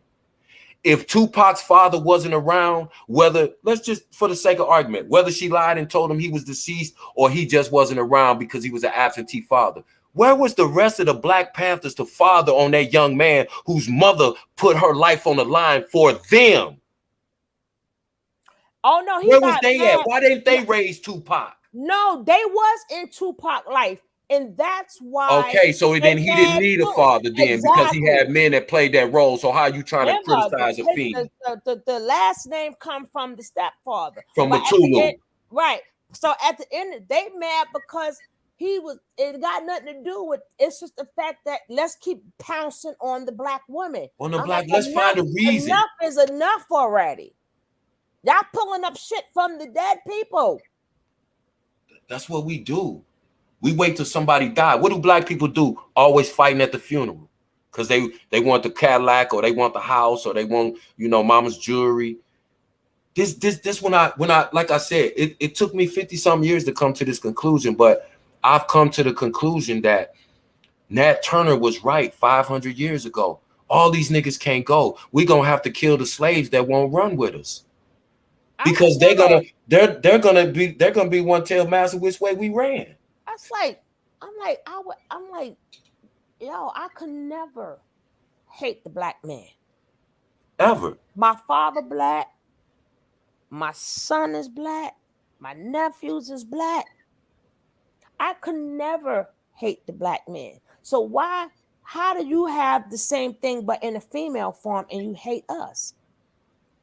I don't get it. I may go after the mammies, and I do know I understand it's by design and shit, right? But now y'all taking it too far when you're putting out videos saying unalive the black woman, and this what you should do, and don't worry about it. That's in the Bible, and that shit ain't in no damn Bible. I don't read it. I don't see nothing where it says take out the black woman. Please show me where it says that. I'm gonna show you how illogical their frame of mind is. I would ask anyone, if you were standing anywhere and your mother was with you and a grown man reared back with all his might and punched your mother in the face, there is no way in the world that you would try to justify that. So the fact that you're trying to justify it because it's somebody else's mother shows the intellectual dishonesty, shows the cowardice, shows the willingness to condone behavior that obviously is destructive to our community. So why would I invest any hope in that person to get them to see and do what's right? You can present something that's obviously wrong and you will get thousands of black people. Like you just showed the example. We had to go through almost that whole chat to find one comment that was on the right side of this argument. This shouldn't even be an argument. If a white guy walked into an establishment and punched a white woman, there would be nobody white defending the guy who punched that woman. Same way with the Asian community. These are facts. People can get mad. I will put that up against anybody. We condone things that no other race or community condones. We condone murder and violence. Who do they glorify? They'll glorify somebody like King Von, who claimed 7 bodies. And then as soon as he get his just due, his karma comes to him. They, rest in peace, King Von. He's a serial killer. He's an admitted mass murderer. But we'll glorify this dude. And then a guy who just raps and says, I'm not tough, I'm not a gangster, he's a lame. Nick Cannon is a lame, he's a square. Will Smith is a square. Well, not Will Smith, because I'm pissed off at him for the Chris Rock stuff, but you know what I'm saying. This is where we've come in our community. And, being a 53-year-old man, I don't have the time, the energy, the resources, or the spiritual fortitude to try to help change anybody. If you're not where I'm at, I can't drag you along. It's too much. It takes away from the forward momentum when we're trying to convince the majority of our community that this incident is wrong. Full stop. You don't have to say anything else afterwards. I don't care what that woman said. That woman did not deserve to be attacked by that man. Oh, she's acting like a man, standing up, arguing with the man. All the ridiculous excuses that they made. No other community does that. No other race does that. That's why everyone else is doing better than us. Even foreigners that come to this country that don't speak this language, they are doing better than people that were born and raised here and have 5, 6, 7 generations of people in this country. And people who come here don't, because they understand the assignment. They stick together. Black people have been saying that since slavery, and we still haven't mastered that. We still haven't even put that concept into reality. You can't even get a church that sticks together. They feuding up in the church. Name one black organization that has stuck together. You can't name a rap group that's stuck together. You can't name a nothing black where it's a collective of black people that have ever stuck together in the history of your life. I'll wait if anybody got one. And that includes the Black Panthers, that includes the Muslims, that includes every black organization you can name. It ain't one that are stuck together. So I'm tired of these niggas talking, oh, well, we just got to stick together and we'll do you. But that's the whole thing. We'll never stick together. And the other races know that. That's why they don't worry about us no more. They ain't got to kill us. They ain't got to enslave us. We do it to ourselves. We do it in society. Go to prison. You got men in there extorting other men, right? You got men that's extorting other men because that's the mentality that we've adopted. So white people don't have to oppress us. They got black people oppressing us. Who are black women afraid of? Not white men. They're afraid of black men. 97% of black women that have been sexually assaulted or molested has been done so by a person of the same race, and 93% of the time it is by a family member or a known person to that woman. Why wouldn't black women fear all black men? I get so tired of having this conversation with black people. I just realized we are a small minority. Us here in this chat and other people like Information Man is, again, salute him. That brother brings information. Yeah. He will give you his opinion. He brings facts. He presents stories. And that's what I'm talking about. And he has real conversations. And he asks questions that we need to ask each other. We need to examine ourselves. We need to have a conversation. Let's not even talk about the incident. Let's talk about why we're making excuses for an adult man that's punched a black woman in the face who did absolutely nothing to him. Why is that a debate? That takes us back to the Stone Ages. And this is 2023, and we've come nowhere. We have come nowhere. And then create a whole entire story that he thought of, not what the fact states. Well, I can tell you this probably this is what happened. Well, we don't know what happened that first 30 seconds because what does it matter what she said? Why doesn't somebody say, no matter what someone says to you? Goes back to the old adage your mama told you when you was a child, sticks and stones. No matter what that woman said, if she was not violent, if your life or your physical health is not threatened, you have the option to turn around and walk away. The situation is over. So you don't have to say, well, what did she say that first 30 seconds before the video started rolling? And she was standing in his face arguing like a man, so she put herself in a man position. How do you get through to a person like that? And then with that mentality? It go back to the 2 verses, like I said, of the self-destruction. I never ever ran from the Ku Klux Klan, and I shouldn't have to run from a black man. That was one of the most profound verses ever spit. I never ever ran from the Ku Klux Klan. I shouldn't have to run from a black man. Understand? Right. And then the other one, and you call us animals, right? But that's right. That's right. He said, but that's what we keep proving them. Have said we proven. That's what we prove. Now it's like black men has no self-control. Like you need for us to baby you so you can have self-control. Right.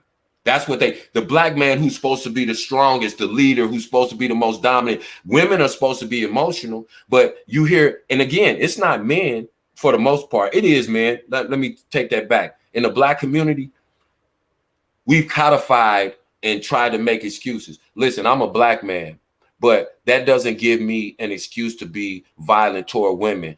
No matter what I went through in my life, the police have harassed me. I've been in situations. I've experienced racism and prejudice. That doesn't give me an excuse to be animalistic toward the only other human beings that love me on this planet. I understand that. A lot of black men don't understand that. If all black women withdrew their love from black men, do you know there would be triple the murders and suicides? Because again, I ask anybody this question. If you can find something greater than the love of a black woman, please tell me what it is, because I've never run across anything that made me care or feel anything close to what it feels when I know that I'm loved and protected by a black woman. I'm, you know, that's just, and that might be corny, that might be lame. I'm a simp. That's what I'm good. I don't have to That's have facts. validation in my manhood. I am who I am. The women in my life respect me as a man because I respect them. And like I said to Solar, one of the foundational principles of a man is self-control. So don't tell me what good excuse you had to spit in this woman's face, in this woman's mouth. Are you kidding me? What do you think you can tell me that would make, oh, okay, now I see why you spit in her mouth. Yeah, I'd have did that shit too, bro. Like, are you kidding me? But but we allow space for these type of dudes. They always got a soft place to land when they get out of jail. This dude done beat up a woman and burnt her house up, but he's with some other chick caping for him on social media now, talking about rest in peace. Rest in peace, Jeremy. Rest in peace. Because you a fucking animal and you don't deserve to breathe and be in our community. Because if you'll do that to that young man's mother, you would have done that to my 75-year-old mother. And best believe I'd have buried your ass. I'd have buried your ass too. And salute to that young man for being a man. He didn't pull out a gun on somebody he had beef with or who was in the opposite gang. Are you kidding me? He was protecting his mother. He sees a grown man. He can't do nothing with that grown man. He's a small kid. That kid is 5'6", 100 and I think they said 120 something pounds. Mm-hmm. And this is a grown man rearing back, swinging, hitting your mother with his full might in your face. Are you kidding? Are we arguing? Are we debating this? Yep. Are we seriously have to have this discussion? It's crazy, man. I'm sorry, y'all. I don't mean to, but it's very few things that rile me up. Shit like this rile me up, man. Because like I said, and I'm saying, and I'm going to put it on record as of today, I'm ashamed of you niggas. I'm ashamed to be associated with black men because the way that black men in this community carried themselves on a whole, I'm ashamed to be associated. I'm disgusted by you niggas that you won't defend women, that you will justify brutality against a woman. For whatever reason. I don't care what you went through in your life. I don't care how mistreated you were. And if you were mistreated, why would you turn around and then heap that same thing on a woman who you say is weaker, who you say is emotional? Well, then why don't you protect that? Because that's who protected your punk ass until you grew big and strong enough to protect your fucking self, you idiot. People are crazy, man. I'm tired of talking to them. I'm tired of dealing with them. Like I said, when they go, good riddance. Rest in peace. Animals. I see why other races look at us the way they look at us. Because I have to be honest with myself. I don't sit here and live in no fantasy world and say, oh, we kings and queens. Where? When? When have you ever seen us in the role of a king or a queen? We can't talk about Africa. We can't talk about that because we wasn't around. We never saw that. Show me any time in recent history that black people have presented themselves as kings and queens on a whole. Of course, there's been individuals, but I'm talking about as a whole, as a community, any semblance of that. Show me when we've ever stuck together. Show me when we've ever raised up against our true enemy more than we've raised up against each other and killed each other. Kev, you want to hear something crazy? I've noticed that even some of these folk that have grown up with elders, wise counsel, they are still just freestyling, doing the shit they want to do on their own. They're not taking any jewels at all. Facts. They're looking at it as garbage. Yeah, it's junk science. It's junk to them. Mm-mm-mm. My. But you know, like you said, I don't know.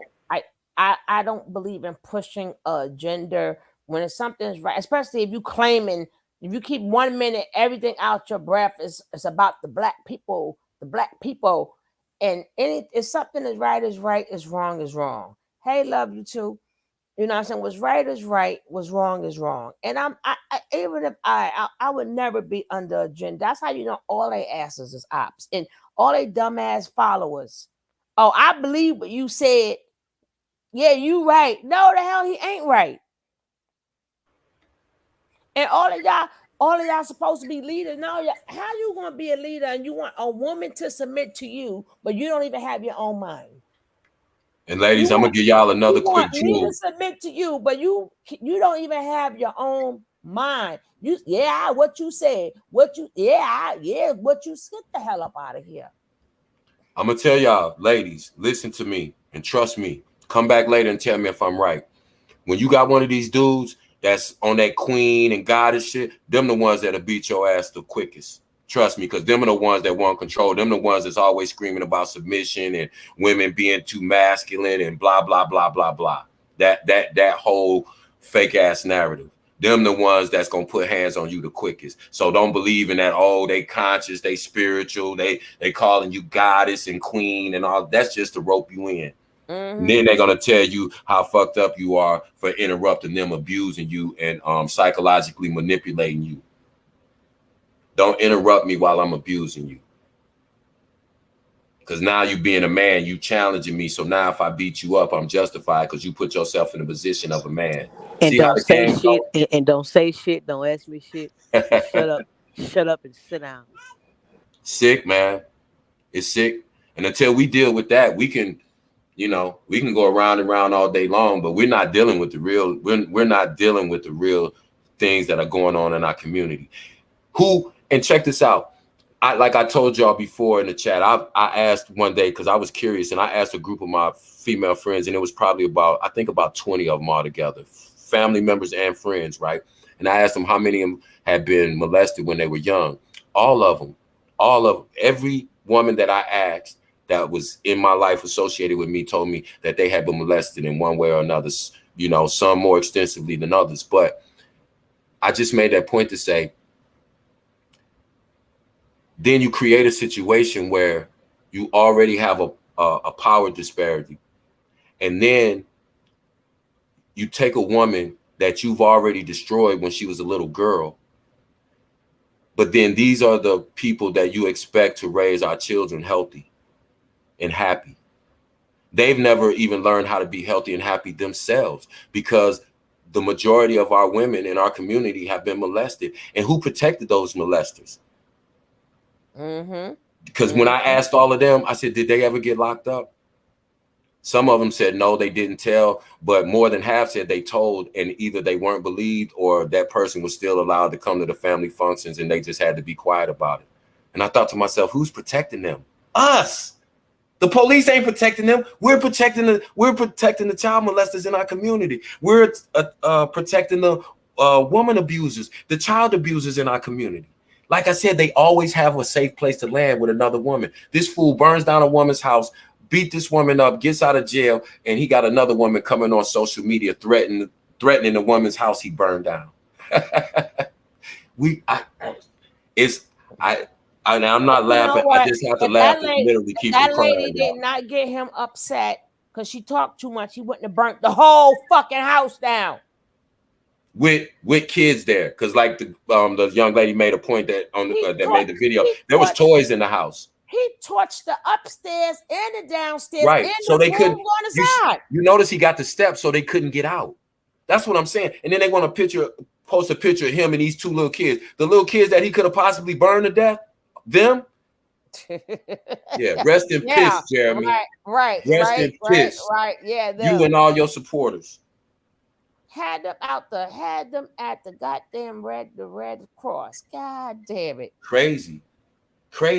And they were still abusing and harassing this woman while she's in a Red Cross shelter with her children because this maniac, this animal burnt her home down.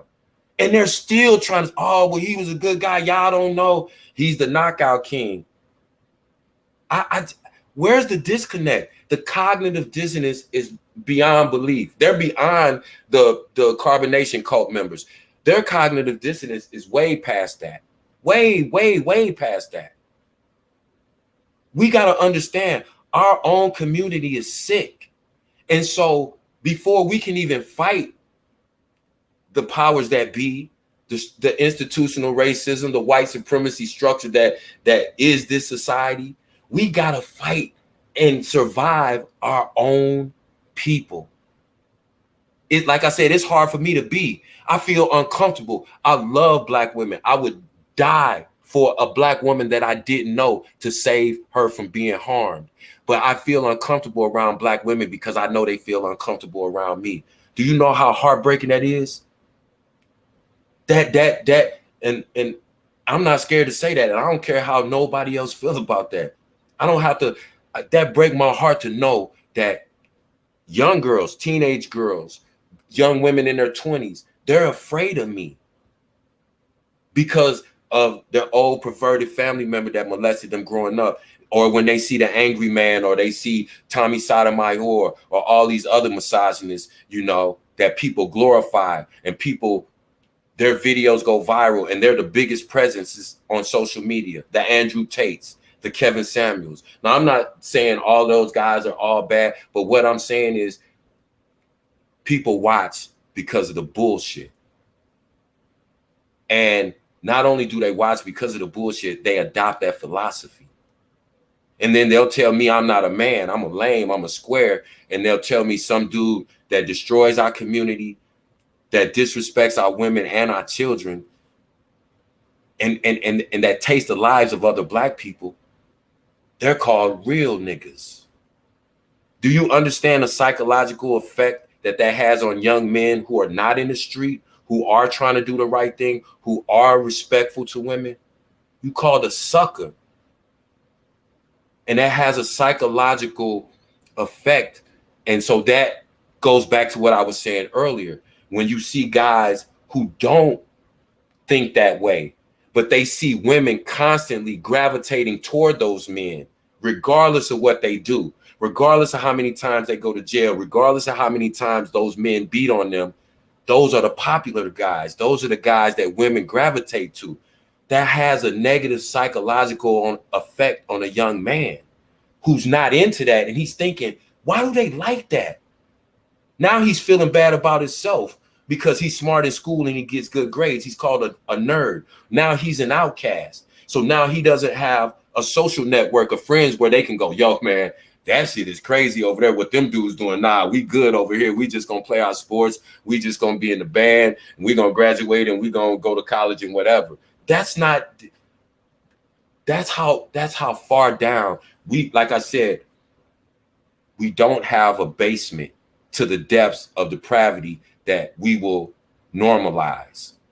If we have nothing that we could, R. Kelly, you got people that defend R. Kelly. If what R. Kelly did wasn't wrong, and if R. Kelly got people defending him, if Nature Boy got people defending him, if this Jeremy clown got people defending him, then what can we ever call wrong?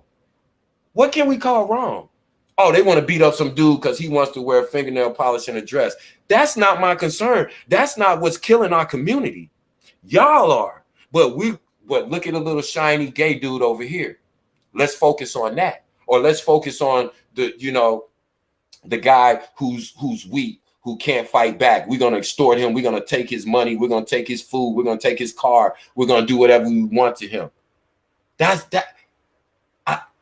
What if we got people that support people who do the worst possible imaginable things, then what is it that we can say, nah, that's wrong, nah, that's too far, that's just that, nah, that's a line too far, we can't cross. Where is it? Where is that line? I don't see it.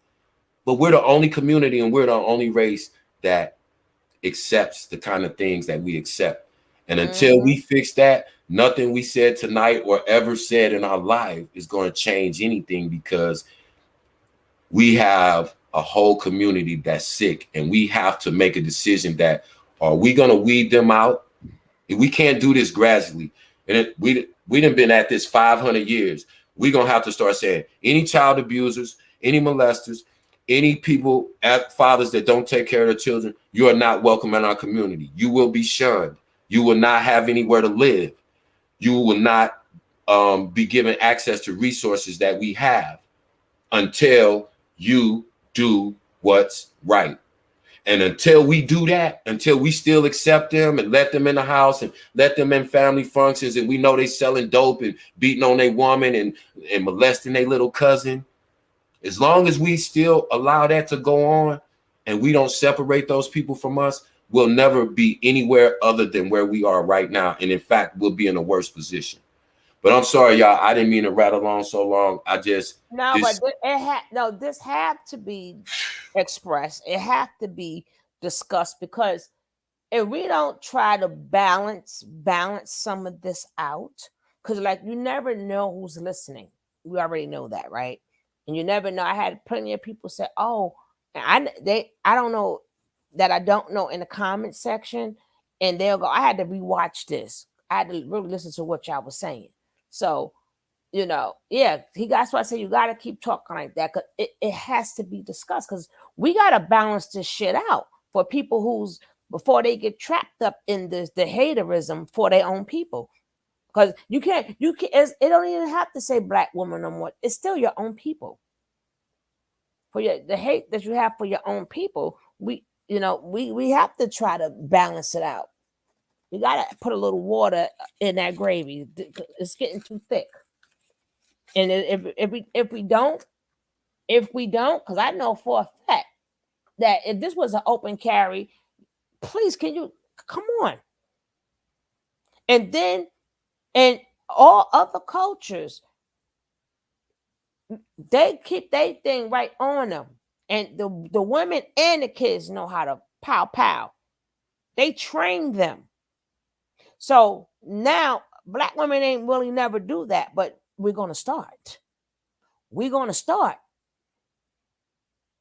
And then innocent brothers may gotta go, because now women gonna be acting scared every 5 minutes now. Even though some of us ain't gonna be scared, but it's like, I gotta get you before you get me. And then it's less marriages. Yeah. You might just less babies making, because a lot of women, they don't want to have, they even want to. And then they got this thing, oh, don't have babies. That's another subject. Don't date a woman with kids. I'm like, I get what you're saying, but that's another subject. But we got to combat, well, on this particular section, we got to combat a lot of stuff. As long as they are screwing them, they shouldn't be so concerned. Right? Yeah, we got to balance. We got to balance this stuff out, because it's crazy.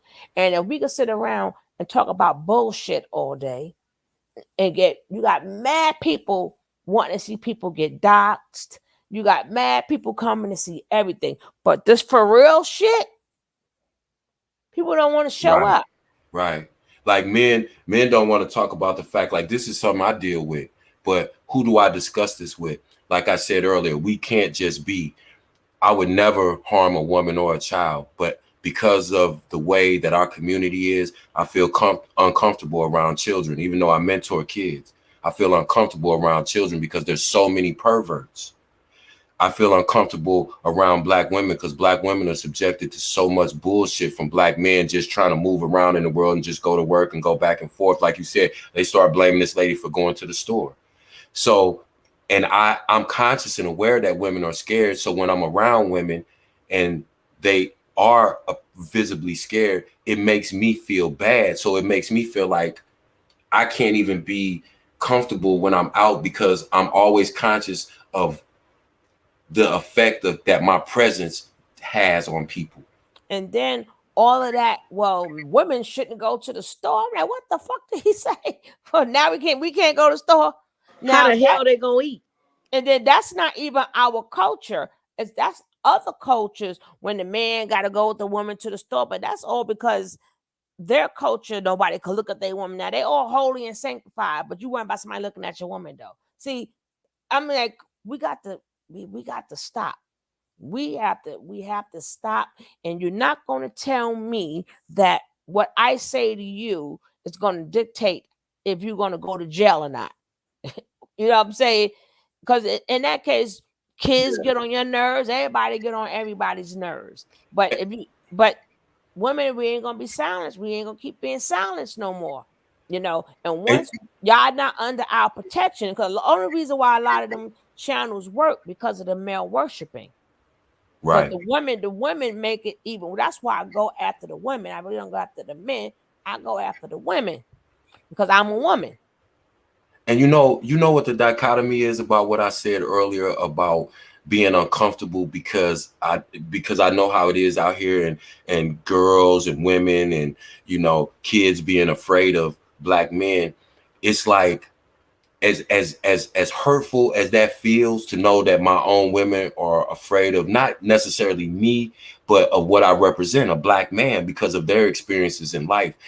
I'm also, in a weird way, I'm glad that they're afraid, because that will keep them at attention to stop that person who really will hurt them, to keep them on their toes and kind of be aware. And it's strange to even say that, but man, it's like, I guess that's the only good thing out of that, is as bad as it makes me feel that our women and children fear us the way they do. Maybe that saves some of them because they are. But what kind of life is that when you always have to be on guard and in your own communities, in your own neighborhoods, in your own stores, not out with white people or this and that, like they try to make it seem? This is in our own neighborhoods, on the same street we live on. Our kids can't go out and play. That's not white people's fault. Our kids can't go out to play because of us, because of the violence that's in our community. If you say, well, kids can't even go outside and play no more, well, then get them niggas out of your neighborhood that make it so those kids can't go out, instead of saying, oh, well, no, I'm scared, or that ain't none of my business, or I don't want to be no snitch. So what is it? Do you want your kids to be safe and be able to go outside and play, or do you want to mind your business because you're scared? That's why no other race. That's why we have not progressed. People say we have, but if we really do the research, we have not progressed since we came off the ship. Right, at all. Even though we billionaires and stuff now, but we're still in the 1 or 2% out of 100. And everybody else, people come here, even the immigrants that they bringing in here, they already got them set up. Right. They already got them hotels. They already giving them jobs. Mm-hmm. And these immigrants, right now, the people, that's the ones who come here illegally. Now, the ones who come here legally, like if you look, they understand the assignment. Right. It's proof. Look at the Asian community. Where do we buy our hair from? Our Chinese food, some of our seafood from the Asians, or we buy our hair from either Europeans or Middle Easterners. And that's the thing. It's like, so you can't make no excuse, because I hear black people, oh, they come over there and they give them free money and they don't have to pay, yada yada yada yada yada. Hey, Deanna, and the bad thing Deanna is, you would think, this is why I said we have not progressed. Why we don't have a supermarket? Everybody's got supermarkets in our community. Black folks, we still don't own nothing in our communities. Now, I'm not saying that they don't have businesses. That's different. But you ain't put nothing back into your community. Everybody else getting rich. You can't say ain't no money. It's money here. Because the stores are still open. They not closed. Chinese restaurant ain't closing down. Supermarket ain't closing down. Corner store ain't going nowhere. We can't even, we not even teaching them. They always say whatever you use the most, that's the skill you should take. So the black women, you like your nails done, then maybe you should start going into being a nail technician. We don't even know how to circulate our dollars, but we're not going to do that because we're still sitting up here hating each other. Right. So what's I said something the other day, like they don't even have to impose their physical will on us no more. I was talking to a friend of mine. He was like, Kev, you got to remember that's a bar. Because I said, he was like, man, how you think they still control us? I just told him, social media is the digital Willie Lynch letter. Yeah, yeah, yeah. And them ops are out there, right? And it's to the fact that they can't even talk regular because they have to twist it. And the fact is, the people, you don't know no better, but because you probably a lonely man nobody doesn't want. So just the point of these women talking, and these women supposed to be, you supposed to be all feminine, but you're calling people names and gutter snipes and you calling black women out every day. How feminine are, that's a masculine trait. And then these Calling women, people out. I'm like, you can't be serious. and how many of those women that was making those comments, how many of those are mothers? See, that's the scary part, because that's what they're teaching their daughters and their sons. And they tell them what my, I told you that's gonna come. My mother wouldn't be in that predicament. Well, she don't go to the store, she don't go to the doctor's office. I'm Right. like, is somebody there to protect the depending on how old your mother is? Why At her age, no, maybe at an older age you'll have somebody with you, but she's that people mothers are still young. And then it got to the point that the lady, the video, the beginning of this video, the one who also took the video, who also was a witness. If everybody's saying she did not get aggressive, she didn't say nothing to him, they did not argue, they just said a couple of words and she didn't say nothing else to him. Now I guarantee you they're not going to come back and retract none of them videos. Exactly. The information is out there, so you can't say you don't know. You found that, right? Then you could find where he was in the wrong. You notice none of them played the police press conference, though. Did you? Nobody played that video. Nobody played that video because the police exonerated her and said that was actual self-defense. And how many people asked the question, hey, was it a video camera in the establishment? There was. The police saw that. But see, nobody says that either. So they're saying, oh, we missed the first 30 seconds. They saw the whole entire video. What made it, even if they miss it, it doesn't matter. It doesn't matter. What That's what I'm saying. Is what made it self-defense because he shot him. He pow-powed him while he was actually hitting his mother. It wasn't right. So it was but the thing is, it wasn't premeditated or nothing. It was in the act. See, that's the part them dummies. It ain't like she ran out the store and said, "Oh, he hit me. Go get him." No, he was hitting the mother when he got popped. Well, I'm gonna tell y'all like this. I'm legally licensed to carry, and I do. And if any of you niggas think about running up and putting your hands on me, my wife, or anybody that I love, you will not be alive anymore. I promise you that. I don't care what they say on social media. None of that matters to me. I want all of y'all gone. All of y'all that subscribe to that, co-sign that bullshit, make excuses for that bullshit.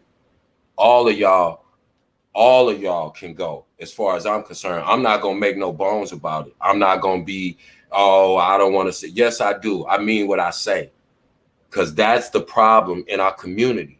Because we have too many of them and we won't put them in jail. Oh, we can't do that to the black man. Well, who do you want in jail then? If not the child molesters, if not woman beaters, who do you want in jail? And the criminals that's robbing and shooting people, who do you want in jail? Because y'all don't want none of them in jail. Y'all want to threaten the victims of their crimes. And y'all protect them. You can't snitch. Because you want to, and it's crazy. The reason y'all crazy. Why, it's not even the fact that they're protecting them. You're doing that because you hate us. Right. I'm like, your hatred, you hate black women that much. Y'all going to twist everything to get a narrative. Right is wrong is wrong. So something wrong with all of y'all. And like I said, you got to check the views out on that. That's the stations got a lot of views. Man, they go viral. Yeah. They go viral with the bullshit. Like you said, ain't nobody gonna listen to us. We ain't talking about shit. They ain't gonna listen to us, but it ain't for everybody. And I'm glad, because those that listen and those who understand, I'm with y'all 100%. That's not gonna change who I am.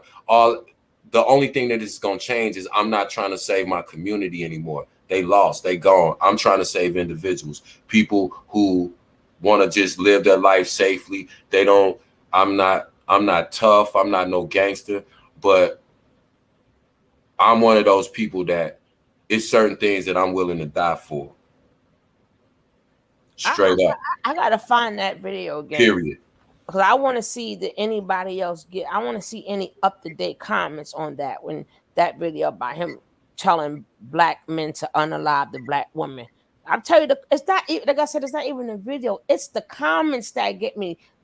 Everything in agreement. I'm like, y'all make it to be whereas mothers is not even respected no more At all. And then y'all make it to where we don't want to bear your babies.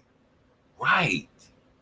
Which is what gonna lead to the end of black people. That's what I said before. I said no babies gonna be being made. We're gonna be taking each other out, and the whole world gonna sit around and laugh at us. Yeah, they doing it right now. They always don't have have. to do. They don't have to do nothing to us. They don't have to do nothing to us. All they did was say, "Look, we're gonna take these drugs and put them in the community, and they're gonna kill each other trying to gain control of those drugs so that they can sell them. And then the people they sell them to, they're gonna get addicted, so they're gonna be useless to society. And some of them are going to die, so we're going to get rid of them. And the ones who survive, their parents are going to be drug addicted, so those children are going to be raised dysfunctional. And so you're going to have, so it's easy to destroy people like that. You see how simple that was? That's what their plan is. They don't have to get their hands dirty. One is going to heaven, one going to hell, and one going to jail, right? Yeah. You see what I'm saying? Heaven, hell, and jail. That's right. That's, you know what I would like to see? I would like to see the toxicology on this guy who went to hell. No, he gone. I don't even care. I don't even care. I think I'm just glad he gone. From what we have seen. Oh yeah, I don't give a rat's ass. I just want to. Yeah, no, I don't even care why he's like that, because at some point you have to take responsibility for yourself. If somebody has to teach you or tell you that punching a woman in her face with all of your might is wrong, I don't care why you fucked up. Yeah, no, I just want you gone. There's just the nosy ass retired medical personnel in me. I am curious.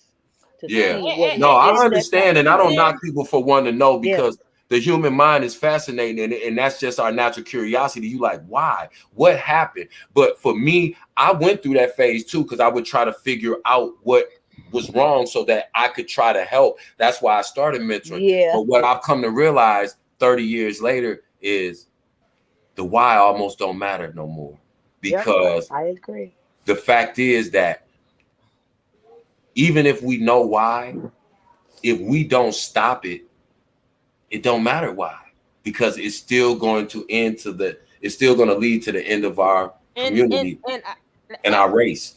See, that's why I go after the mammies, because a lot of things that they do would not exist again was it for the woman.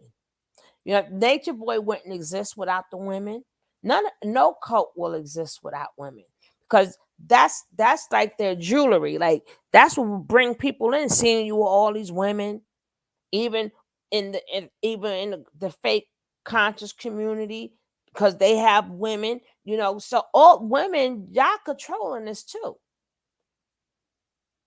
Y'all are controlling this. Them men ain't by themselves. And y'all will talk about take accountability. It's to the point that accountability just ain't gonna be taken. We don't listen. If you don't want to take care of your kids, then don't talk about the violence, and I don't want to hear nothing. And then they're gonna try to say, come up with some statistic thing that there are more single mothers than what it is as fathers. Now I'm like, what's your fucking point? You still don't win the argument. Of course, it's going to be more single mothers than single fathers, because one man could make 5 women single mamas. What's your point? Some men got 5 baby mamas, 6 baby mamas. So of course, if it's one man to a bunch of women, of course there's going to be more single mamas. Dumbasses. I didn't get the point of that. Some people got multiple baby mamas. So of course there's gonna be more single mamas. But again, you know, maybe this be a thing that, you know what, I told people, listen, y'all want to date women with kids. Women, stop dating men with kids. We gotta stop a lot of stuff. Stop dating men that don't take care of kids that they already have, and then you turn around and have a child with them. Stop doing that. Just stop. This Yeah. dude already got kids. When you meet him, and he'll tell you, "Oh, I don't really see my kids because my baby mama, yada yada yada." And then they want to get on social media and start cussing out the baby mama, not even knowing what's going on, just taking this idiot word. That see, it's just like I said, it's a never-ending cycle. And women, when you make excuses for your son, they turn out like Jeremy. Stop doing that. Stop babying them. Stop making excuses for bad behavior. When you see them doing things when they're young, if you don't nip that in the bud, they turn out like Jeremy. And then people don't understand that same rule apply. Yeah, you knock out King, and they all thought that was cute, but it's always the scared one that gets you. Right. It's always that scared. It's always that scared one that puts you under the ground. Stop going around scaring people. It be the punk is the one that's gonna put you under the ground. So if you know your child, if somebody calling my son, knock, why they calling you that? Nah, we ain't having that. You need to do your best to straighten that shit out. Y'all don't sit up there and you know my brother knockout king. He go around knocking out people, and y'all think that shit is cute? Because they always say you're gonna come across the wrong one, and you're gonna scare somebody, and that's That's why I said I didn't know I could fight when I was young until a bully was picking on me, and that's why they started calling me Big Knuckles, because I beat up all the bullies. I've never had a fight with anybody. I've had a gang of fights, but I've never had a fight in my life that was against anybody other than a bully.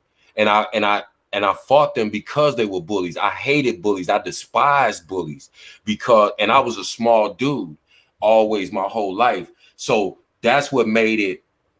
That's because these dudes was always bigger than me. But when I would beat them severely to let the smaller, weaker guys know, all you got to do is stand up to these cowards sometimes. Even if you take a loss, they're going to think about messing with you the second time. And we can't always combat violence with violence. But my thing is, the reason bullies exist is because spectators are cowards. If all of those people, again, if the workers in that restaurant and the people who were the person who was filming and the other people, regardless of their age or whatever, if they all would have come out and encircled that lady and told that guy, "Hey, get out of here right now. We calling the police. If you put your hands on this woman, you going to jail, and we're gonna try our best to kill you. Now ball your fists up." If all those people would have done that, that dude would have walked out of there. And then and then you know what's his time to go, because if I don't know how many times the boy shot, but it was in the back. Can you imagine what spot it went to? You know what I'm saying? They're not even saying what the boy hit. That's how you know it's his time to go. Yep. They ain't say he got. I'm like, you in the back, not paralyzed, no nothing. Out of here. Yep. He wasn't rushed to no hospital. Where did the boy shoot him at? I don't feel not 1 ounce, and I mean this, I don't feel 1 ounce of sympathy for him, because once again, if he didn't get took out by that 14-year-old boy, the knockout king could have knocked out your mama next. No, or huff and puff and burn the house down. Yeah, oh, man, send him straight to hell. Good riddance. Good riddance. I'm like I said, at some point, we got to make a choice. Are we going to protect women and kids? Or are we going to protect abusers? It's just as simple as that for me. It's gotten to the point that even kids can't even say how they feel about anything, because it goes right back to the black woman. Like the same thing they did with Russell Kidd's daughters. Yeah. She's expressing, "Hey, you give me anxiety. I don't have nothing to do with you and my mother. I don't even know what's going on." And the way he was yelling at her, then these ungrateful kids. I'm like, why they gotta be ungrateful? Just like 50 Cent's son. Like, y'all don't want to believe that 50 Brian McKnight, or whatever. They ain't even, they just expressing how they feel. Even what you call it, son, Ghostface Killer, you know, even with his son. Now, nobody's perfect, but that nobody's not even allowed to say how they feel because y'all worship people so much that they can't do nothing wrong because you hate the black woman. So in return, you're even hating the kids. Right. Because Even the way they went after 50 Cent's son, I I was like, you know what? Now I wish 50 would have put a stop to that. But the way they went after that young man was, I mean, stalking him. They stalked the shit out that boy IG. And these are grown ass people. That's why right. I said I had to leave some of that other stuff alone. I'm going to talk about it here and there, but I'm not going to be old enough to be their parents and stay on little ass kids. Right. It's just like the whole Will Smith and Chris Rock situation. Now, Will Smith made a conscious, premeditated decision to walk up on that stage in front of millions of people on television and put his hands on another grown man because he was upset about what Chris Rock said. But instead of holding Will accountable, when he got up 5 minutes after that and got an award, he got a standing ovation. And he had just smacked another black man on TV. And then instead of blaming Will Smith, they say, "Oh, it's Jada's fault. Jada embarrassed him. Jada made it there." It's like, but that's still between two men, right? I understand, but my point was Mhm. they blamed that situation on Jada Pinkett. That it goes back to the woman. Y'all wrong for everything. If a man hit another man, it's because of y'all. See what I'm saying? Right. He's got to be responsible for putting his hands You up. and Queen said it at the same time. I don't care what Jada she Pinkett wrote did it. or what I don't care. Exercise self-control. That's the only way we're going to stay alive. If we can't exercise self-control, we're going to kill each other off. That's it. That's so true. That's all. That is so true. I'm so glad you said that coming out of a black king's mouth. And I highlight king because self control is key in a man. That's all I ever heard my father say to my brothers. You have got to control yourself. You have got Period. to understand when to say when and have an off switch. Because if nobody is a customer to anybody else's process, it's not Kev's fault because I was mistreated in my past. When we cross paths, then I turn around and mistreat him because my mama didn't treat me right when I was 12. That's not his problem to fix me. Just like I tell black women, it is not your accountability or your project to fix and babysit somebody's emotions. If you can't speak your truth and facts before your black man without getting knocked in the head, then that ain't the black man for you. He needs to heal himself. And then you need to heal after that before you step into another situation with another man. And same goes for men. You have to heal. You can't overlap emotions. And love doesn't leave you traumatized. Okay, let me put that out real quick. Say that, Queen. You know, love is not supposed to make you lose sleep at night. You know, wake you up in the middle of the night, take your resources and diminish your self-esteem and your self-worth. That's not love. That's abuse. ABUSE, abuse. And nobody is here to protect you how much you lie to yourself and tell yourself that you're okay and you know you're abusive. Because I had, like I said, once again, another example, the dude that I dated, his mama told me I was poison to him because I refused to not discuss. I refused to stay silent. Let me put it that way. I let her know what she raised. I said, you know, this is your fault. The way he is your fault because you coddle him. And instead of saying that he had some problems, you say, oh, he was just a little mischievous. Facts. You can't water down emotional issues. And if his daddy beat him for breakfast, lunch, and dinner as a form of discipline, then that's a him problem, not a me problem. So the next person he come along with might be a Miss Hood and blow his head off. I had mercy on him and I let my son take care of my light work. But I'm going to be so pretty the next time. So love is not supposed to leave you traumatized. And if it's somebody has to stifle you and who you are and you have to make yourself smaller, They don't love you. They want to control you. And as a woman, it baffles me. How could you ever trust a man around your children that'll beat you mercilessly? Exactly. A man that will brutally beat you. How could you trust that man? If you mean to tell me as a woman, any woman could stand there and watch that man punch a woman in the face and then feel perfectly comfortable leaving? What if his children? What if your children said something he don't like? What if they talking too much? Because that's what they accused the woman of. She wouldn't shut up. So what if your kids won't shut up because they don't shut up? And the bad part about it is, well, say what you said again, Kev. I was just wondering how a woman could look at a man and see him do that to a woman and then trust him around her kids.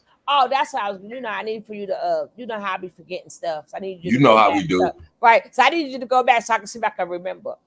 The bad part is, don't say what we want to hear. Well, it is wrong, but you loved every bit of that.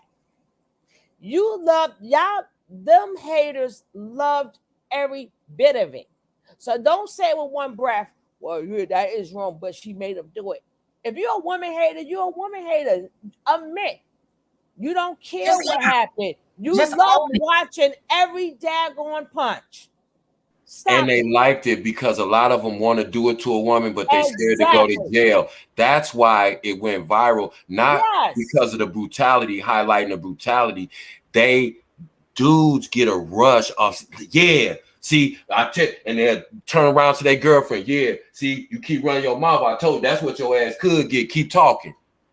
That's how sick. I'm telling you, it's a lot of men that got pleasure off of watching that video, and they rewound it and rewound it and rewound. Oh man, he called her. That's what I was saying.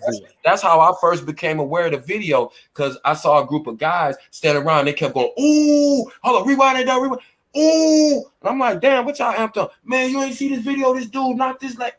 I'm like, wow, dog. I was like, what if that was y'all old bird, man? What if that was your mama? Man, dog, fuck that heat, man. And they just went right past, and I was like, wow. So I watched the video, and then that's when that's how let me tell I know. Yeah, I don't even know what to say, yo. The example of the person that I was connected to, he did say that. He said, well, I said, what if that was your sister or your mother, somebody, if you saw your father attacking your mother the way that you attempt to attack me? I'm just different. I'm daddy's little girl, so I know how to fight. I got hands, and I'm not scared of no man. But at the same time, there's women who don't understand self-defense and won't do it because they're scared. So what if that was your sister being attacked? Well, I can understand if dude had to yoke her up. That's what he would say to justify abuse. All kinds of different sick things to justify abuse. And he know, just like I know, just like everybody else know, if it was his sister in my shoes, he wouldn't have that same energy, because they never have the same energy for another man. Exactly. They never do. They pick on the people that they think will not or cannot fight back. And he got a rude awakening, because I'm a Chicago sister too, and I was taught how to box. Okay. And I know how to take a punch, and I will take you down, hip toss you up some stairs. So I'm just different. I'm just one of them. But every woman is not equipped. And I'm glad she had her piece with her. I'm glad she got it registered and had all her paperwork in order, because he deserved every hot one that was planted in him. Every single one.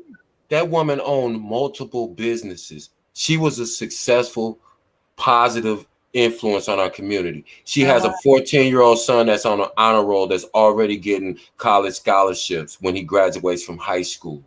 And we're sitting here, not us, but the community is sitting here dogging this woman. So you can't even be, it's incredible to me that we will find every way possible to re-victimize a person, and then we expect people to be normal. Again, yep. And a lot of it is deep down, deep-seated envy. Once they got the gist of the story, the surface, of course, that's the narrative. What do they do with all of us? Look what they did to Breonna Taylor. Look at how they vilified her. She was asleep. She woke up to somebody breaking in her home. Okay. And her boyfriend, her man, did exactly what he was supposed to do. Start letting them loose. Who is it? Identify yourself. A no-knock warrant? Are you kidding me? And she's dead because of it? They had her being a donkey. She was a mule. Let them tell it. She was taking drugs back and forth over the border for her cousin. I ain't talked to that man in I don't know how many years. I didn't want to deal with him. I said I would help you one time. He jacked up that chance and she cut him loose. But let the media tell it. It's a whole different narrative. That's just like that Shaquilla girl. Y'all sat up there and watched the girl get beat up. I'm like, yo, this is crazy. Everybody watched. Everybody watched. And all of them were supposed to be friends. That's what I'm saying. This girl is on the floor. She's not even fighting back. She's covering up. And they watched this girl beat on her. Yep. And none of them said she did nothing wrong to them or even to the girl.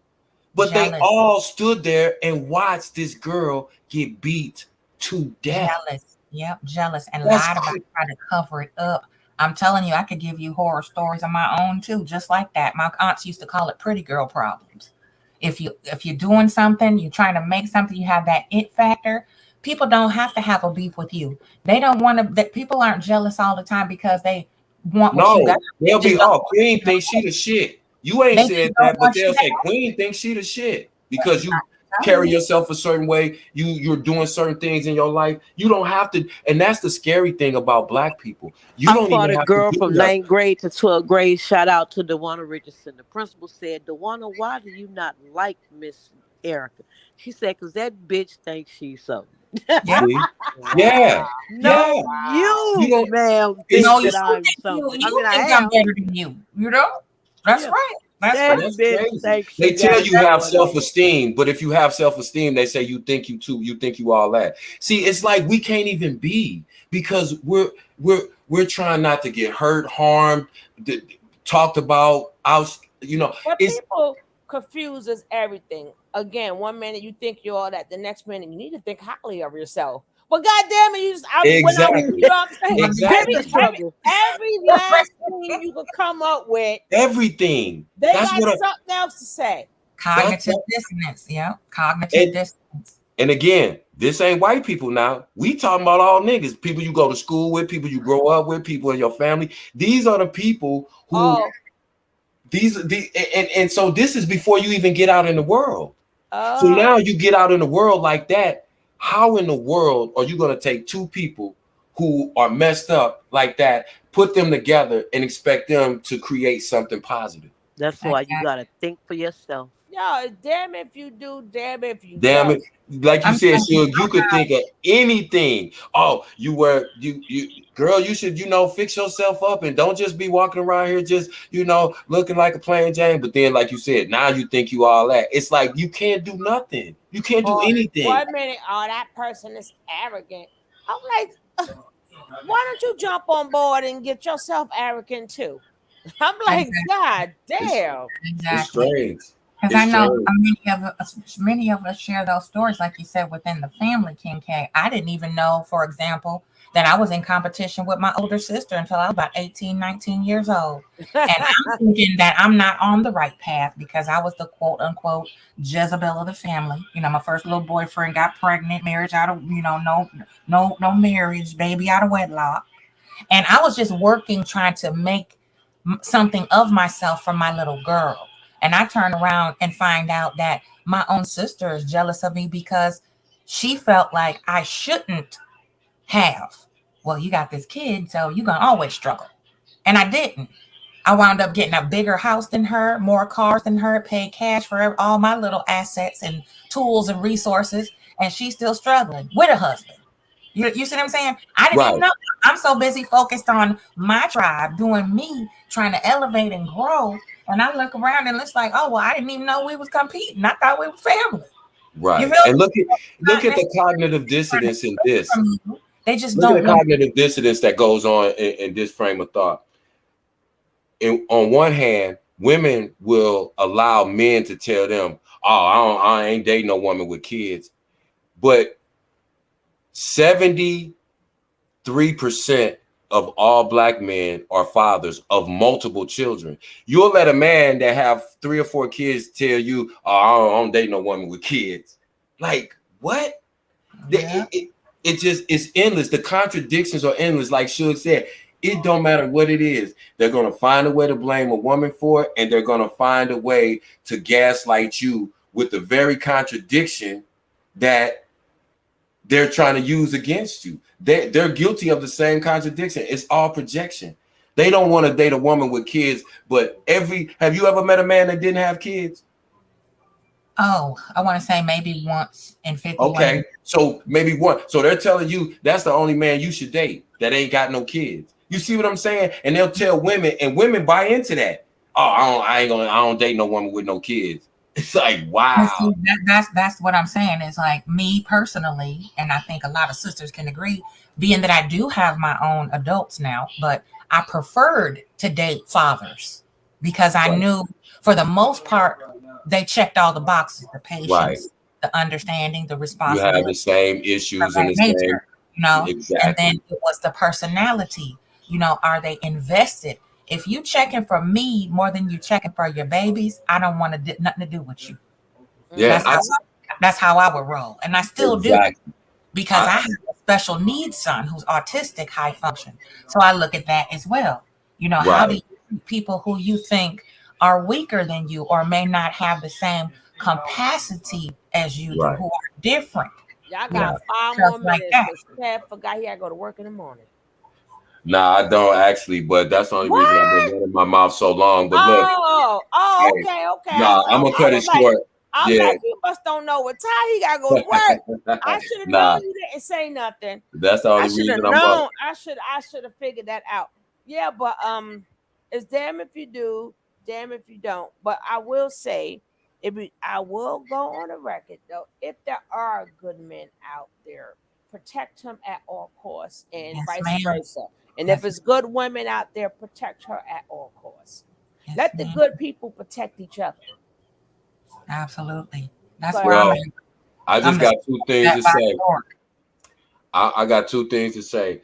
I haven't given up on black women. I've given up on black men for the large part. And just know that it is some guys out there like myself that I don't have to know you. That could be the first time I laid eyes on you, but I will protect you. I'm one of those black men that will put my life on the line for you because I believe it's that important. And also, if you're in the Missouri or Kansas City area, I am licensed and I do teach self protection and firearms training. So holler at your boy if you're a female and you need some firearms or self defense training. I got you. Cause I'm hopping on the plane, coming down there. So yeah. my little paws is dusty. I need a little shaping up, so I might be there. Lord. Hey, But we it's gotta. sad, but it's necessary today. But we, like, unlike other places, we gonna protect the black man. Why? We gonna make sure he good because he gonna make sure we good. We ain't gonna twist narratives to make no money. We ain't gonna twist narratives because it make you realize how much sick people we got out there. That they only take one little part. Like, who takes one part of a goddamn song? Y'all gotta check that video out though. Check the video out because it's in the title with Tupac Mama, so y'all can hear everything that damn ugly ass hyena chick had to say.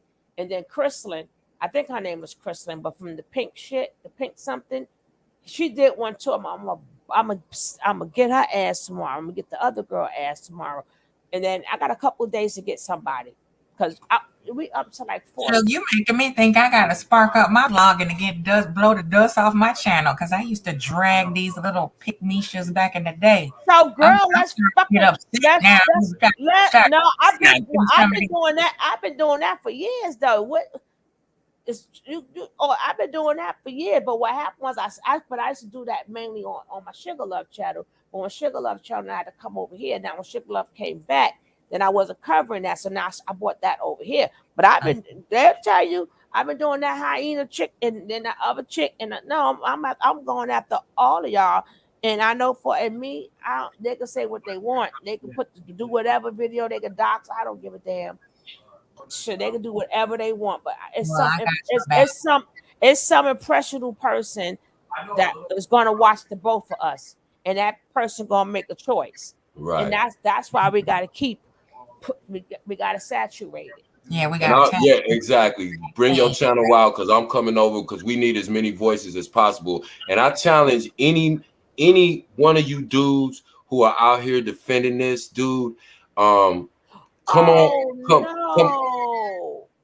I want them to defend that. I want one of these dudes that's out here. I want them to defend this dude. I want to have a conversation with another man that's on the other side of the fence. I want him to come on and defend why he's justifying this guy's behavior. They're not gonna have the same smoke for you. No, but it's a lot. That was just one video out of many. But it's Right. plenty of more. You like know- fresh and all. I know all.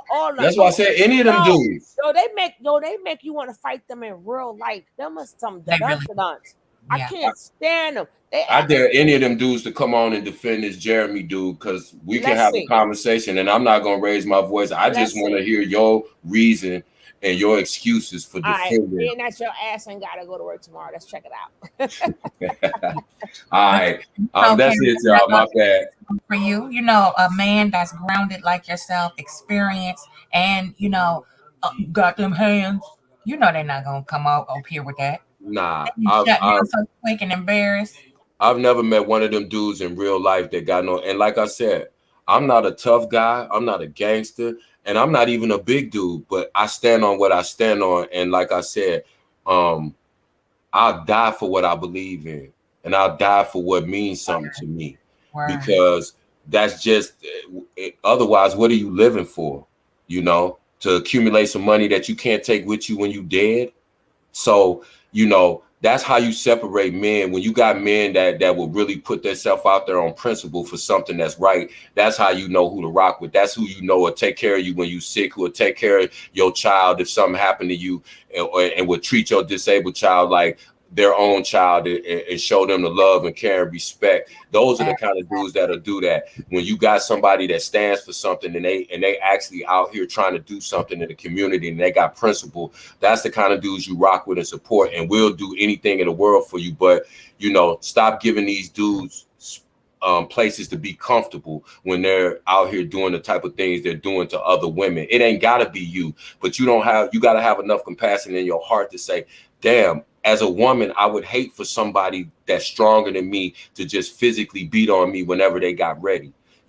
We can't defend that. We can't make no excuses no more. We have to make a decision right now at this time in our history, because we haven't evolved since the slave ships. And dudes like me, we get tired and we get older and we pass away. So if somebody else don't take the mantle and rock with me, we just gonna fade on off into the black. But I ain't gonna run on. I appreciate y'all. The conversation, the bill was dope, and we got to keep talking about this because we got to call out all these people that's condoning and co-signing this bullshit. Yes, sir. Yes, sir. Yes, sir. Just another example. Look at that reality show with Sheree and Martell. You gonna date somebody is a known serial cheater. Yeah. He ain't claiming you, but you claiming him, but everybody glorifying that. That's the prime example. And we love them reality shows. Yeah. Okay. The first time he stepped to me, I would have been like, block. We wouldn't even had no text exchange. No, sir. So we gotta have hard consequences, women. It's not worth the cheap thrill, the temporary warm hugs at night, and then you wake up with a black eye in the morning. Goodbye. And keep going. Block, delete. It's not worth it. It's just not worth it.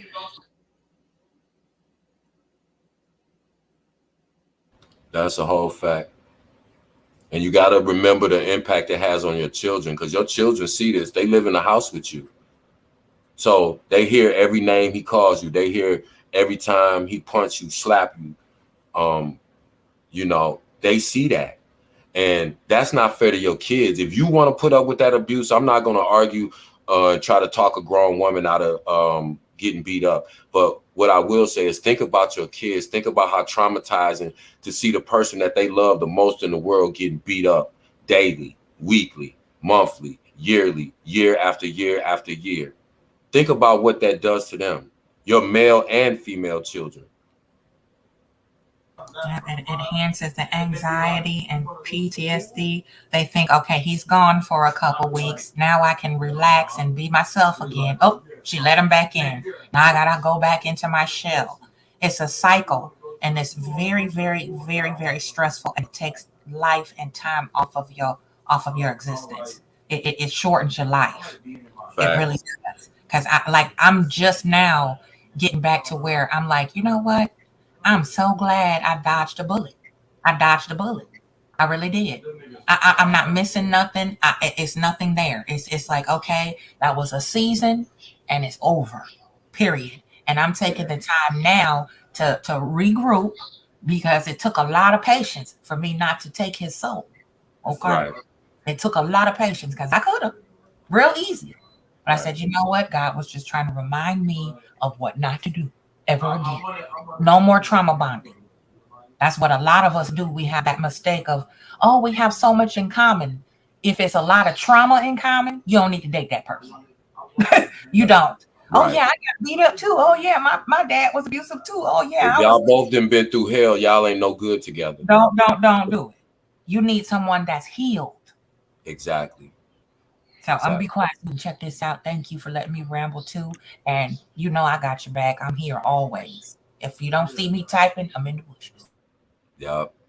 All right, chat gang. I love y'all to death, man. Just wait. I don't hear what she on. This one is short. I want to see what she got to say before y'all say goodnight. Damn me. Okay. I don't I'm went on through. I'm here. Yeah, I went trying to re-ump and shit. And you're not talking about goodnight. Hell no, I got the re-ump.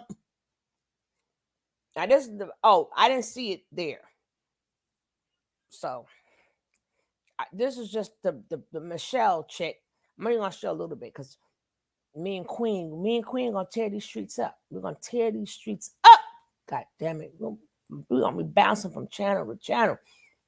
You gotta give me your email or your DM, Queen. Queen still there? Yeah, I got you. I'll put it in the back chat for you. And right, because we gotta get these days and these top. I love going at them. Yeah. I'm go ahead and blow the dust off my little channel over there. It's not big, but I just pulled back because of family life, you know. So, but I'm gonna spark it back up. I'll But if we can start it over here till you get about, girl, where the hell is that? Let me mute up so you can play your video. No. What I do? Hold up now. Shucks.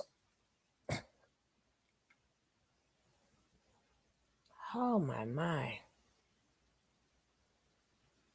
Oh, I got you. Now, this the other one.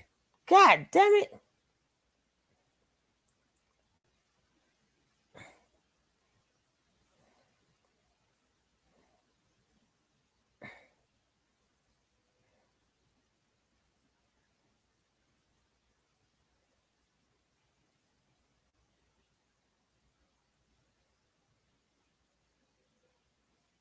Now, listen to this cheek. And fair use for educational purposes, but it's not long. Now, she another one. Listen to this shit. Tupac Shakur remains one of the most complex and prolific artists of his generation, with over 70 court. He was finally given the honor nearly 27 years after his death, the most influential rapper, the best to ever do it. I guess God didn't find no replacement for Tupac yet. As soon as God finds a replacement for Tupac, I'm gone. But until he do, I'll be here doing what he want me to do. The man known for his wide range of music. Say the blacker the better, the sweeter the juice. I say the darker the flesh and the deeper the roots. Speaking on social issues on his records. Come on. I see no changes. Wake up in the morning and I ask myself. It's like also in interviews. You know what I'm saying? It's that situation when you got we are living in a war zone. It's not as easy as show me the one when he made his vice father. Criminal ass black kids with guns. It is not like that. We live in hell. We live in the gutter. We got us stacked up 80 deep in one building. You know, by the time you get out your house, you strapped to protect yourself because you living in the same community that the police is carrying rifles and riot gear. But it did have the lyrics in there. Of the songs on your album mention cop killing? No. Oh, that's not true. No. All That my is songs not talk about true. police brutality and self-defense. Now that's something different. If we're going to talk about police, this man over here is in a really rough area, and he puts his life on the line every day. I got so much respect for him for that, but look, we have to live in the same neighborhoods without bulletproof vests, without backup, without walkie-talkies, without guns, without tear gas, without pepper spray, without batons. So now we have to fix the problem. These people don't see it every day. No, but what I would like to see is for children in our country to have a better future than what you guys have. And that's not going to happen when he's video after the shocking truth delivered by Delray Richardson on The Art of Dialogue. That's the moment we realized that Tupac harbored hate for years over lies. Lies told to him by his mother about his father. Tupac himself wouldn't know the truth until a couple of years before he died. That's when he reconnected with his father after his mom was doing whatever she could to deny access and keep the two men away from each other. That's not what happened. By the way, when the truth was revealed to Tupac, this caused a lot of arguments between him and his mother, leading up to his demise. Well, now, all of these years later, Tupac's father, Billy Garland Sr., is sharing his side of the He ain't show now one fucking receipt, but go ahead. story with Art of Dialogue and Delray Richardson. Big shout out to those brothers. Looking on some other shit. You're looking at this, the legality and shit. I'm not even looking at that. Our dad's booked a tour of San Fran.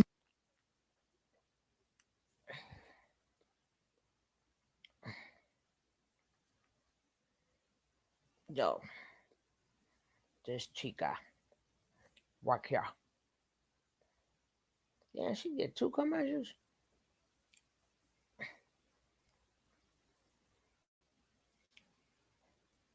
That I was his father. The DNA test came back 99.999 positive that he is the father. But you knew that. You knew that for years. I still agree that a paternity test should have been provided to erase all doubt, even though Tupac's mother and father knew for years what the truth was. Personally, I believe DNA tests should be given at birth for all babies, even those born within marriage.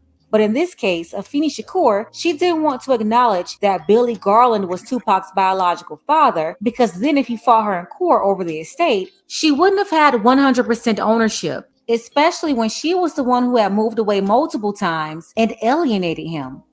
I got a picture where we both 20. She didn't know he was going to be rich when her son was going to be rich when she left. So what the fuck are you talking about?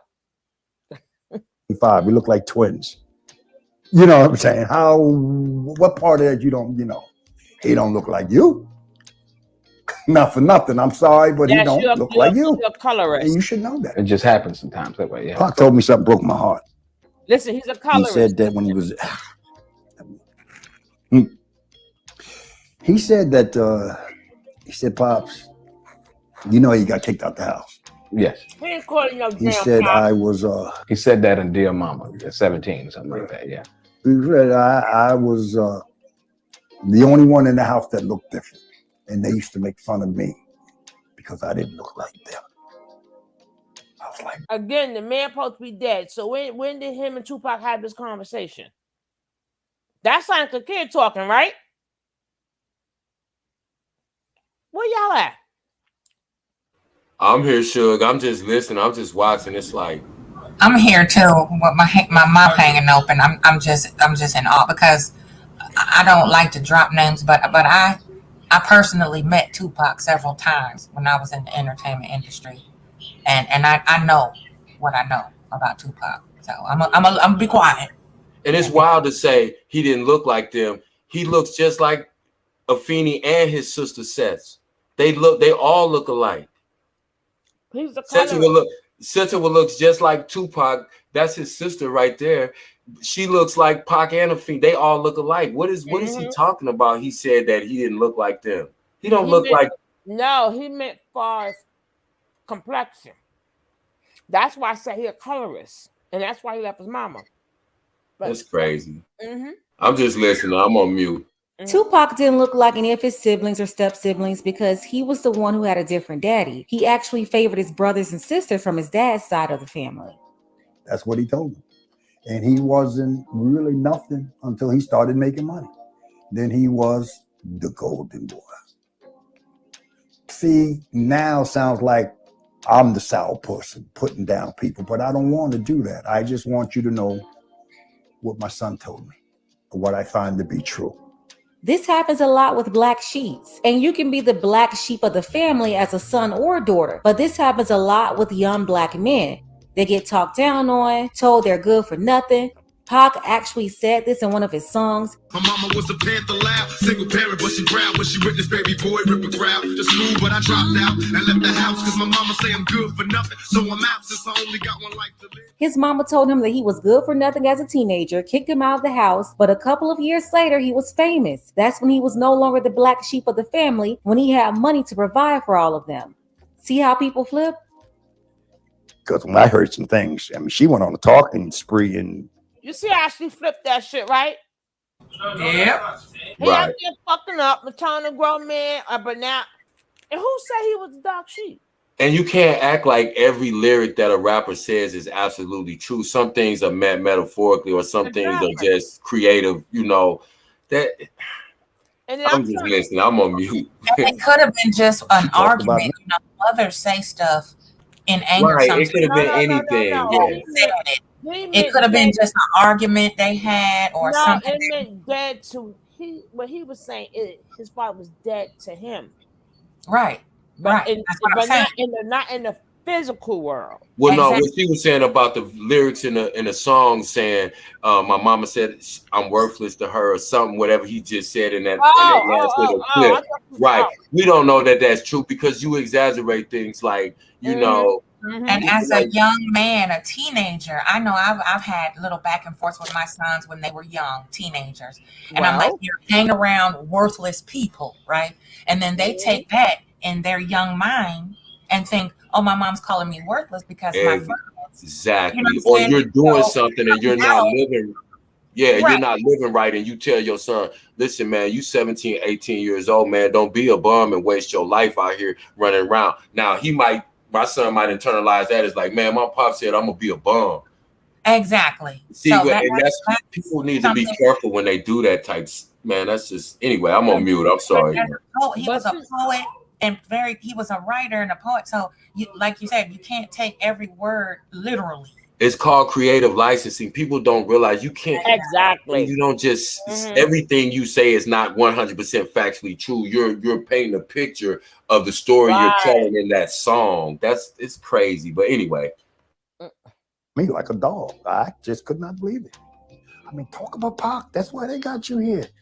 Oh yeah, he was a sperm bank. This shit went on for it was on YouTube. One of the things, she was at a college book signing, something broke my heart. I'm like, whoa, you got the money? Why all that slander?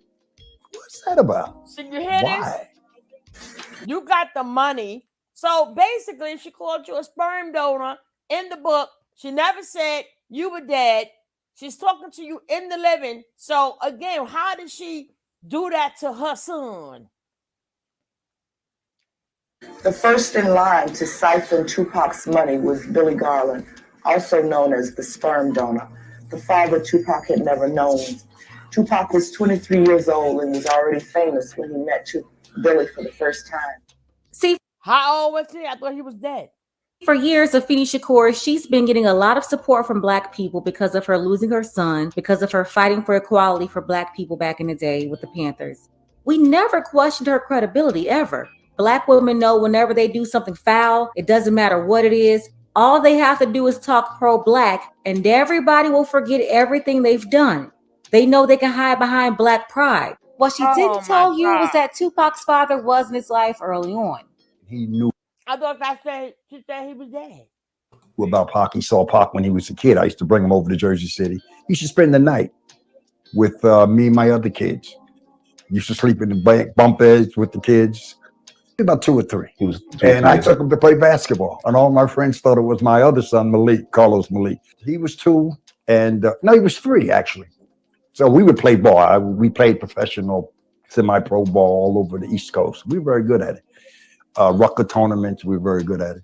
But I took him to the gym, and all the guys said, is that Malik? They were, because he looked so much like the rest of the kids. And I said, no, that's Tupac. And they said, oh, okay.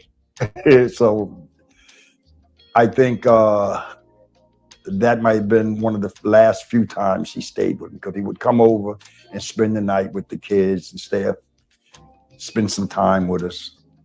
Not only did he say that things changed between him and Tupac's mother once he got married, but they had a lot of problems going on within the Panther Party. I used to go over to the Bronx, Morningside. I used to visit him. Not as much though. When the party broke up, it was something. That's okay. I forgot. Tupac is a New Yorker. Let's go. COINTEL had changed us. COINTEL had us looking at each other suspiciously.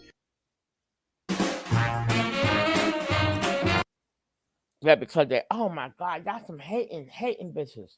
Let's go. In that sense, but in the way we lived, we moved around a lot. So I went to a couple places, but nobody had seen her. They told me someone had moved to Baltimore, so I accepted that. And there was nothing I could do about it at that time. You know, I haven't seen members of the Black Panther Party to this day. Men I had slept and women I had slept in the same cadre with. Wherever you went, you sat, you slept. You went to the Bronx, you went down to DC, you went to Philly, you went to Minnesota. Wherever you went, you stayed at the Panther cadre house. They gave you a gun and you slept. And when you got up, you went to do your business. So it was a situation where I don't think I could have, located them, even if I wanted to be honest with you. And by the way, this was the 70s. No cell phones, no FaceTime, none of that. She didn't tell you that when Billy Garland finally saw Tupac, he was on a movie screen. But even then, he tried to reach out to his son for years, but Afeni blocked him. Tupac didn't even know at the time that his father was trying to see him. He thought he was dead. I had been trying. I thought that said he was dead, and now he thought he was dead. You know what? But I'll just say it again. If you are a real father, nobody can keep you from your children, period. How you didn't know they moved? I thought he was the father of the year. No, he said he moved. Yeah, he said they moved. They moved to Baltimore. He even said when he wasn't going down there when they was living in Morningside. They was still in New York. He was in New York. He said they moved to Baltimore, and I accepted that. Now she didn't keep you from coming to Baltimore. Baltimore ain't that far from New York. Then he said that he didn't know. And then he said he couldn't do much about that. Exactly. So this is apathy to me. It's giving me all fugazi what he's saying. It's giving me, I'm trying to live off my dead son. Right. I need some clout. I'm getting older. I done ran out of women to drift around with because my pretty high yellow self, they don't ride that wave no more. So now I need some clout to be able to put some more money in my pocket. Yeah, and if he knew about his siblings, Tupac ain't never claim them. I was just getting ready to say that. So apparently, if you had other children and you're not with their mother now, but you've been in contact with those children their whole life, how come you didn't keep that same contact with Tupac? Thank you. And in the other video, they says that I guess people must have been telling him he didn't. She never said he was dead. That's why she comes, because that's what the hyena says. Now she comes back and change it up and make it seem like he thought he was dead. That's not what happened. The man, because he said it in the book, he says it himself, but she cut that part out. She said after she got pregnant, he left her he left her by herself at 17 years old, pregnant with the kid, and he went to marry the other woman. But what do you want Afeni to do? Right, and Tupac was born in jail. Right, because and if he was, when all that was going on, he was supposed to be a member of the Black Panther Party. So where was you at during the whole Panther 21 trial when she was in jail pregnant? Your presence wasn't even there then. Stop playing. We can go back through all the archival footage. Billy Garland was never mentioned anywhere in the Black Panther Party. You was never arrested with them. You was never. I didn't see him in court when Afeni was going to what do you call the court downtown, Suge? Anyway, where was he at? Where is he in the video in the archival footage with Mutulu Shakur? That's why Mutulu had to claim him. He said he ain't spoke to the Black Panther Party since. You know why? Because when he didn't do what he was supposed to do as a Panther member, that's why he floated off and lost contact with them. Because they were still in contact together. Because if not, then Mutulu wouldn't have assumed a father role to him. Legs wouldn't have been in his life as a stepfather. Afeni was with him for 7, 8, 9 years of Tupac's life growing up, a dude they call Legs. Those were Black Panther Party members. How come you're not talked about during that time? She was pregnant with your baby. Why? Yep. Because he already had kids, because Tupac's siblings are older than him. So he had kids, and Tupac was probably the side baby. I'm just speculating, but I'm just saying I think that's more. Afeni is too dark. Exactly. And I think that had more to do with it than anything else. Because I ain't never heard Billy Garland's name in the Black Panther Party. I didn't heard Seiko of Dingo. I didn't heard Mutulu Shakur. I didn't heard everybody that was somebody, or that was even not even somebody, anybody that was active, because the government was on all their heads. He just said COINTELPRO had them looking at each other sideways, which goes back to what I said. Right. There ain't a Black organization in the history of niggerdom that them been able to stick together. Stop it. Now, for nothing. And if you knew that she was a crackhead, why you come get your kid? Right. Why would you leave your kid? And she was in jail. She was in prison pregnant. Like, yo, like, okay. And then he said the last time he saw Tupac when he was 3.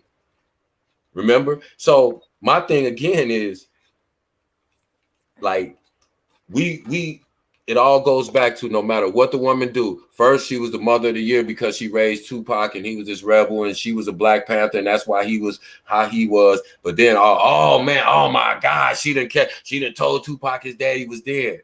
Well, I mean, listen. That's what she said. Some of these women need to tell their kids that their baby daddies is dead, because their baby daddies is worthless. They like Jeremy. She need to tell them kids, why would you have your kids around a motherfucker like that? Maybe Billy Garland was like that. Maybe that's why. Maybe she didn't want to say that, but maybe that's part of the reason. So people need to stop speculating and just. You didn't say nothing about I will support my son. You didn't hear the word support. Nothing. He left. So she had it, like he said, mama had to take care of him on her own. But you know how the lady said, she was like, you got to remember, this was the 70s. It wasn't no cell phones. You know how you locate a baby mama when it was no cell phones, when it was no internet? You go down, because if you're taking care of your child, put yourself on child support, and the child support people will locate her, because they will serve her with the papers, because they have to have somewhere to send a check. And you think they can't find her and she's in the system? Okay. My thing is, if you were speaking to him, he never said, when I called, she wouldn't answer, they just snuck on. You didn't, somebody had to tell you this. You said they told you she left. You like, okay. And then you ain't never given no money. You wasn't around that boy. You was around your other kids from the woman you love. Right. Yeah. Juggling. And when we talking about lyrics. And then why you keep saying she had money? And then why did you sue her after he passed away? Exactly. He said, I don't know if he says it in this clip, but he was like, well, I didn't know she was going to court for millions. I'm like, this motherfucker. If you was never in his life, why do you think you deserve the money he made? And you know you was never in his life and you didn't pay child support and support him. Why do you think you're entitled to his money? What's the purpose of suing her? Right. But why do you want his money? You know you were never in his life for whatever reason. You weren't in his life. So why do you think you deserve any of his money? See, that's what people won't say either. It's like, you know, you got to realize these people, see, they want to focus on the lyrics, on the part that say, if he passed away because of my anger, I wouldn't, it's something, whatever. It's hard to feel for a stranger. I can't think of right now. But they also forget that in the beginning of that song, Tupac said, he was talking about, they said, oh, see, she put him out when he was 17. But what did he say in the beginning? Suspended from school, running with the big boys, breaking all the rules. So maybe he was acting a fool, and his mama was saying, listen, if you keep doing this and that. You can't be in my house. That's what a lot of mamas need to tell these grown niggas. They wouldn't have 28, 30-year-old niggas living with them who's selling drugs out of their house and doing whatever, not taking care of their kids, living in their mama's basement. See, you gotta put everything in context. We don't know for sure, but maybe it was a lyric, maybe it was true. But why did she put him out when he was 17? Maybe he was getting her door kicked in or getting her house shot up because of the things he was doing. Defiant and left. Exactly. He said that too. A lot of teenagers are like, I can't wait till I'm 18. And then as soon as they hit 17, they out, couch surfing. They think they can do it better than mama or daddy. Exactly. Mm-hmm. And then a good thing he was around his mother, because that's where he got his thought process from. He had a militant thought process. Exactly. He said, how can we blame our women when we get our name from a woman and our game from a woman? He said that. He said he got his game from his mama. Even when he used to go up into them places, when Tupac started speaking, people listened. So you ain't had nothing to do with that. You could, if you found the hospital that he was in, that means it was a way of finding out where the hell he was at. Exactly. Afeni called him and told him when he got shot the first time. That's how they reunited. And remember also, right? Exactly. You forgetting Tupac said, damn, I lost the lyric I was finna say. He said, oh shit. I lost my train of thought. Go ahead. I'll think about it again. What song? I think it's Dear Mama 2. I'm trying to go over my head. When he said,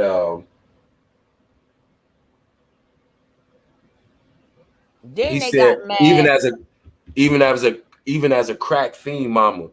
That's what I was going to say. Queen mama. I swear I was going to say she got mad because he called his mama a black queen. Right. And then see they don't we was right neck to neck. Get out my head.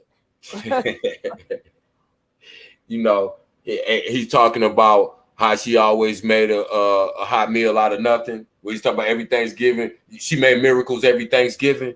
He's talking about all the stuff, and he was talking about how he getting teased because him and his baby sister had different fathers. He said we're going through the same, what did he say, same mama, different fathers, but we're going through the same drama. Him and his little sister, he was there. We got different daddies, but we go through. But the point that's retarded is, if his father was there, he would have still been alive. No, because see, once he became famous, you can't blame the mother no more. He's grown. Mother. Why wasn't you? What could you have possibly done? Thank you.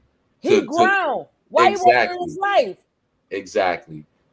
If that was the case, there would be no black men who father was in their life that would get killed. That's crazy. So, and why you wasn't there? And how was you going to stop him? Because it was no way. He was in that business. He was in that business. That's stupid to say that. Well, if his father was there, he might still be alive. Bill Cosby and his wife have been together 50-some years. Their son still got murdered. He got carjacked. How can he stop? How can a father being in your life stop something like that?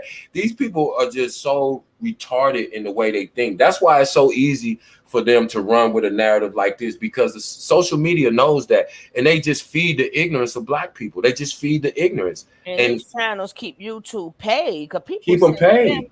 And one thing I'm never gonna do, I'm never gonna spin narratives on the black man for a profit. Exactly. And vice versa. That's karma. I'm not going. I know if I got up here and talked all this crazy shit about women, it would be a bunch of people trying to come on my page. I'm not going to do that to get no views. It's not that important to me. But that doesn't mean that but if we do speak upon women or men, we're not going to twist shit. No, we look about what's in front of us. Exactly. I deal with reality. I don't deal with nothing else. I don't care what you talking about. Like, just like I said, there's, you know, people that want to destroy us, they feed off of our worst instincts. You know, the greed, the envy, the 7 deadly sins. Yeah, you know, and they know that we'll fall victim to anyone. Like I said, you want to see some dudes, you want to see some black dudes destroy each other, put drugs in in the community. Drugs and alcohol. Drugs and alcohol in the community. Period. That's it. That's all you got to do. All they do is sit back and watch. Like, look at these niggas. Look at these savages. Look at these animals. And then y'all worried about that, man. I'm like, he mad because he ain't have enough guts to do it. You out there making them more, but you left that woman for a long time. I was talking to his publicist, and she was telling me that certain people, well, Afeni had said that she had talked to Tupac and had told him that I wanted to meet him or see him after all the years of absence. And she told me that Pop wasn't ready, that he needed more time. Well, unfortunately, later I found out that this wasn't true. Hi, I'm Dr. Elizabeth Edelstein, a primary care physician in Remsen Fair. Why are you still going through the mama? That I was available, that I was around, that I was just out. So that kind of hurt, if you know what I'm saying. This ninja hurt a lot. When Tupac got shot in New York, his father was able to see him then by going to the hospital. That was the first time, because at least 3 to 4 years before that, Afeni had Billy's access blocked. And remember, she told Tupac that he was dead. After that first shooting. Make up your mind. Make up your mind. You just got finished saying that. You heard what she said in the beginning? Yeah, she just contradicted herself. That's what I'm saying. Now again, cell phones is out. You know, you want to know where your son is at? Where his next concert is at? And this my thing too. Look who's around. He got the FOI around him. If you went to see him in a hospital and he just got shot, why aren't you one of them men in that circle standing around him with your hand out, keeping people away from your son who just got shot? Oh, where you at? And even if you want to know where your son is at, you right. We didn't need cell phones or nothing. All you need to know is where they performing at. That's all you need to know is where are they performing. Period. Then go see your son. Go right to pay money. Go see his concert, and that's that. Shooting, Billy Garland finally connected with Tupac. That's when he realized that his mom had been lying to him the whole time. And that caused a lot of arguments between him and his mother. Tell us. You had heated arguments with her about her deception towards her father. Because if you listen to his music. Towards her father, not his father. You heard what he said, right? Yeah. Towards her father. He might have just misspoke, but no, we're gonna go by what he said. I heard it though. I definitely heard. He always wanted to know about his father. He always spoke of his father. I even accepted Dear Mama. My daddy's dead. You know, we heard what he said. I said, well, I guess he just don't know because I ain't dead. There we go. But this is what people had told him. Tupac started inviting his dad over and speaking to him. And then when he went to jail, his dad would visit him all the time. They ended up getting to know each other, and Billy Garland did not want anything from him. He even tried to give his father money, but he didn't want it. He just wanted to have a relationship with him.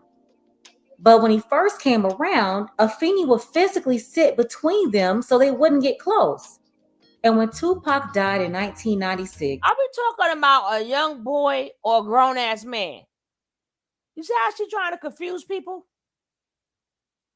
If he can go and see him in jail by himself, you mean to tell me Tupac, as a grown man, couldn't go to his father and see him without his mother sitting? Come on, it's just, exactly.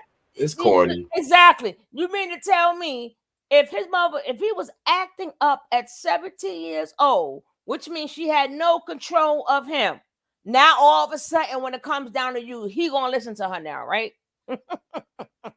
Sit down. Don't talk to him. Okay, right. Mama. Okay, Mama. It's silly. This is beyond. Yo, whoever believed this shit, it makes apt. The other lady went in though. Y'all got to check that video out. This one was short, and I know we're ready to go to bed. But I'm like, do you hear the stuff that she's saying? I mean, you know what you say make no sense. Get it together. He never said you was dead. You were that he never meant in the physical form, because if he would have said that in the physical form, then when he did interviews and they asked him about his mother and father, he was like, "Nah, my pops passed away." There is no evidence that support this. Show me a clip anywhere that it came out of his mouth.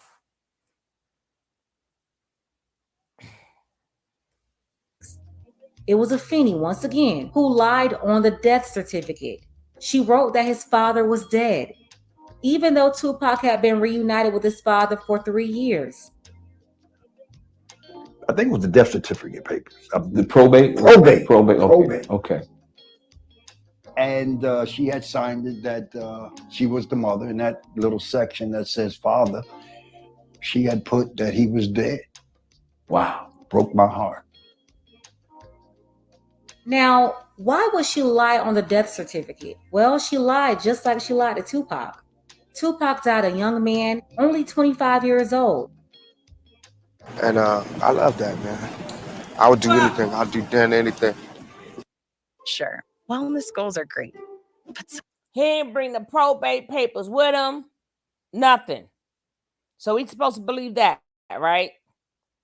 For them. All the kids in my life, my nieces, nephews, all, they get anything they want. They got the best Christmases, everything. They get whatever they want. I'm a sucker for them. But I wouldn't have any kids myself because I'm scared to bring any children into this world, especially any black children. For now For or right forever? now. Just for right now.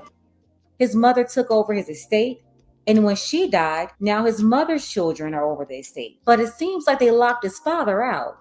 Tupac said that he was— That's why you mad, bitch. Born into this, what he sometimes called a life of misery, being raised by his mom alone, he struggled.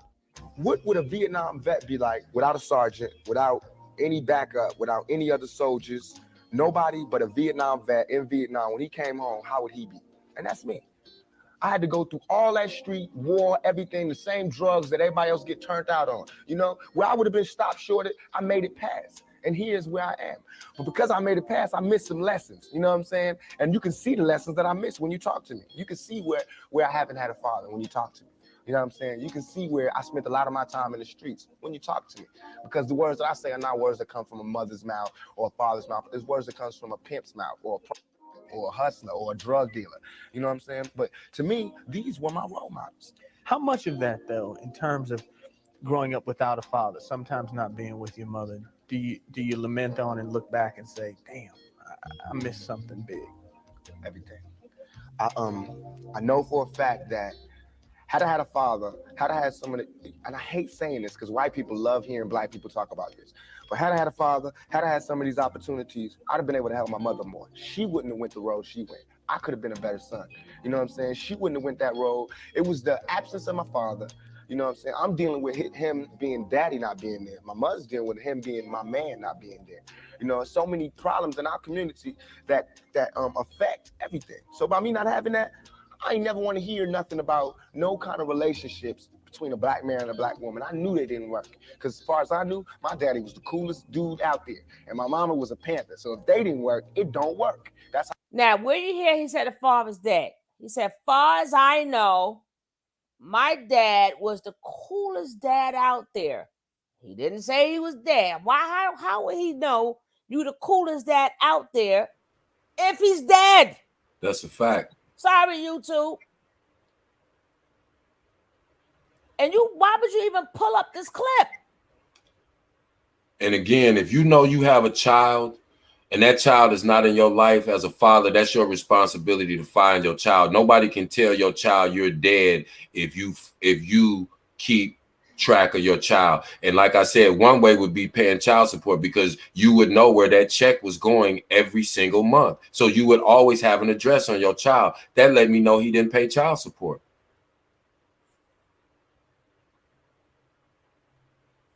She said, I'm like, y'all keep going back and forth with the story. You the ones that stayed at your house, so the boy knew you wasn't dead. And at a certain age, he ain't gonna lie to him. Because if she said you were, what he saw, the fly brother, whatever he called him. Yeah. And Pac knew he had siblings. Why didn't Pac try to find his siblings? His father's children. He's in touch, you know, with his other siblings that are half siblings. You know, so I you know, like I said, man, you can take any set of facts and paint a picture if you want to, but like I said, I look deeper than just the surface story, because I know when you deal with social media, this shit is all for the most dramatic story. It's not necessarily the story that's true, it's the one that's going to get the most views. And that's just what it is. I mean, and it's, to me, it's no shame in a man saying, listen, I made a lot of mistakes as a young man and I wasn't in my child's life. And I can't go back and change that, but I realized the mistakes that I made. There's no shame in saying that. But when you got a dude steady making excuses, because I know dudes in their 50s still say, oh yeah, man, I would have been in my kid's life, but my baby mama tripped. I didn't feel like dealing with that headache, man. And then by the time they got grown enough to come see me on their own, their mama had brainwashed them against me. Well, she wouldn't have had time to brainwash them if you were seeing them every week. She wouldn't have had time to brainwash them against you. That's why I said it's just they're gonna put on the most dramatic story for clicks and views. That's it. And I'm like, why y'all wait? Why y'all didn't say this? None of this. If you were so concerned about your son, how many years he been dead? 25? Mm-hmm. Your dad been dead 25 years.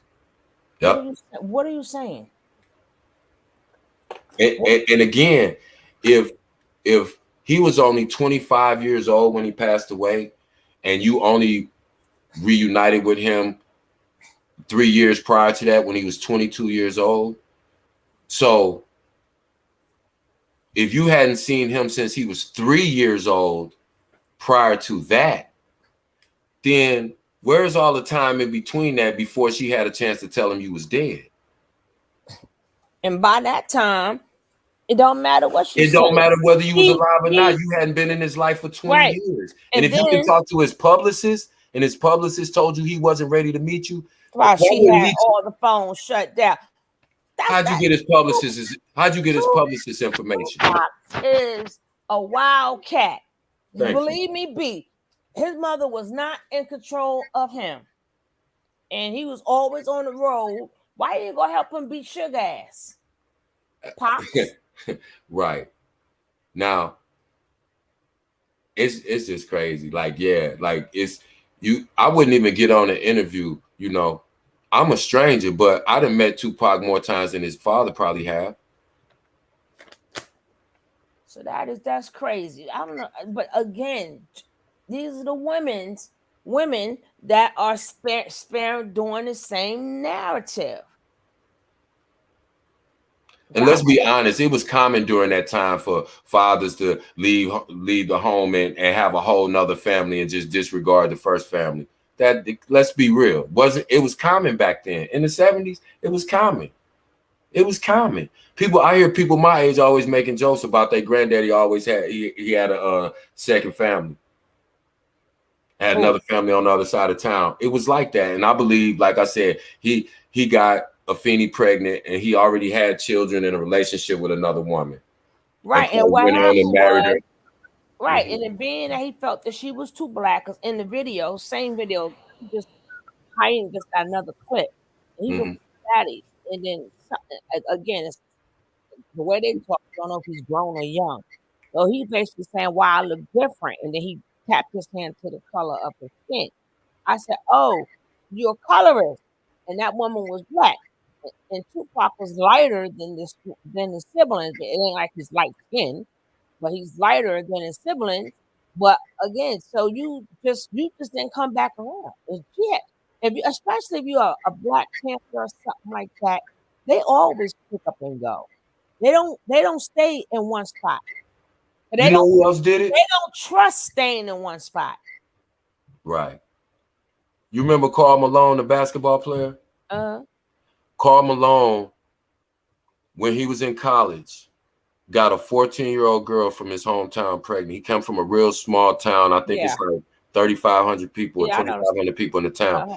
He had 2 children with this girl when she was 14 and 15 years old. Went off to college, got drafted to the NBA, left them kids behind, lost all contact, got married, got 3 or 4 other little mixed kids with some white woman, and did not come back into them kids' life until his daughter was in the NCAA women's finals, because her school went to the championship, and his son was a star football player, and he got drafted to the NFL. They're twins, by the way. And yeah, they're twin boys and girls, and he didn't come back into their life. And they inducted this Negro in the Hall of Fame. Nobody said nothing about, damn, Carl. They didn't even know he had these kids because he didn't want to tell nobody, because for one, he got a minor. Yeah, he got a minor pregnant, but they protected him because he was going to the NBA. That's why I said about the people we choose. We protect certain pedophiles and abusers if they're popular or they're famous or they're going to the NBA or the NFL, and nobody talks about that when they speak about Karl Malone. But he left these 2 little black kids in this little bitty town in Mississippi that nobody ever heard of before. Population 1,500, so you know what kind of conditions they was living in. And he knew they wasn't going to do nothing because he's their meal ticket. Exactly, and he shoved them. By law, if the authorities knew they can get him, but hey, hold on, he our meal ticket. Right. All right, we ain't gonna say nothing. Yeah, I mean, he paid him off, but he didn't acknowledge him. And to me, that's messed up. And these kids know from the time they're young, because again, if you come from a town of 1,500 and somebody from your town makes it to the NBA, everybody knows his kids.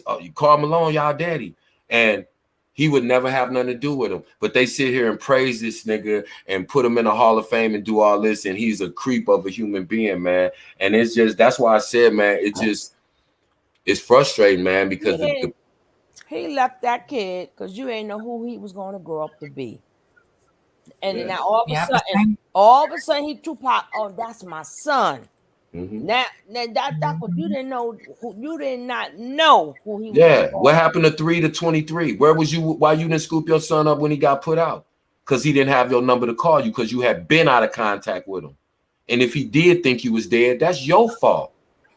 Yeah, that's what I'm saying. There's no ownership of him not making the effort. Exactly. There's no way in the world. There's no way in the world my children would not have known who I was. I'm not famous. I didn't have no money, but I was always in my kids. So there's no way my kids would not have known who I was unless I just did not make an attempt to be in their life. And I can make an excuse and say, oh, they mama trip. Yeah, but what that got to do with me having a relationship with my kids? Exactly. No accountability whatsoever, man. None. No accountability. The excuses that they made for R. Kelly too, with all of that sick, disgusting, deplorable. There are still people defending him. Exactly. I mentioned that earlier. Talented. He sold this. He made this and that. He made good songs. Okay. He do this and POS. He's still a pedo. He's still a predator. But if you found out the mailman who delivers your mail came in your house one day and molested your daughter, you wouldn't say, "Oh man, he delivered that mail so good." I mean, yeah, but think about that though. These people will make excuses, but let it happen to your daughter. If I bet you the same person that you love and you defending when you know that he didn't had inappropriate relations with underage girls, if he did it to your daughter, it would be a totally different story. That's why I can't respect people who say shit like that, because that's the most ridiculous thing in the world. I don't care if I never seen you and you never did nothing to nobody I know. If I know that you abuse little children, I don't care how good you sing. I don't care how good you rap, how good you are at sports. I don't fuck with that, period. It's no ambiguity to that. There's no exceptions to that rule. I don't care if it was my brother. I'm not messing with you if I know that you have abused children. Period. End of story. It's crazy. And that's what I mean by hard consequences and picking a side. I pick sides. Me too. With me, certain things are either black or white. The 5 vulnerables. The elderly, children, women, disabled. Okay, those 4, we can stop right there. It's just yes or no. If I find out you've been abusing people that can't defend themselves and you just have no moral fiber, that's it. You're out. It's not but there's still some redeeming. There's nothing redeemable about an abuser. There's nothing redeemable about somebody who will just abandon a whole child or children and juggle two families, and then that's part of the reason why they struggle. I said that before. I don't even associate with men. I don't even associate with men that don't take care of their kids. I can honestly say every single man that is a friend of mine or that I associate with, they all are very active in their children's lives. I don't mess with dudes that don't take care of their kids. I just don't. That's just here. I can't deal with women or men who don't take care of their family. Whatever you create and don't care for, I can't mess with you. And then no accountability. That's a trigger for me. Like that makes me violent when I see you making excuses for piss poor, deplorable, depraved behavior. There's no excuse for not being a part of some type of way connected to your child, even if it's just writing a letter. You put pen to paper and write a letter. That's it. That's all you got to do. And I'm the type of person. He gotta tell the truth. You're only coming out because you want that sister to give up that money. One piece of that estate. Talking about and leave the father out. He was never put in to be left out. What are you talking about? What the fuck? Yeah, he left out. What about him? And if you were so close to Tupac, why he didn't come stay with you when he got out of the hospital after getting shot? Why did he go stay with Jasmine Guy? I'm just asking questions. Exactly. And you went there. You went there. If my son just got shot, I'm escorting him out the hospital back to wherever he's going to make sure he's good. He got the FOI out there protecting him. Where your daddy at? This big bad Black Panther who fought to try to find you your whole life. Like, this is what I feel about that Black Panther piece and this dude. I think he was a wannabe. Because a lot of people say they're part, because my aunt was a Black Panther. And I saw a lot of stuff. And I know they didn't move like that. My uncles was Black Panthers. In the Chicago chapter, if you did not take care of what you created, you're out. Exactly.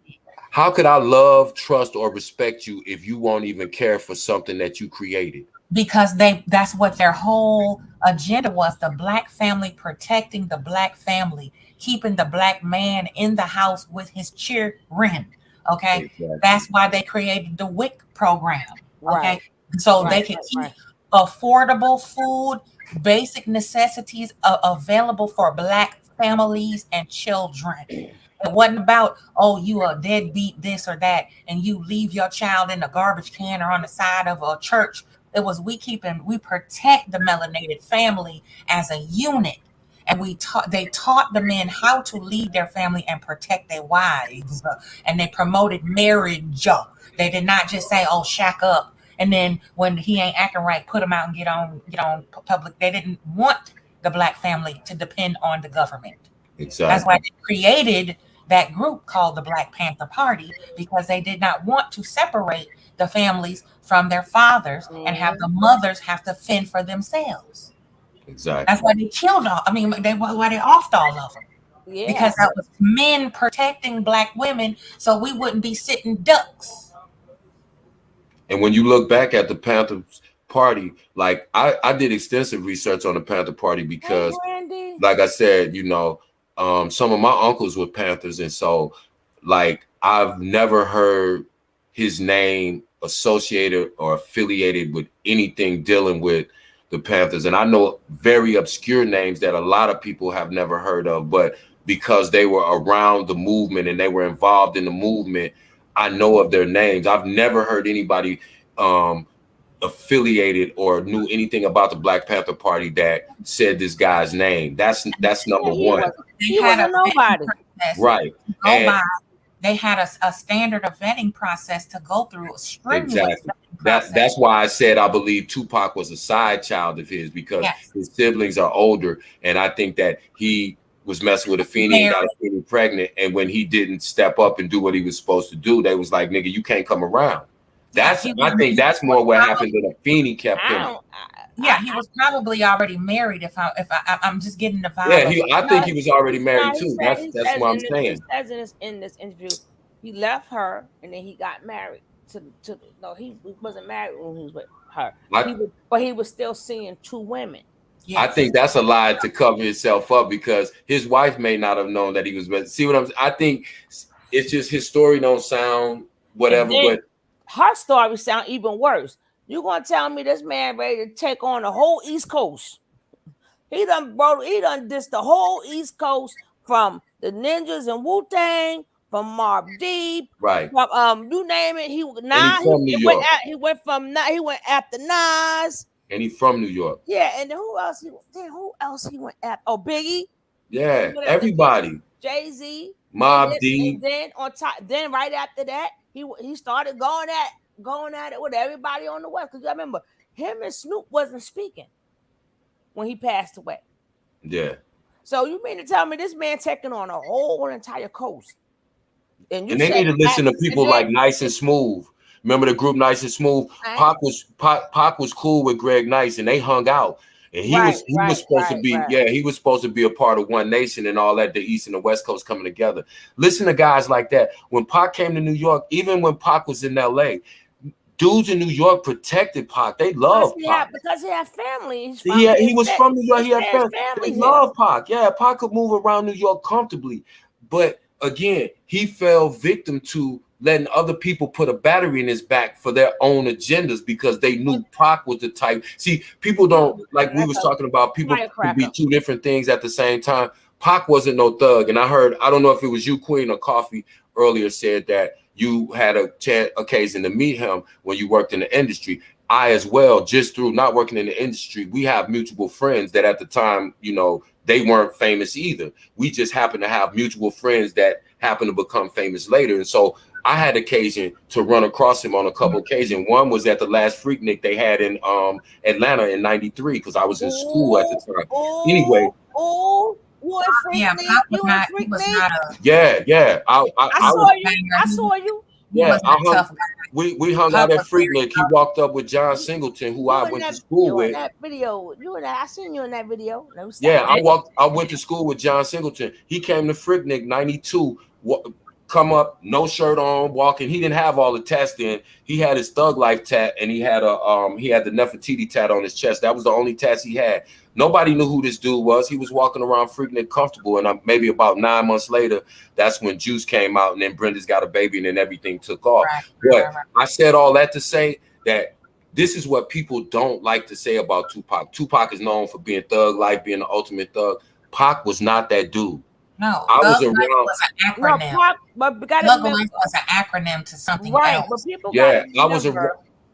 He was not that type of dude. He was not no thug. He was not no gangster. He was not aggressive. No, but he still knew how to fight. See, people confuse. Yeah, he was street. He was more street than he was gangster. Right. So exactly. But people think because you got the word thug there, that means only they can fight. He didn't have to be a thug but he still knew how to fight and he still had that temper. But the point is, if he went through all of that and the minute he come out the hospital, you go see your son and she's gonna sit in the middle, y'all, and tell him don't talk. Yeah, that's ridiculous. Like, are you sure you said that? Because this man just damn near took on the whole East Coast. And then he turned around on the other hand. And they got 5 bullets in them. And then now you want to tell me all of a sudden, yes, mommy. I'm not going to speak to him, mom. Yeah, Let's get the fuck out of here. But he contradicted himself even on that. If he said she wouldn't let Pac talk, she sat in between them. Well, then why was Pac and his mother arguing? He said they was arguing about that. So if they were arguing about that, then why wouldn't he speak up when she allegedly wouldn't let him speak and sat in between y'all? You see, it don't make sense. If he would argue with her about that, then why wouldn't he just speak up for himself or see you without his mother being present? He wasn't no kid. He was 23 years old. Yeah, Pac was a peacemaker around the people that loved him and he loved dearly. The people that were in his inner circle, he didn't like a lot of. He's a Gemini. He's very loving. He didn't like all that bickering and arguing and stuff. He'll tell you in a minute if it's drama, get the fuck out. That was one. But that's why I tell people all the time. Pac was a regular dude. That whole thug life, that was a persona. All of that death row shit, all of that shit was a persona. I'm telling you. Michael Jai White did a interview too. Watch Michael Jai White's interview. He knew Pac before Pac blew up. He'll watch his interview. People that was around him in high school, even the dudes in Digital Underground was like, when we saw Pac hanging out with Suge and talking this gangster shit and Time Band, we was like, what are you doing? What are you doing, bro? Because that way he was never like that. Camera on, he act one way. When that camera turn off, it's a he's a Gemini. He's a chameleon. If he's around a bunch of gangster niggas, he gonna do some crazy shit. He will. I've witnessed that too. He'll do some crazy because he's around a bunch of crazy wild ass dudes. But when he's around regular people, he's not on that. He talks about poetry. He talks about philosophy. He talks about Nietzsche. He talks about peace, love. He's not talking about, oh man, I'll do this. He's not that dude. And people can't get that through their head because all they know is Tupac the Entertainer. And like I said, I don't know who said it earlier, but people think you trying to get clout if you like name drop, but people got to realize these people are normal people too. So it don't gain me no points to lie about somebody. I don't care if he's famous. That don't change my life. But I'm just saying, and like I try to tell people all the time, like I'm not saying like we was best friends, but I knew him on a level, and being around other people. Like John wasn't like that. John Singleton wasn't like that. He's a regular dude. He's like me. He was with John Singleton when I met him. John Singleton ain't been nowhere near the streets, even though he's from New York. He was with dudes from New York like Greg Nice that I knew, Smooth from that group, dudes like that. He was around those guys from New York. When he got in trouble, he was around the Haitian Jacks. He was around the Jimmy Henchmans. He was around those dudes, Live Squad, Stretch. He was around those dudes who was real street dudes, and he became a chameleon. Same thing with Suge Knight. When he met Suge, he got on their type of time, but that was not who Tupac was. So it irked me when I hear people like, yeah, Pac was the realest nigga alive. He was the realest one. No, he was not. He was not that dude, man. He wasn't. And it does a disservice to say that he can't be as impactful if he was just a regular dude. But what he was trying to build, that would tell you he wasn't a thug. Exactly. He was saying he was getting ready. They got mad too because he was trying to end that feud. Exactly. At the end of the day, yeah, y'all all caping from me, but this is still my hometown. You know what I'm saying? I'm still a New Yorker. Exactly. And that's what people don't realize. And people don't realize even before he got killed, he was in New York, like I said, and he was meeting with New York artists because they were going to do an East Coast, West Coast collaboration called One Nation.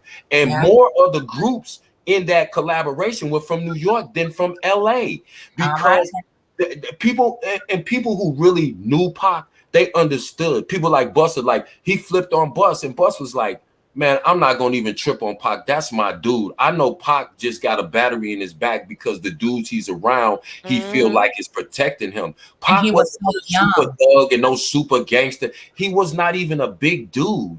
Like, he wasn't like that. And that's why I hate people don't know that part of Pac, because they act like that diminishes him if he was just a regular dude, but he was a great artist, or he could paint a picture and tell a story. Pac was not... Pac was like, I ain't never met no gangster with their nose pierced. I ain't never met a gangster that wrote poetry. I ain't never met a gangster that talk about thugs pride and all of that. Got the little do-rag folded up around his head. Yeah, cut it out, man. Cut it out. Yeah, but the thing was, now the father wants some money. And then my thing is, just because y'all saw the video somewhere, like, okay, let's go throw her under the bus now. I'm like, y'all freaking picking minis. That's ridiculous. What you call him, pickaninny shit? Afeni wrote a book or two, if I'm not mistaken, about the whole journey with her son. Right, and then he's gonna say, and then they're gonna get mad because she called the man a sperm donor. Well, that's what the fuck he was. That's exactly what he was. He was a hoe.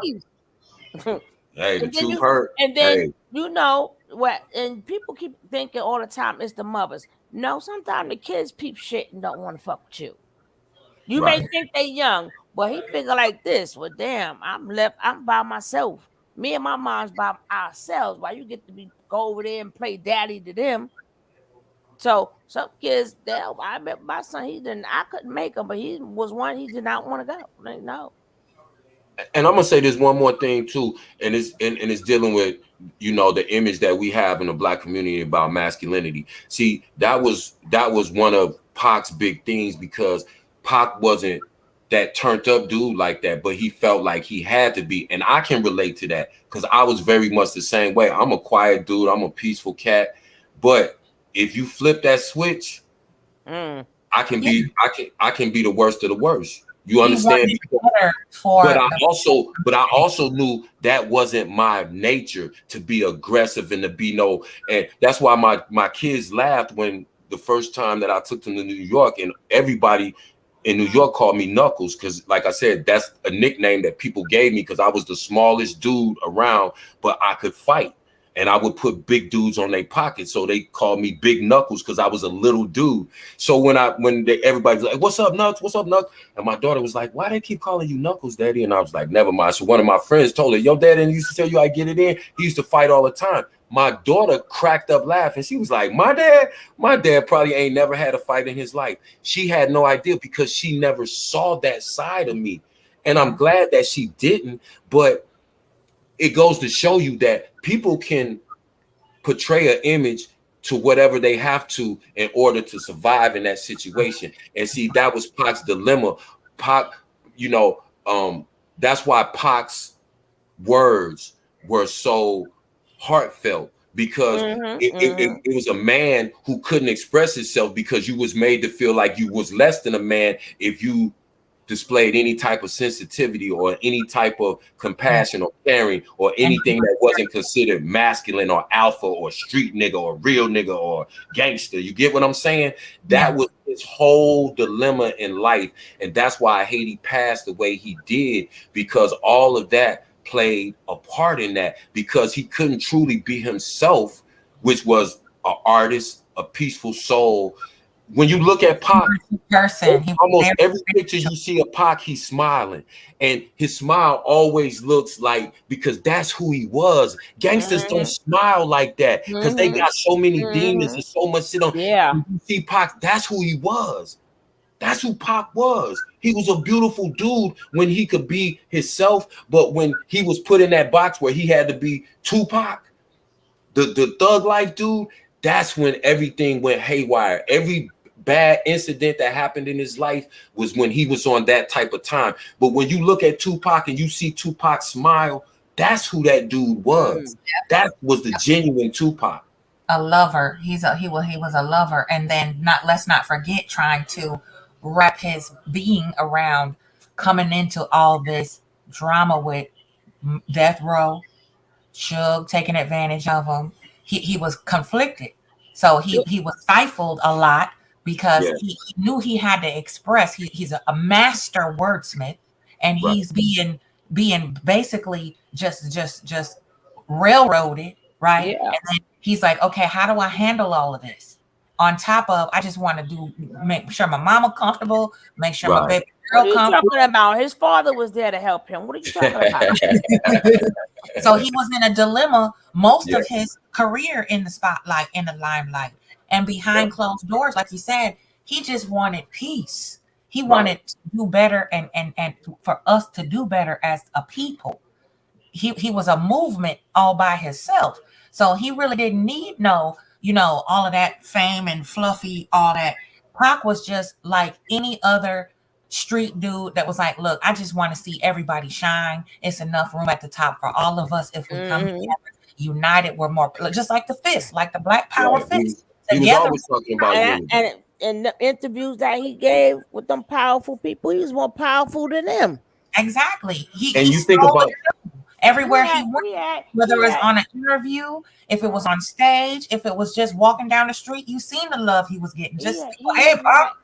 He the had two most his mama powerful DNA, honey. He definitely had his mama DNA. The two most powerful pictures, in my opinion, that of Tupac is, you know how they say the eyes are the window to the soul, Mhm. and pull up these two pictures and it'll tell you everything about what Pac was probably dealing with internally. Look at the photo of him when he's in that wheelchair that Suge showed when they was wheeling him out of the hospital when he got shot in New York. He literally had tears in his eyes. You can see him. Also, think about the picture, the last photo that was taken right before when him and Suge was sitting in the car, and he looked right over at the girl who took that picture of him. Look at his eyes. He looked scared. He looked like he knew something was gonna happen to him. No. And he had that same look after he got shot in New York, because gangsters don't behave like that. They don't move like that. And because that wasn't him. But when you saw that vulnerability, when I saw his eyes when he was sitting in that wheelchair and he had his whole right hand bandaged because he got shot through the hand, and his eyes, and he looked scared. He looked scared. And then when he was in that car with Suge and he was looking right at the camera, that's the most fearful look. That I hate looking at that picture, because that picture haunt me. When I look at that, like, damn, it looked like that dude knew something was going to happen to him. He did know. He knew exactly that. He looked troubled in that moment because he knew he was around people and he wasn't supposed to be around, and he knew he was in a situation. Why nobody ever shot him when he was with Digital Underground? Because that was the time where he was beginning to fully pull away from death row. Yeah. And that's when he got. He blew up with Digital Underground. Nobody ever had said they wanted to do nothing to Tupac. But when he got around all these gangsters, that's when he became a target. And let's not forget now, it was Chuck D, the one that was taking him around and schooling him. So everybody found him but his father. Yep. Everybody found him but his dad. Everybody found him but his dad. Yeah. Shit, Chuck D found him. The people in Jersey, Naughty by Nature, found him. Everybody in every state found him, and every state found him but you. Right? Everybody. That's what I'm saying. It's like, you know, and for a long time, people don't know Tupac lived in Atlanta. It's so easy to find somebody in Atlanta, and that was before the big movement where everybody pushed and moved down to Atlanta. Pac was already down in Atlanta. Yeah, but they don't literally stay in the house. They just buy it because they're on the road traveling. That's what will make it really quick to find them. But you didn't want, your ass was too cheap to spend the money to go to one of his concerts. Then you could have went backstage. If he you say you know who he is, he know who y'all know who each other is. So you had his publicist number.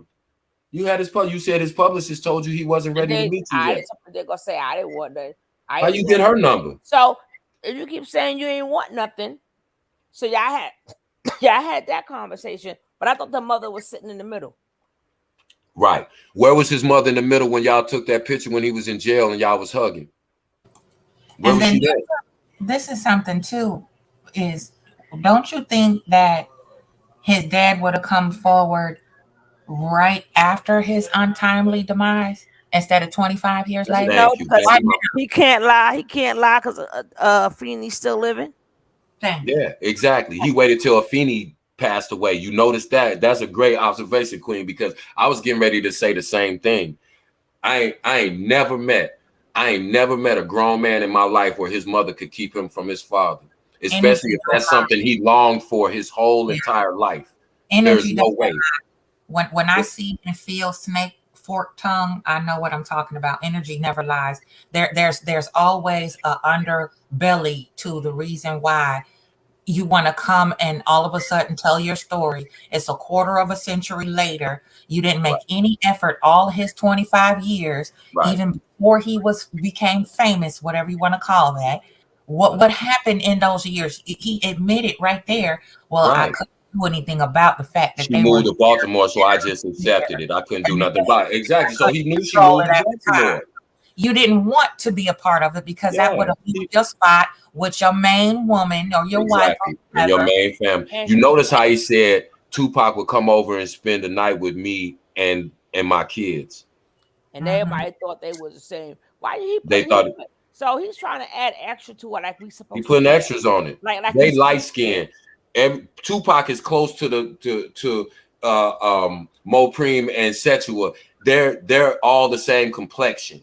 Tupac ain't lighter than them like that. He might be a shade lighter than them, but for him to try to say, oh, he felt more at home with his light-skinned siblings because they made fun of him because he was, you look at a picture of all of them together. Black sheep of the family. You look at them all together, Mopreme, Setua, Afeni, and Pac, they're all basically the same complexion. That's crazy for him to even say that. And then what sounds stupid is he says, oh yeah, and then once he started making money and buying her stuff, he wasn't the black sheep no more. Well, duh, she the mother. All of us are happy when our kids get money. Ain't got nothing to do about buying me nothing. Okay. We glad you changed your life and made some money. He wrote it in lyrics before he became famous. He used to put money in his mama's mailbox. If she put him out when he was 17, she put him out when he was 17, right? How come then when he got 19, he did for his mother. He provided for his mother. If she just put him out when he was 17 and he was the black sheep and she didn't want nothing to do with him till he got famous, don't you think it would dawn on him and go, wow, my mama didn't want nothing to do with me until I got famous? No, he said my mother was on drugs, but she was still a queen to me. And when she got off drugs and I got off doing the silly stuff I was doing that got me put out, we came back together. And what he say? No, if he lied to her, why did Tupac say you never kept a secret? You always stayed real in Dear Mama. He said she never kept a secret. She always stayed real. That's what Tupac said about his mama. Well, they ain't catch when he was 19 years old after she allegedly put him out when he was 17. I don't know, man. I just, like I said, people is just, man, we something else, man. We done covered plenty of time. Hey, we done covered so much shit. Look, I'm exhausted. The real reason why Pac was not living with his mom is because he could not bear watching her abuse drugs. Thank you. Don't that make sense? I would leave home too if I was 17 because is not going to abandon ship because he had siblings. Okay, so if he was put out, then his mother wouldn't have accepted anything from him. When you're done, right? When you put your kid out, that's it. He left because, now I heard this from his own lips, okay? He left because it was hard for her to feed everybody. And he didn't want to be an extra burden. So he left to the streets to try to make fast money, like all sons do, misguided, but still got the right motivation, if you feel what I'm saying. No, you exactly right. Because again, I was told by John, I didn't hear this personally from him, but John told me Pac said something similar to him. He was like, I don't know how the conversation came about, but he was like, man, that nigga ain't never sold drugs. He told me he tried to sell some weed one time and niggas robbed him the first day he was out and he ain't never tried to sell drugs again. So he started getting into his music. That's just, I'm saying that was secondhand, but this is somebody who I knew him and spent time with him. You dig? Yeah, so, and I totally believed it because the way he said it, he didn't have no reason to even say that. It just came up in the conversation, and he's like, you know, that nigga tried to sell weed one time. He never sold no drugs. He got robbed trying to sell some weed. He's a little nigga. He said, and it was but again, you create whatever persona you have to create in order to survive in certain necessity breeds invention. So when he got put on and started making a little change with Digital Underground and whatnot, he started to look out for his mama. He reached back and brought her up to speed and helped her get off of the addiction. She got off, and I don't know when she got off, but the good she relapsed a couple times. Yeah, but the good thing is he watched her come clean and come back to the great. Remember, he's only 25, so I'm glad she did all of that. And he was able to watch his mother come back. He was able to see her get right. Exactly. That's why he said it feels good putting money in your mailbox. If his mother treated him like a black sheep, why would it be so important for him to take care of his mother? His mama. That's all he had. That's all he had. However, people want to paint that. People, y'all can say what y'all want. about single mamas all y'all want, but you can't take away the fact that that's all they have. Even if they own crack, the child Exactly. is still going to cling to his mama, because even a crackhead will try to be the best that she can be as a mother to do for her children. And maybe raggedy, maybe ratchet, maybe whatever, but a child is going to love their mama no matter what. Kids used to call a kid. Kids ain't played back in the day, even though their mama was on crack and did the despicable things. Say their mama crack. Say your mama, and I bet you It's a finna fight. fight, code. It's gonna be a fight. That's a war. And think about it. All these dudes who wasn't on crack, who claimed their baby mamas was crackheads, if they wasn't on crack, why would you leave your child with a crackhead? You wasn't on crack, but you left your child with a crackhead. See, it's a double-edged sword, man. These people, like I said, you don't know. And furthermore, some of you women need to keep your children away from their father because their fathers are detrimental to their well-being. Exactly. And I believe this was a case of that. Exactly. And kind of he left because, in spite of the fact that she had his life was ruined because of the lie. I'm like, lady, please. I make it seem like people stupid. Like people really stupid. Exactly. And even if she did, let's play every scenario. Even if she did tell him he was dead, maybe she did that because she thought that would be an easier way for him to deal with it. Or maybe you know, if she's on crack, can you really hold her accountable for everything that she did wrong when she was addicted to drugs? You get what I'm saying? They can do everything. Like addicts will say all kinds of disgusting things. Yeah, but at that point in time, the reason why your name wasn't down nowhere, bitch, because you didn't go sign a birth certificate. If you was at the hospital when he was born, your name would have been on the birth certificate. She couldn't have refused your name on the birth certificate. Exactly. See, that's why I said we got to be accountable. You wasn't there. So talk about on the probate, and they put the mother there and the father there. No, bitch. Tupac was 25 years old. You just found out after he died that your name wasn't on his birth certificate. That's your fault. He's trying to fluff it up so he won't appear to be the eternal deadbeat. All he would have to do is change the narrative so he don't look like the deadbeat that he is. Yeah, no, he don't want them. He don't want it to look like he need money. Right. So you can. And here's the thing too. You can always find a person on public assistance. If a person is on public assistance, you can always find them.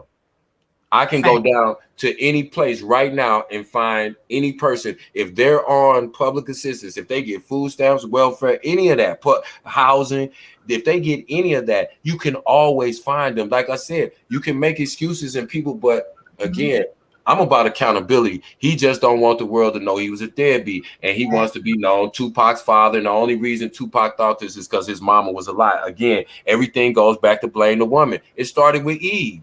Not that Adam didn't have enough self-control to do what God said. He gonna blame Eve. Oh, Eve made me do it. Yeah, because the story goes, Adam bounced. He wasn't nowhere around when Adam was there. Adam was right next to her. Right next to her. He's supposed to be the head, the leader, but he still allowed her and then said that she convinced him to take a bite of the fruit. See what I'm saying? They started out blaming the woman. And all she did was pass it to him. She took the first bite. He passed it to her. That's literally the next verse. And you know what the verse says? And she passed the apple to Adam. God didn't tell Eve not to eat from the tree of forbidden fruit. Right. He told Adam not to. The man, the lead. And he did, and he still did. But we don't hold Adam accountable. We hold Eve accountable. You ask people right now, religious folk, they'll say women are the start of sin because Eve committed the original sin. It's wild, Joe. Now, if I'm like, it's literally the next verse. I mean, how do people stop right there? Yeah. Just like they stopped on that verse where it says women obey your husbands, but they stop right there. They don't go and finish the rest of the verse because it says the man has to be deserving and worthy of submission. But they'll just stop. See, look what it says in the Bible. Wives obey your husbands. They stop right there. first of all, God said when you find a wife, you find a good You thing. find a good thing. He didn't say if you find a husband, you find a good thing. Right? So that's so soon as they say, remember when they say women are not the prize. Of course, if you believe in that book, if you ever read the book, according to that book, I am the prize. I'm the good because I'm the good thing. Thank you. Thank you. I'm the good thing. Nowadays, a lot of these males want to be the prize. They think they want to be the woman, tell the woman how to be a woman. Right. That's what kills me when men try to tell women how to be feminine. And you know another thing too that's so ironic about the Adam and Eve story. It's like, you know, they'll try to use that. So if you believe in the Bible, then you also have to understand that everything that men make excuses for now, God gave his certain commandments, right? Mm-hmm. And he gave those instructions to Adam. And no, Adam didn't have the instructions. Well, I'm just saying, well, he spiritually, did because he knew that he was connected to God, is all I'm saying. He still had rules and regulations. Do not touch this. Right. So, and then why did God create Eve if we didn't need women? He knew Adam could not survive without a woman. And if you're gonna make the first woman and the first man, he ain't never tell Eve to submit to Adam. He ain't give Eve nothing. No, exactly. Further down That's the why I say he line. gave Adam the instruction. But see, some of the things we already know, certain things was added in the Bible and took it out the Bible. Right. I think that's something motherfuckers added in the Bible. But anyway, he said God said you find a good thing. And then again, if you believe, right? So the order is God, man, woman, child. Right? Right. And then it said you must treat your wife as you would treat God. Exactly. So if you believe in Jesus and Jesus come knocking at your door right now, what you gonna slap him and beat him and stomp him and punch him in the face? Coffee said, folks stay chopping and screwing the Bible. Yeah. They do. They'll remix that junk to fit their agenda. But I'm saying, if you don't treat me, they said you gotta treat me like you treat Jesus. So that's how you'll treat Jesus. You see why he was nailed to the cross. Look at that. So that's why we getting nailed to the cross too, because it says how you would treat Jesus.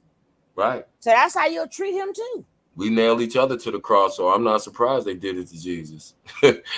See what I'm saying? That's why I said people will try to make whatever it is fit their own personal agenda. That's why I don't listen to what people say. I watch what people do.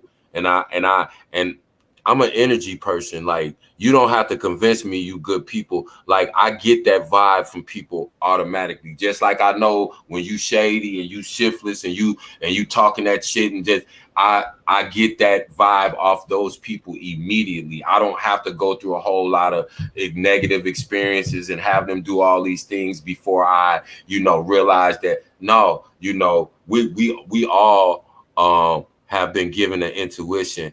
But if you choose to take something and misapply that or put your own interpretation on something, that's on you. But I know without reading a Bible, a Quran, or a Torah, I know that one, just from my natural instinct, I'm not supposed to harm people who are weaker than me. I am not supposed to harm people who love me.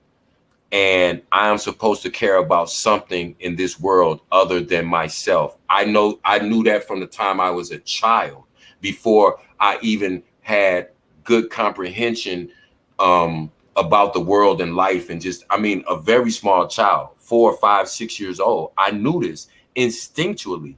I never thought one time to punch my mother or to punch my little sister. That never, I don't care how many, and we argue just like most siblings, but not one time did I ever think about grabbing or hitting my sister or pushing my sister or nothing, because it was just naturally instinctive to me. And that was reinforced by the people who raised me and who I was around. Now, there's people who grow up with both their mother and their father, and they still turn out to be horrible people. So we got to stop making this excuse about they didn't have a father. Well, if that's the problem with our youth, is that they don't have fathers, then whose fault is that? Wouldn't that be the father's But fault then if you know what? they don't have a father in their life? I don't know how more than half of them people end up in the NBA then. Yeah. They all More than half. So I I'd said say more than three-quarters of half. black.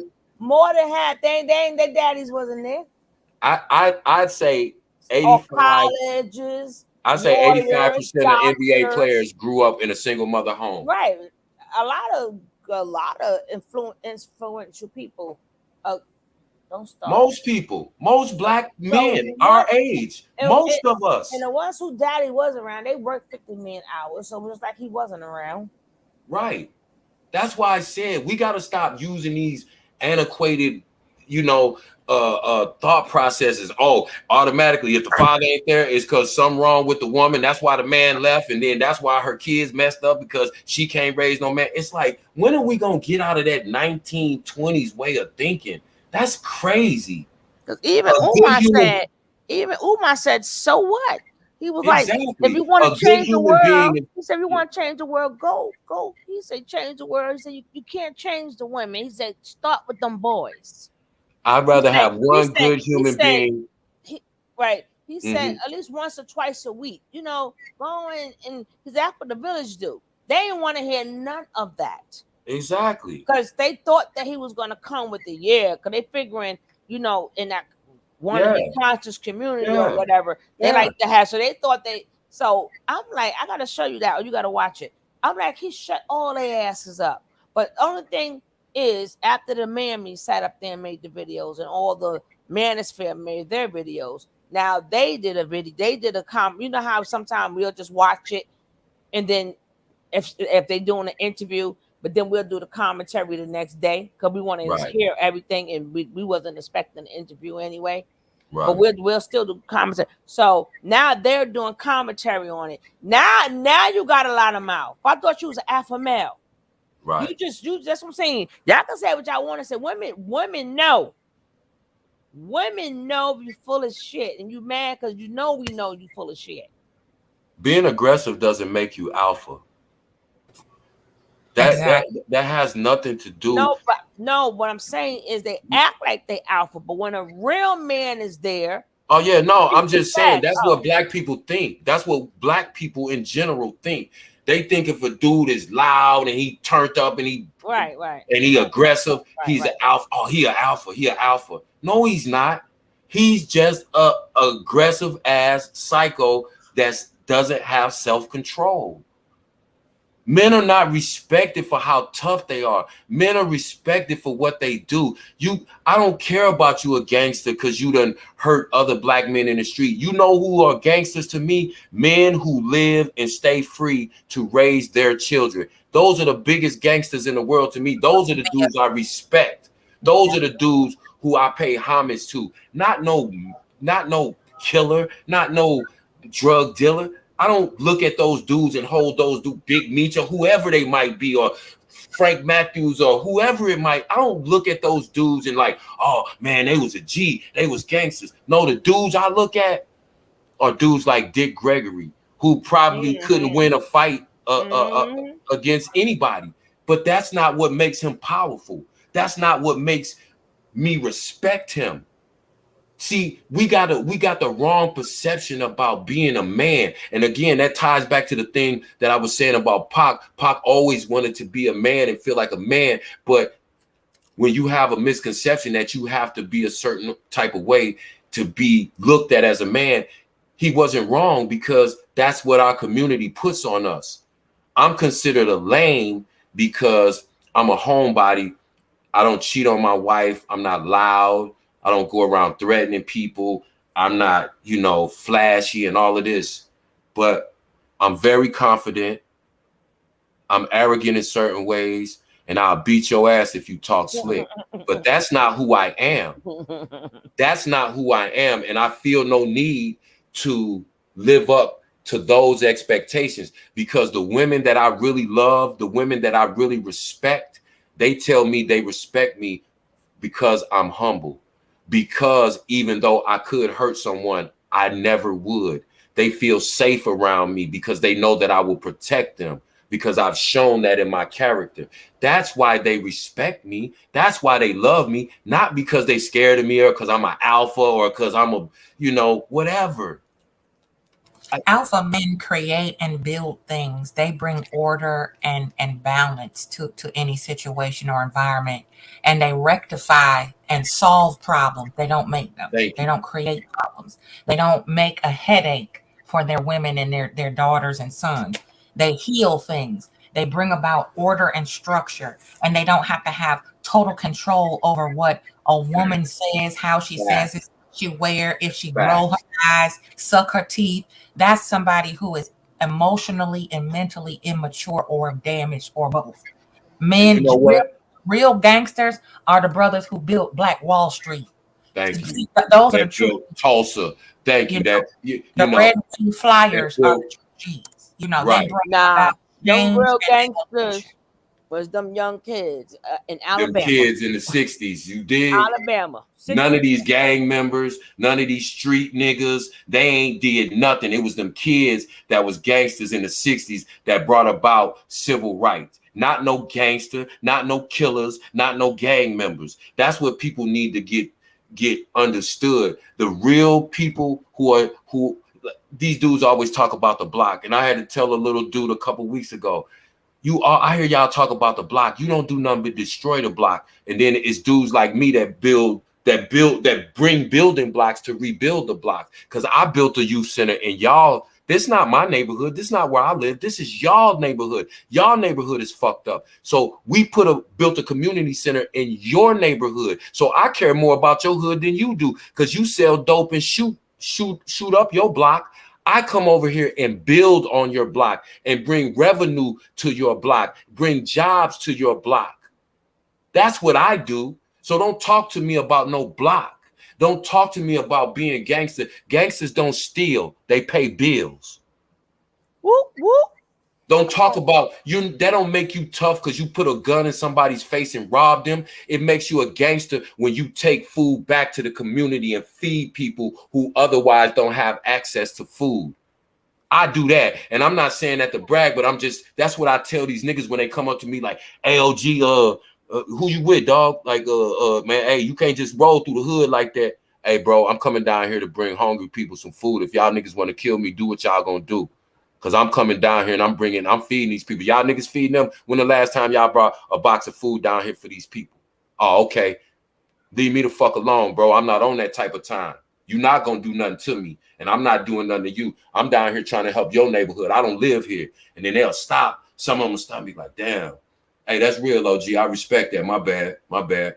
And some of them will just kind of look because they baffled because they ain't never had. They think they alpha. They tough. They let me know, and they standing there, and it be a few of them a lot of times because they all hang out in packs.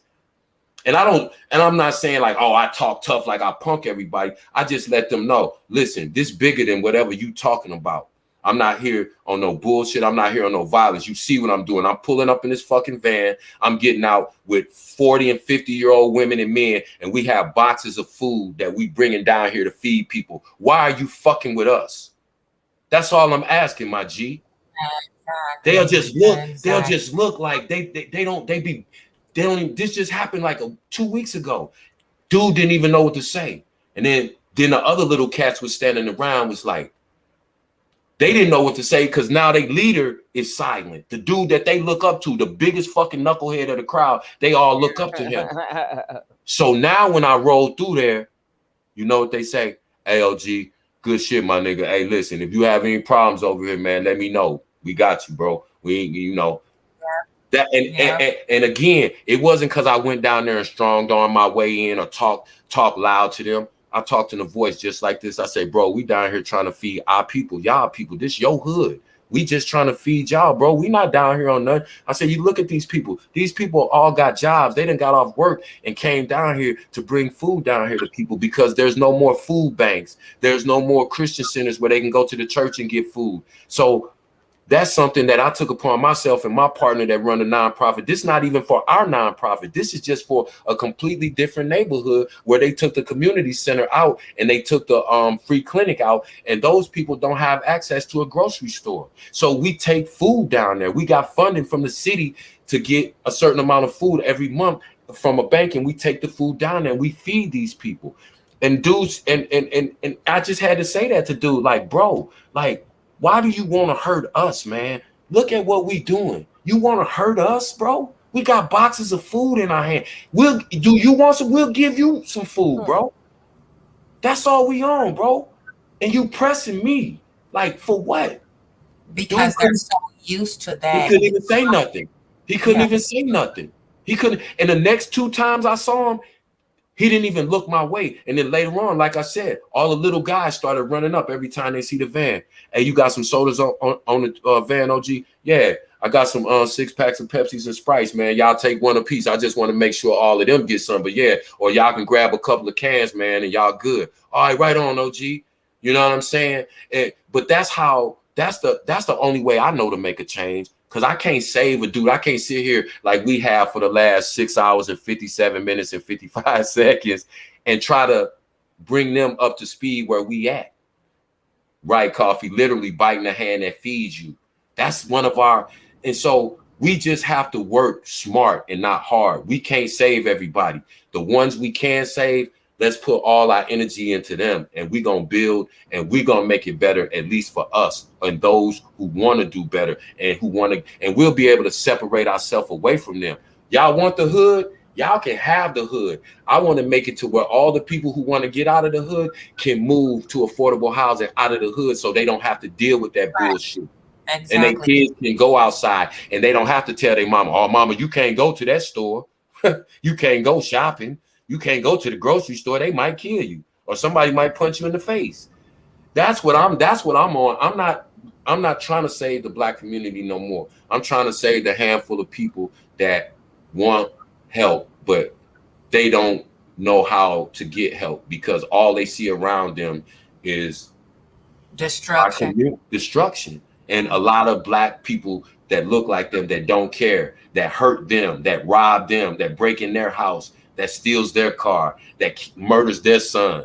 You see what I'm saying? In the streets about whatever. That's what they see when they look at our community. I just want people to know, yeah, it's a whole lot of our community that's like that. And it's sad, but there is some of us out here. And I'm going to do what I'm doing until the day they throw dirt on me. Right? That's how I am. That's how I was built like that. I don't care what I've been through in my life. Nothing can make me turn on Black women because I don't care how wrong or dirty I've been done by some woman, some girl, young girl I was dating or whatever. My thing is, I know that whatever I believe in, if I believe in a higher power, whatever I believe in would never say that it's okay for me to beat up on a woman. They would never say that it's okay, no matter what the excuse or the circumstance, that I leave my child to fend for themselves in this world. Those are things that should be instinctual to you, but it ain't in everybody. And that's why everybody can't go. We just have to realize that, man. And it's sad because I hate leaving any of my people behind, but they don't want to come. And as a matter of fact, not only do they not want to come with us, they're going to try to keep us from going. They're going to try to pull us right back down in the gutter where they at. And yep, that's what we're going to do to ourselves. But this is ridiculous. But I'm going to bed. Yeah, we all going to bed. Miss Rod said she can barely.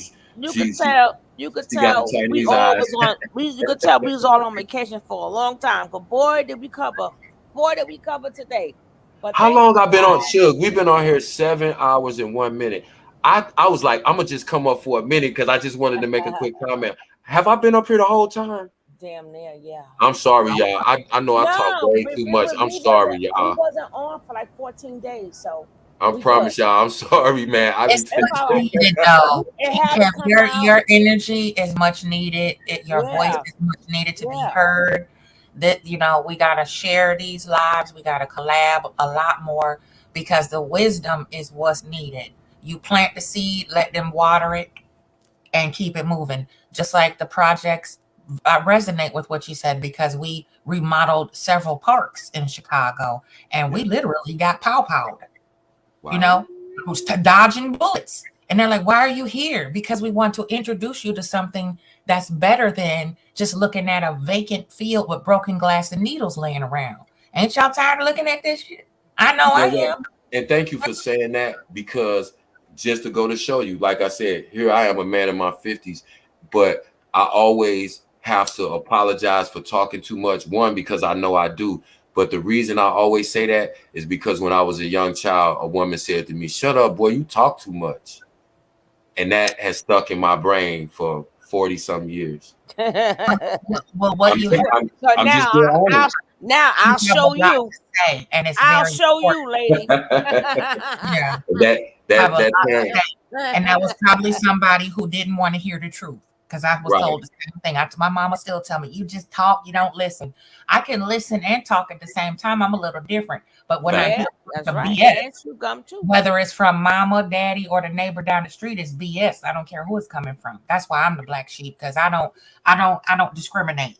You know, respectfully, of course. Yeah, but I don't discriminate. I'm thankful. I'm thankful for y'all, because most black people don't want to hear this shit. They like, man, you always on that Malcolm X shit. I used to hear that so much when I was coming up and I was a teenager in my man, you always on that.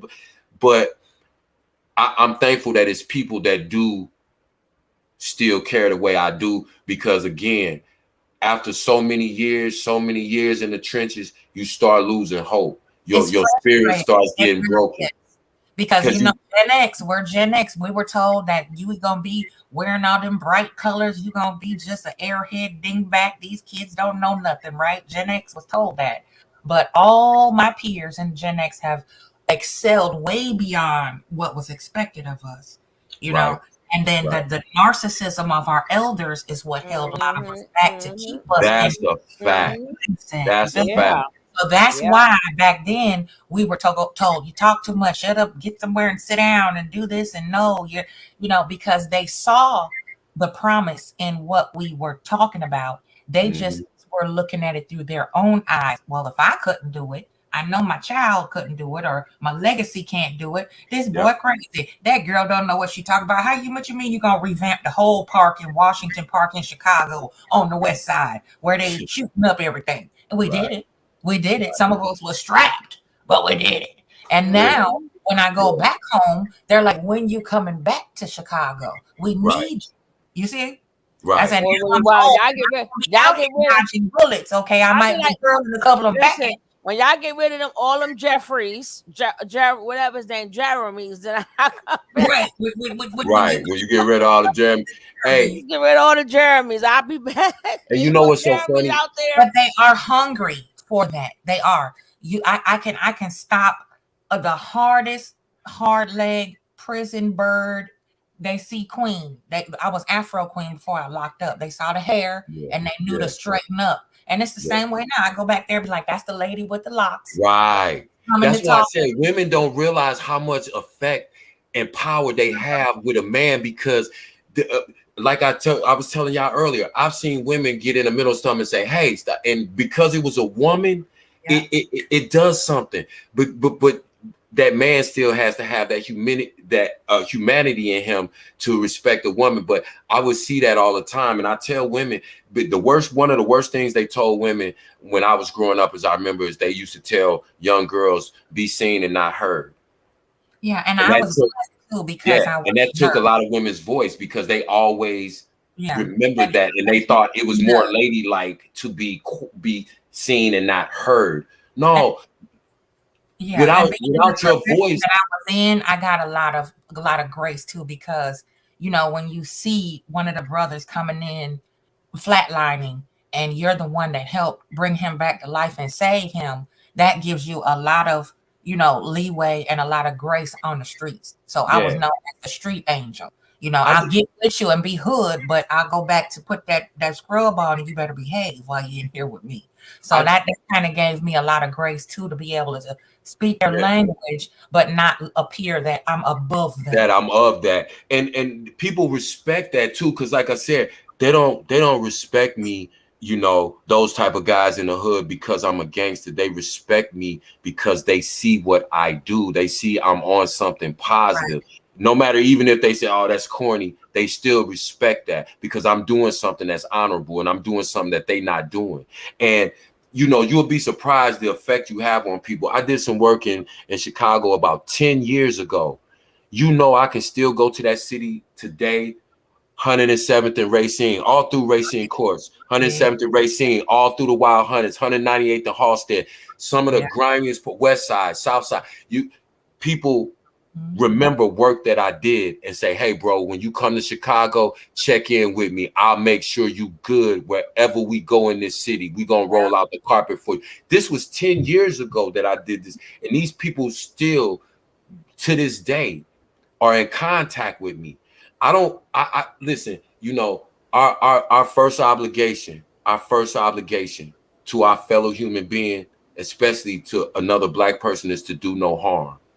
You got to gain their trust. That's right. You do no harm. Introduce that love, because no matter what, when you show a little bit of love, then they begin to trust. And they think that, okay, well, she done went and got out the hood, got her little fancy little degree, but I came back though. I came back to give back what I have to offer, so that you see that there's more than just the hood. You can leave. It's okay. Y'all are not making me break the day. Okay. Yeah. You know what? We got to make this part 2 because we'll never end this. Yeah. We got definitely be on tomorrow. To be continued. I love y'all. Blessings. I'm gonna hit you up on the Instagram. Most definitely. My email is in the back chat. I got it. That's why something hit you up. Gotcha. All right. Love to you. Love y'all for real, man. We're gonna pick one of them picking mimmies. Yeah. We're gonna tag team. Bing, bing, bing. I can't wait. Let me go to bed because I'm off tomorrow, so I got a full day to get ready for the show. Yeah, rest up. But it's already today. Okay. Yeah, facts. It's already today. But so we'll catch up in a few hours, gang. Thanks for having me. All right. Bye, chat. Love you. Love everybody. Peace, gang. Love y'all.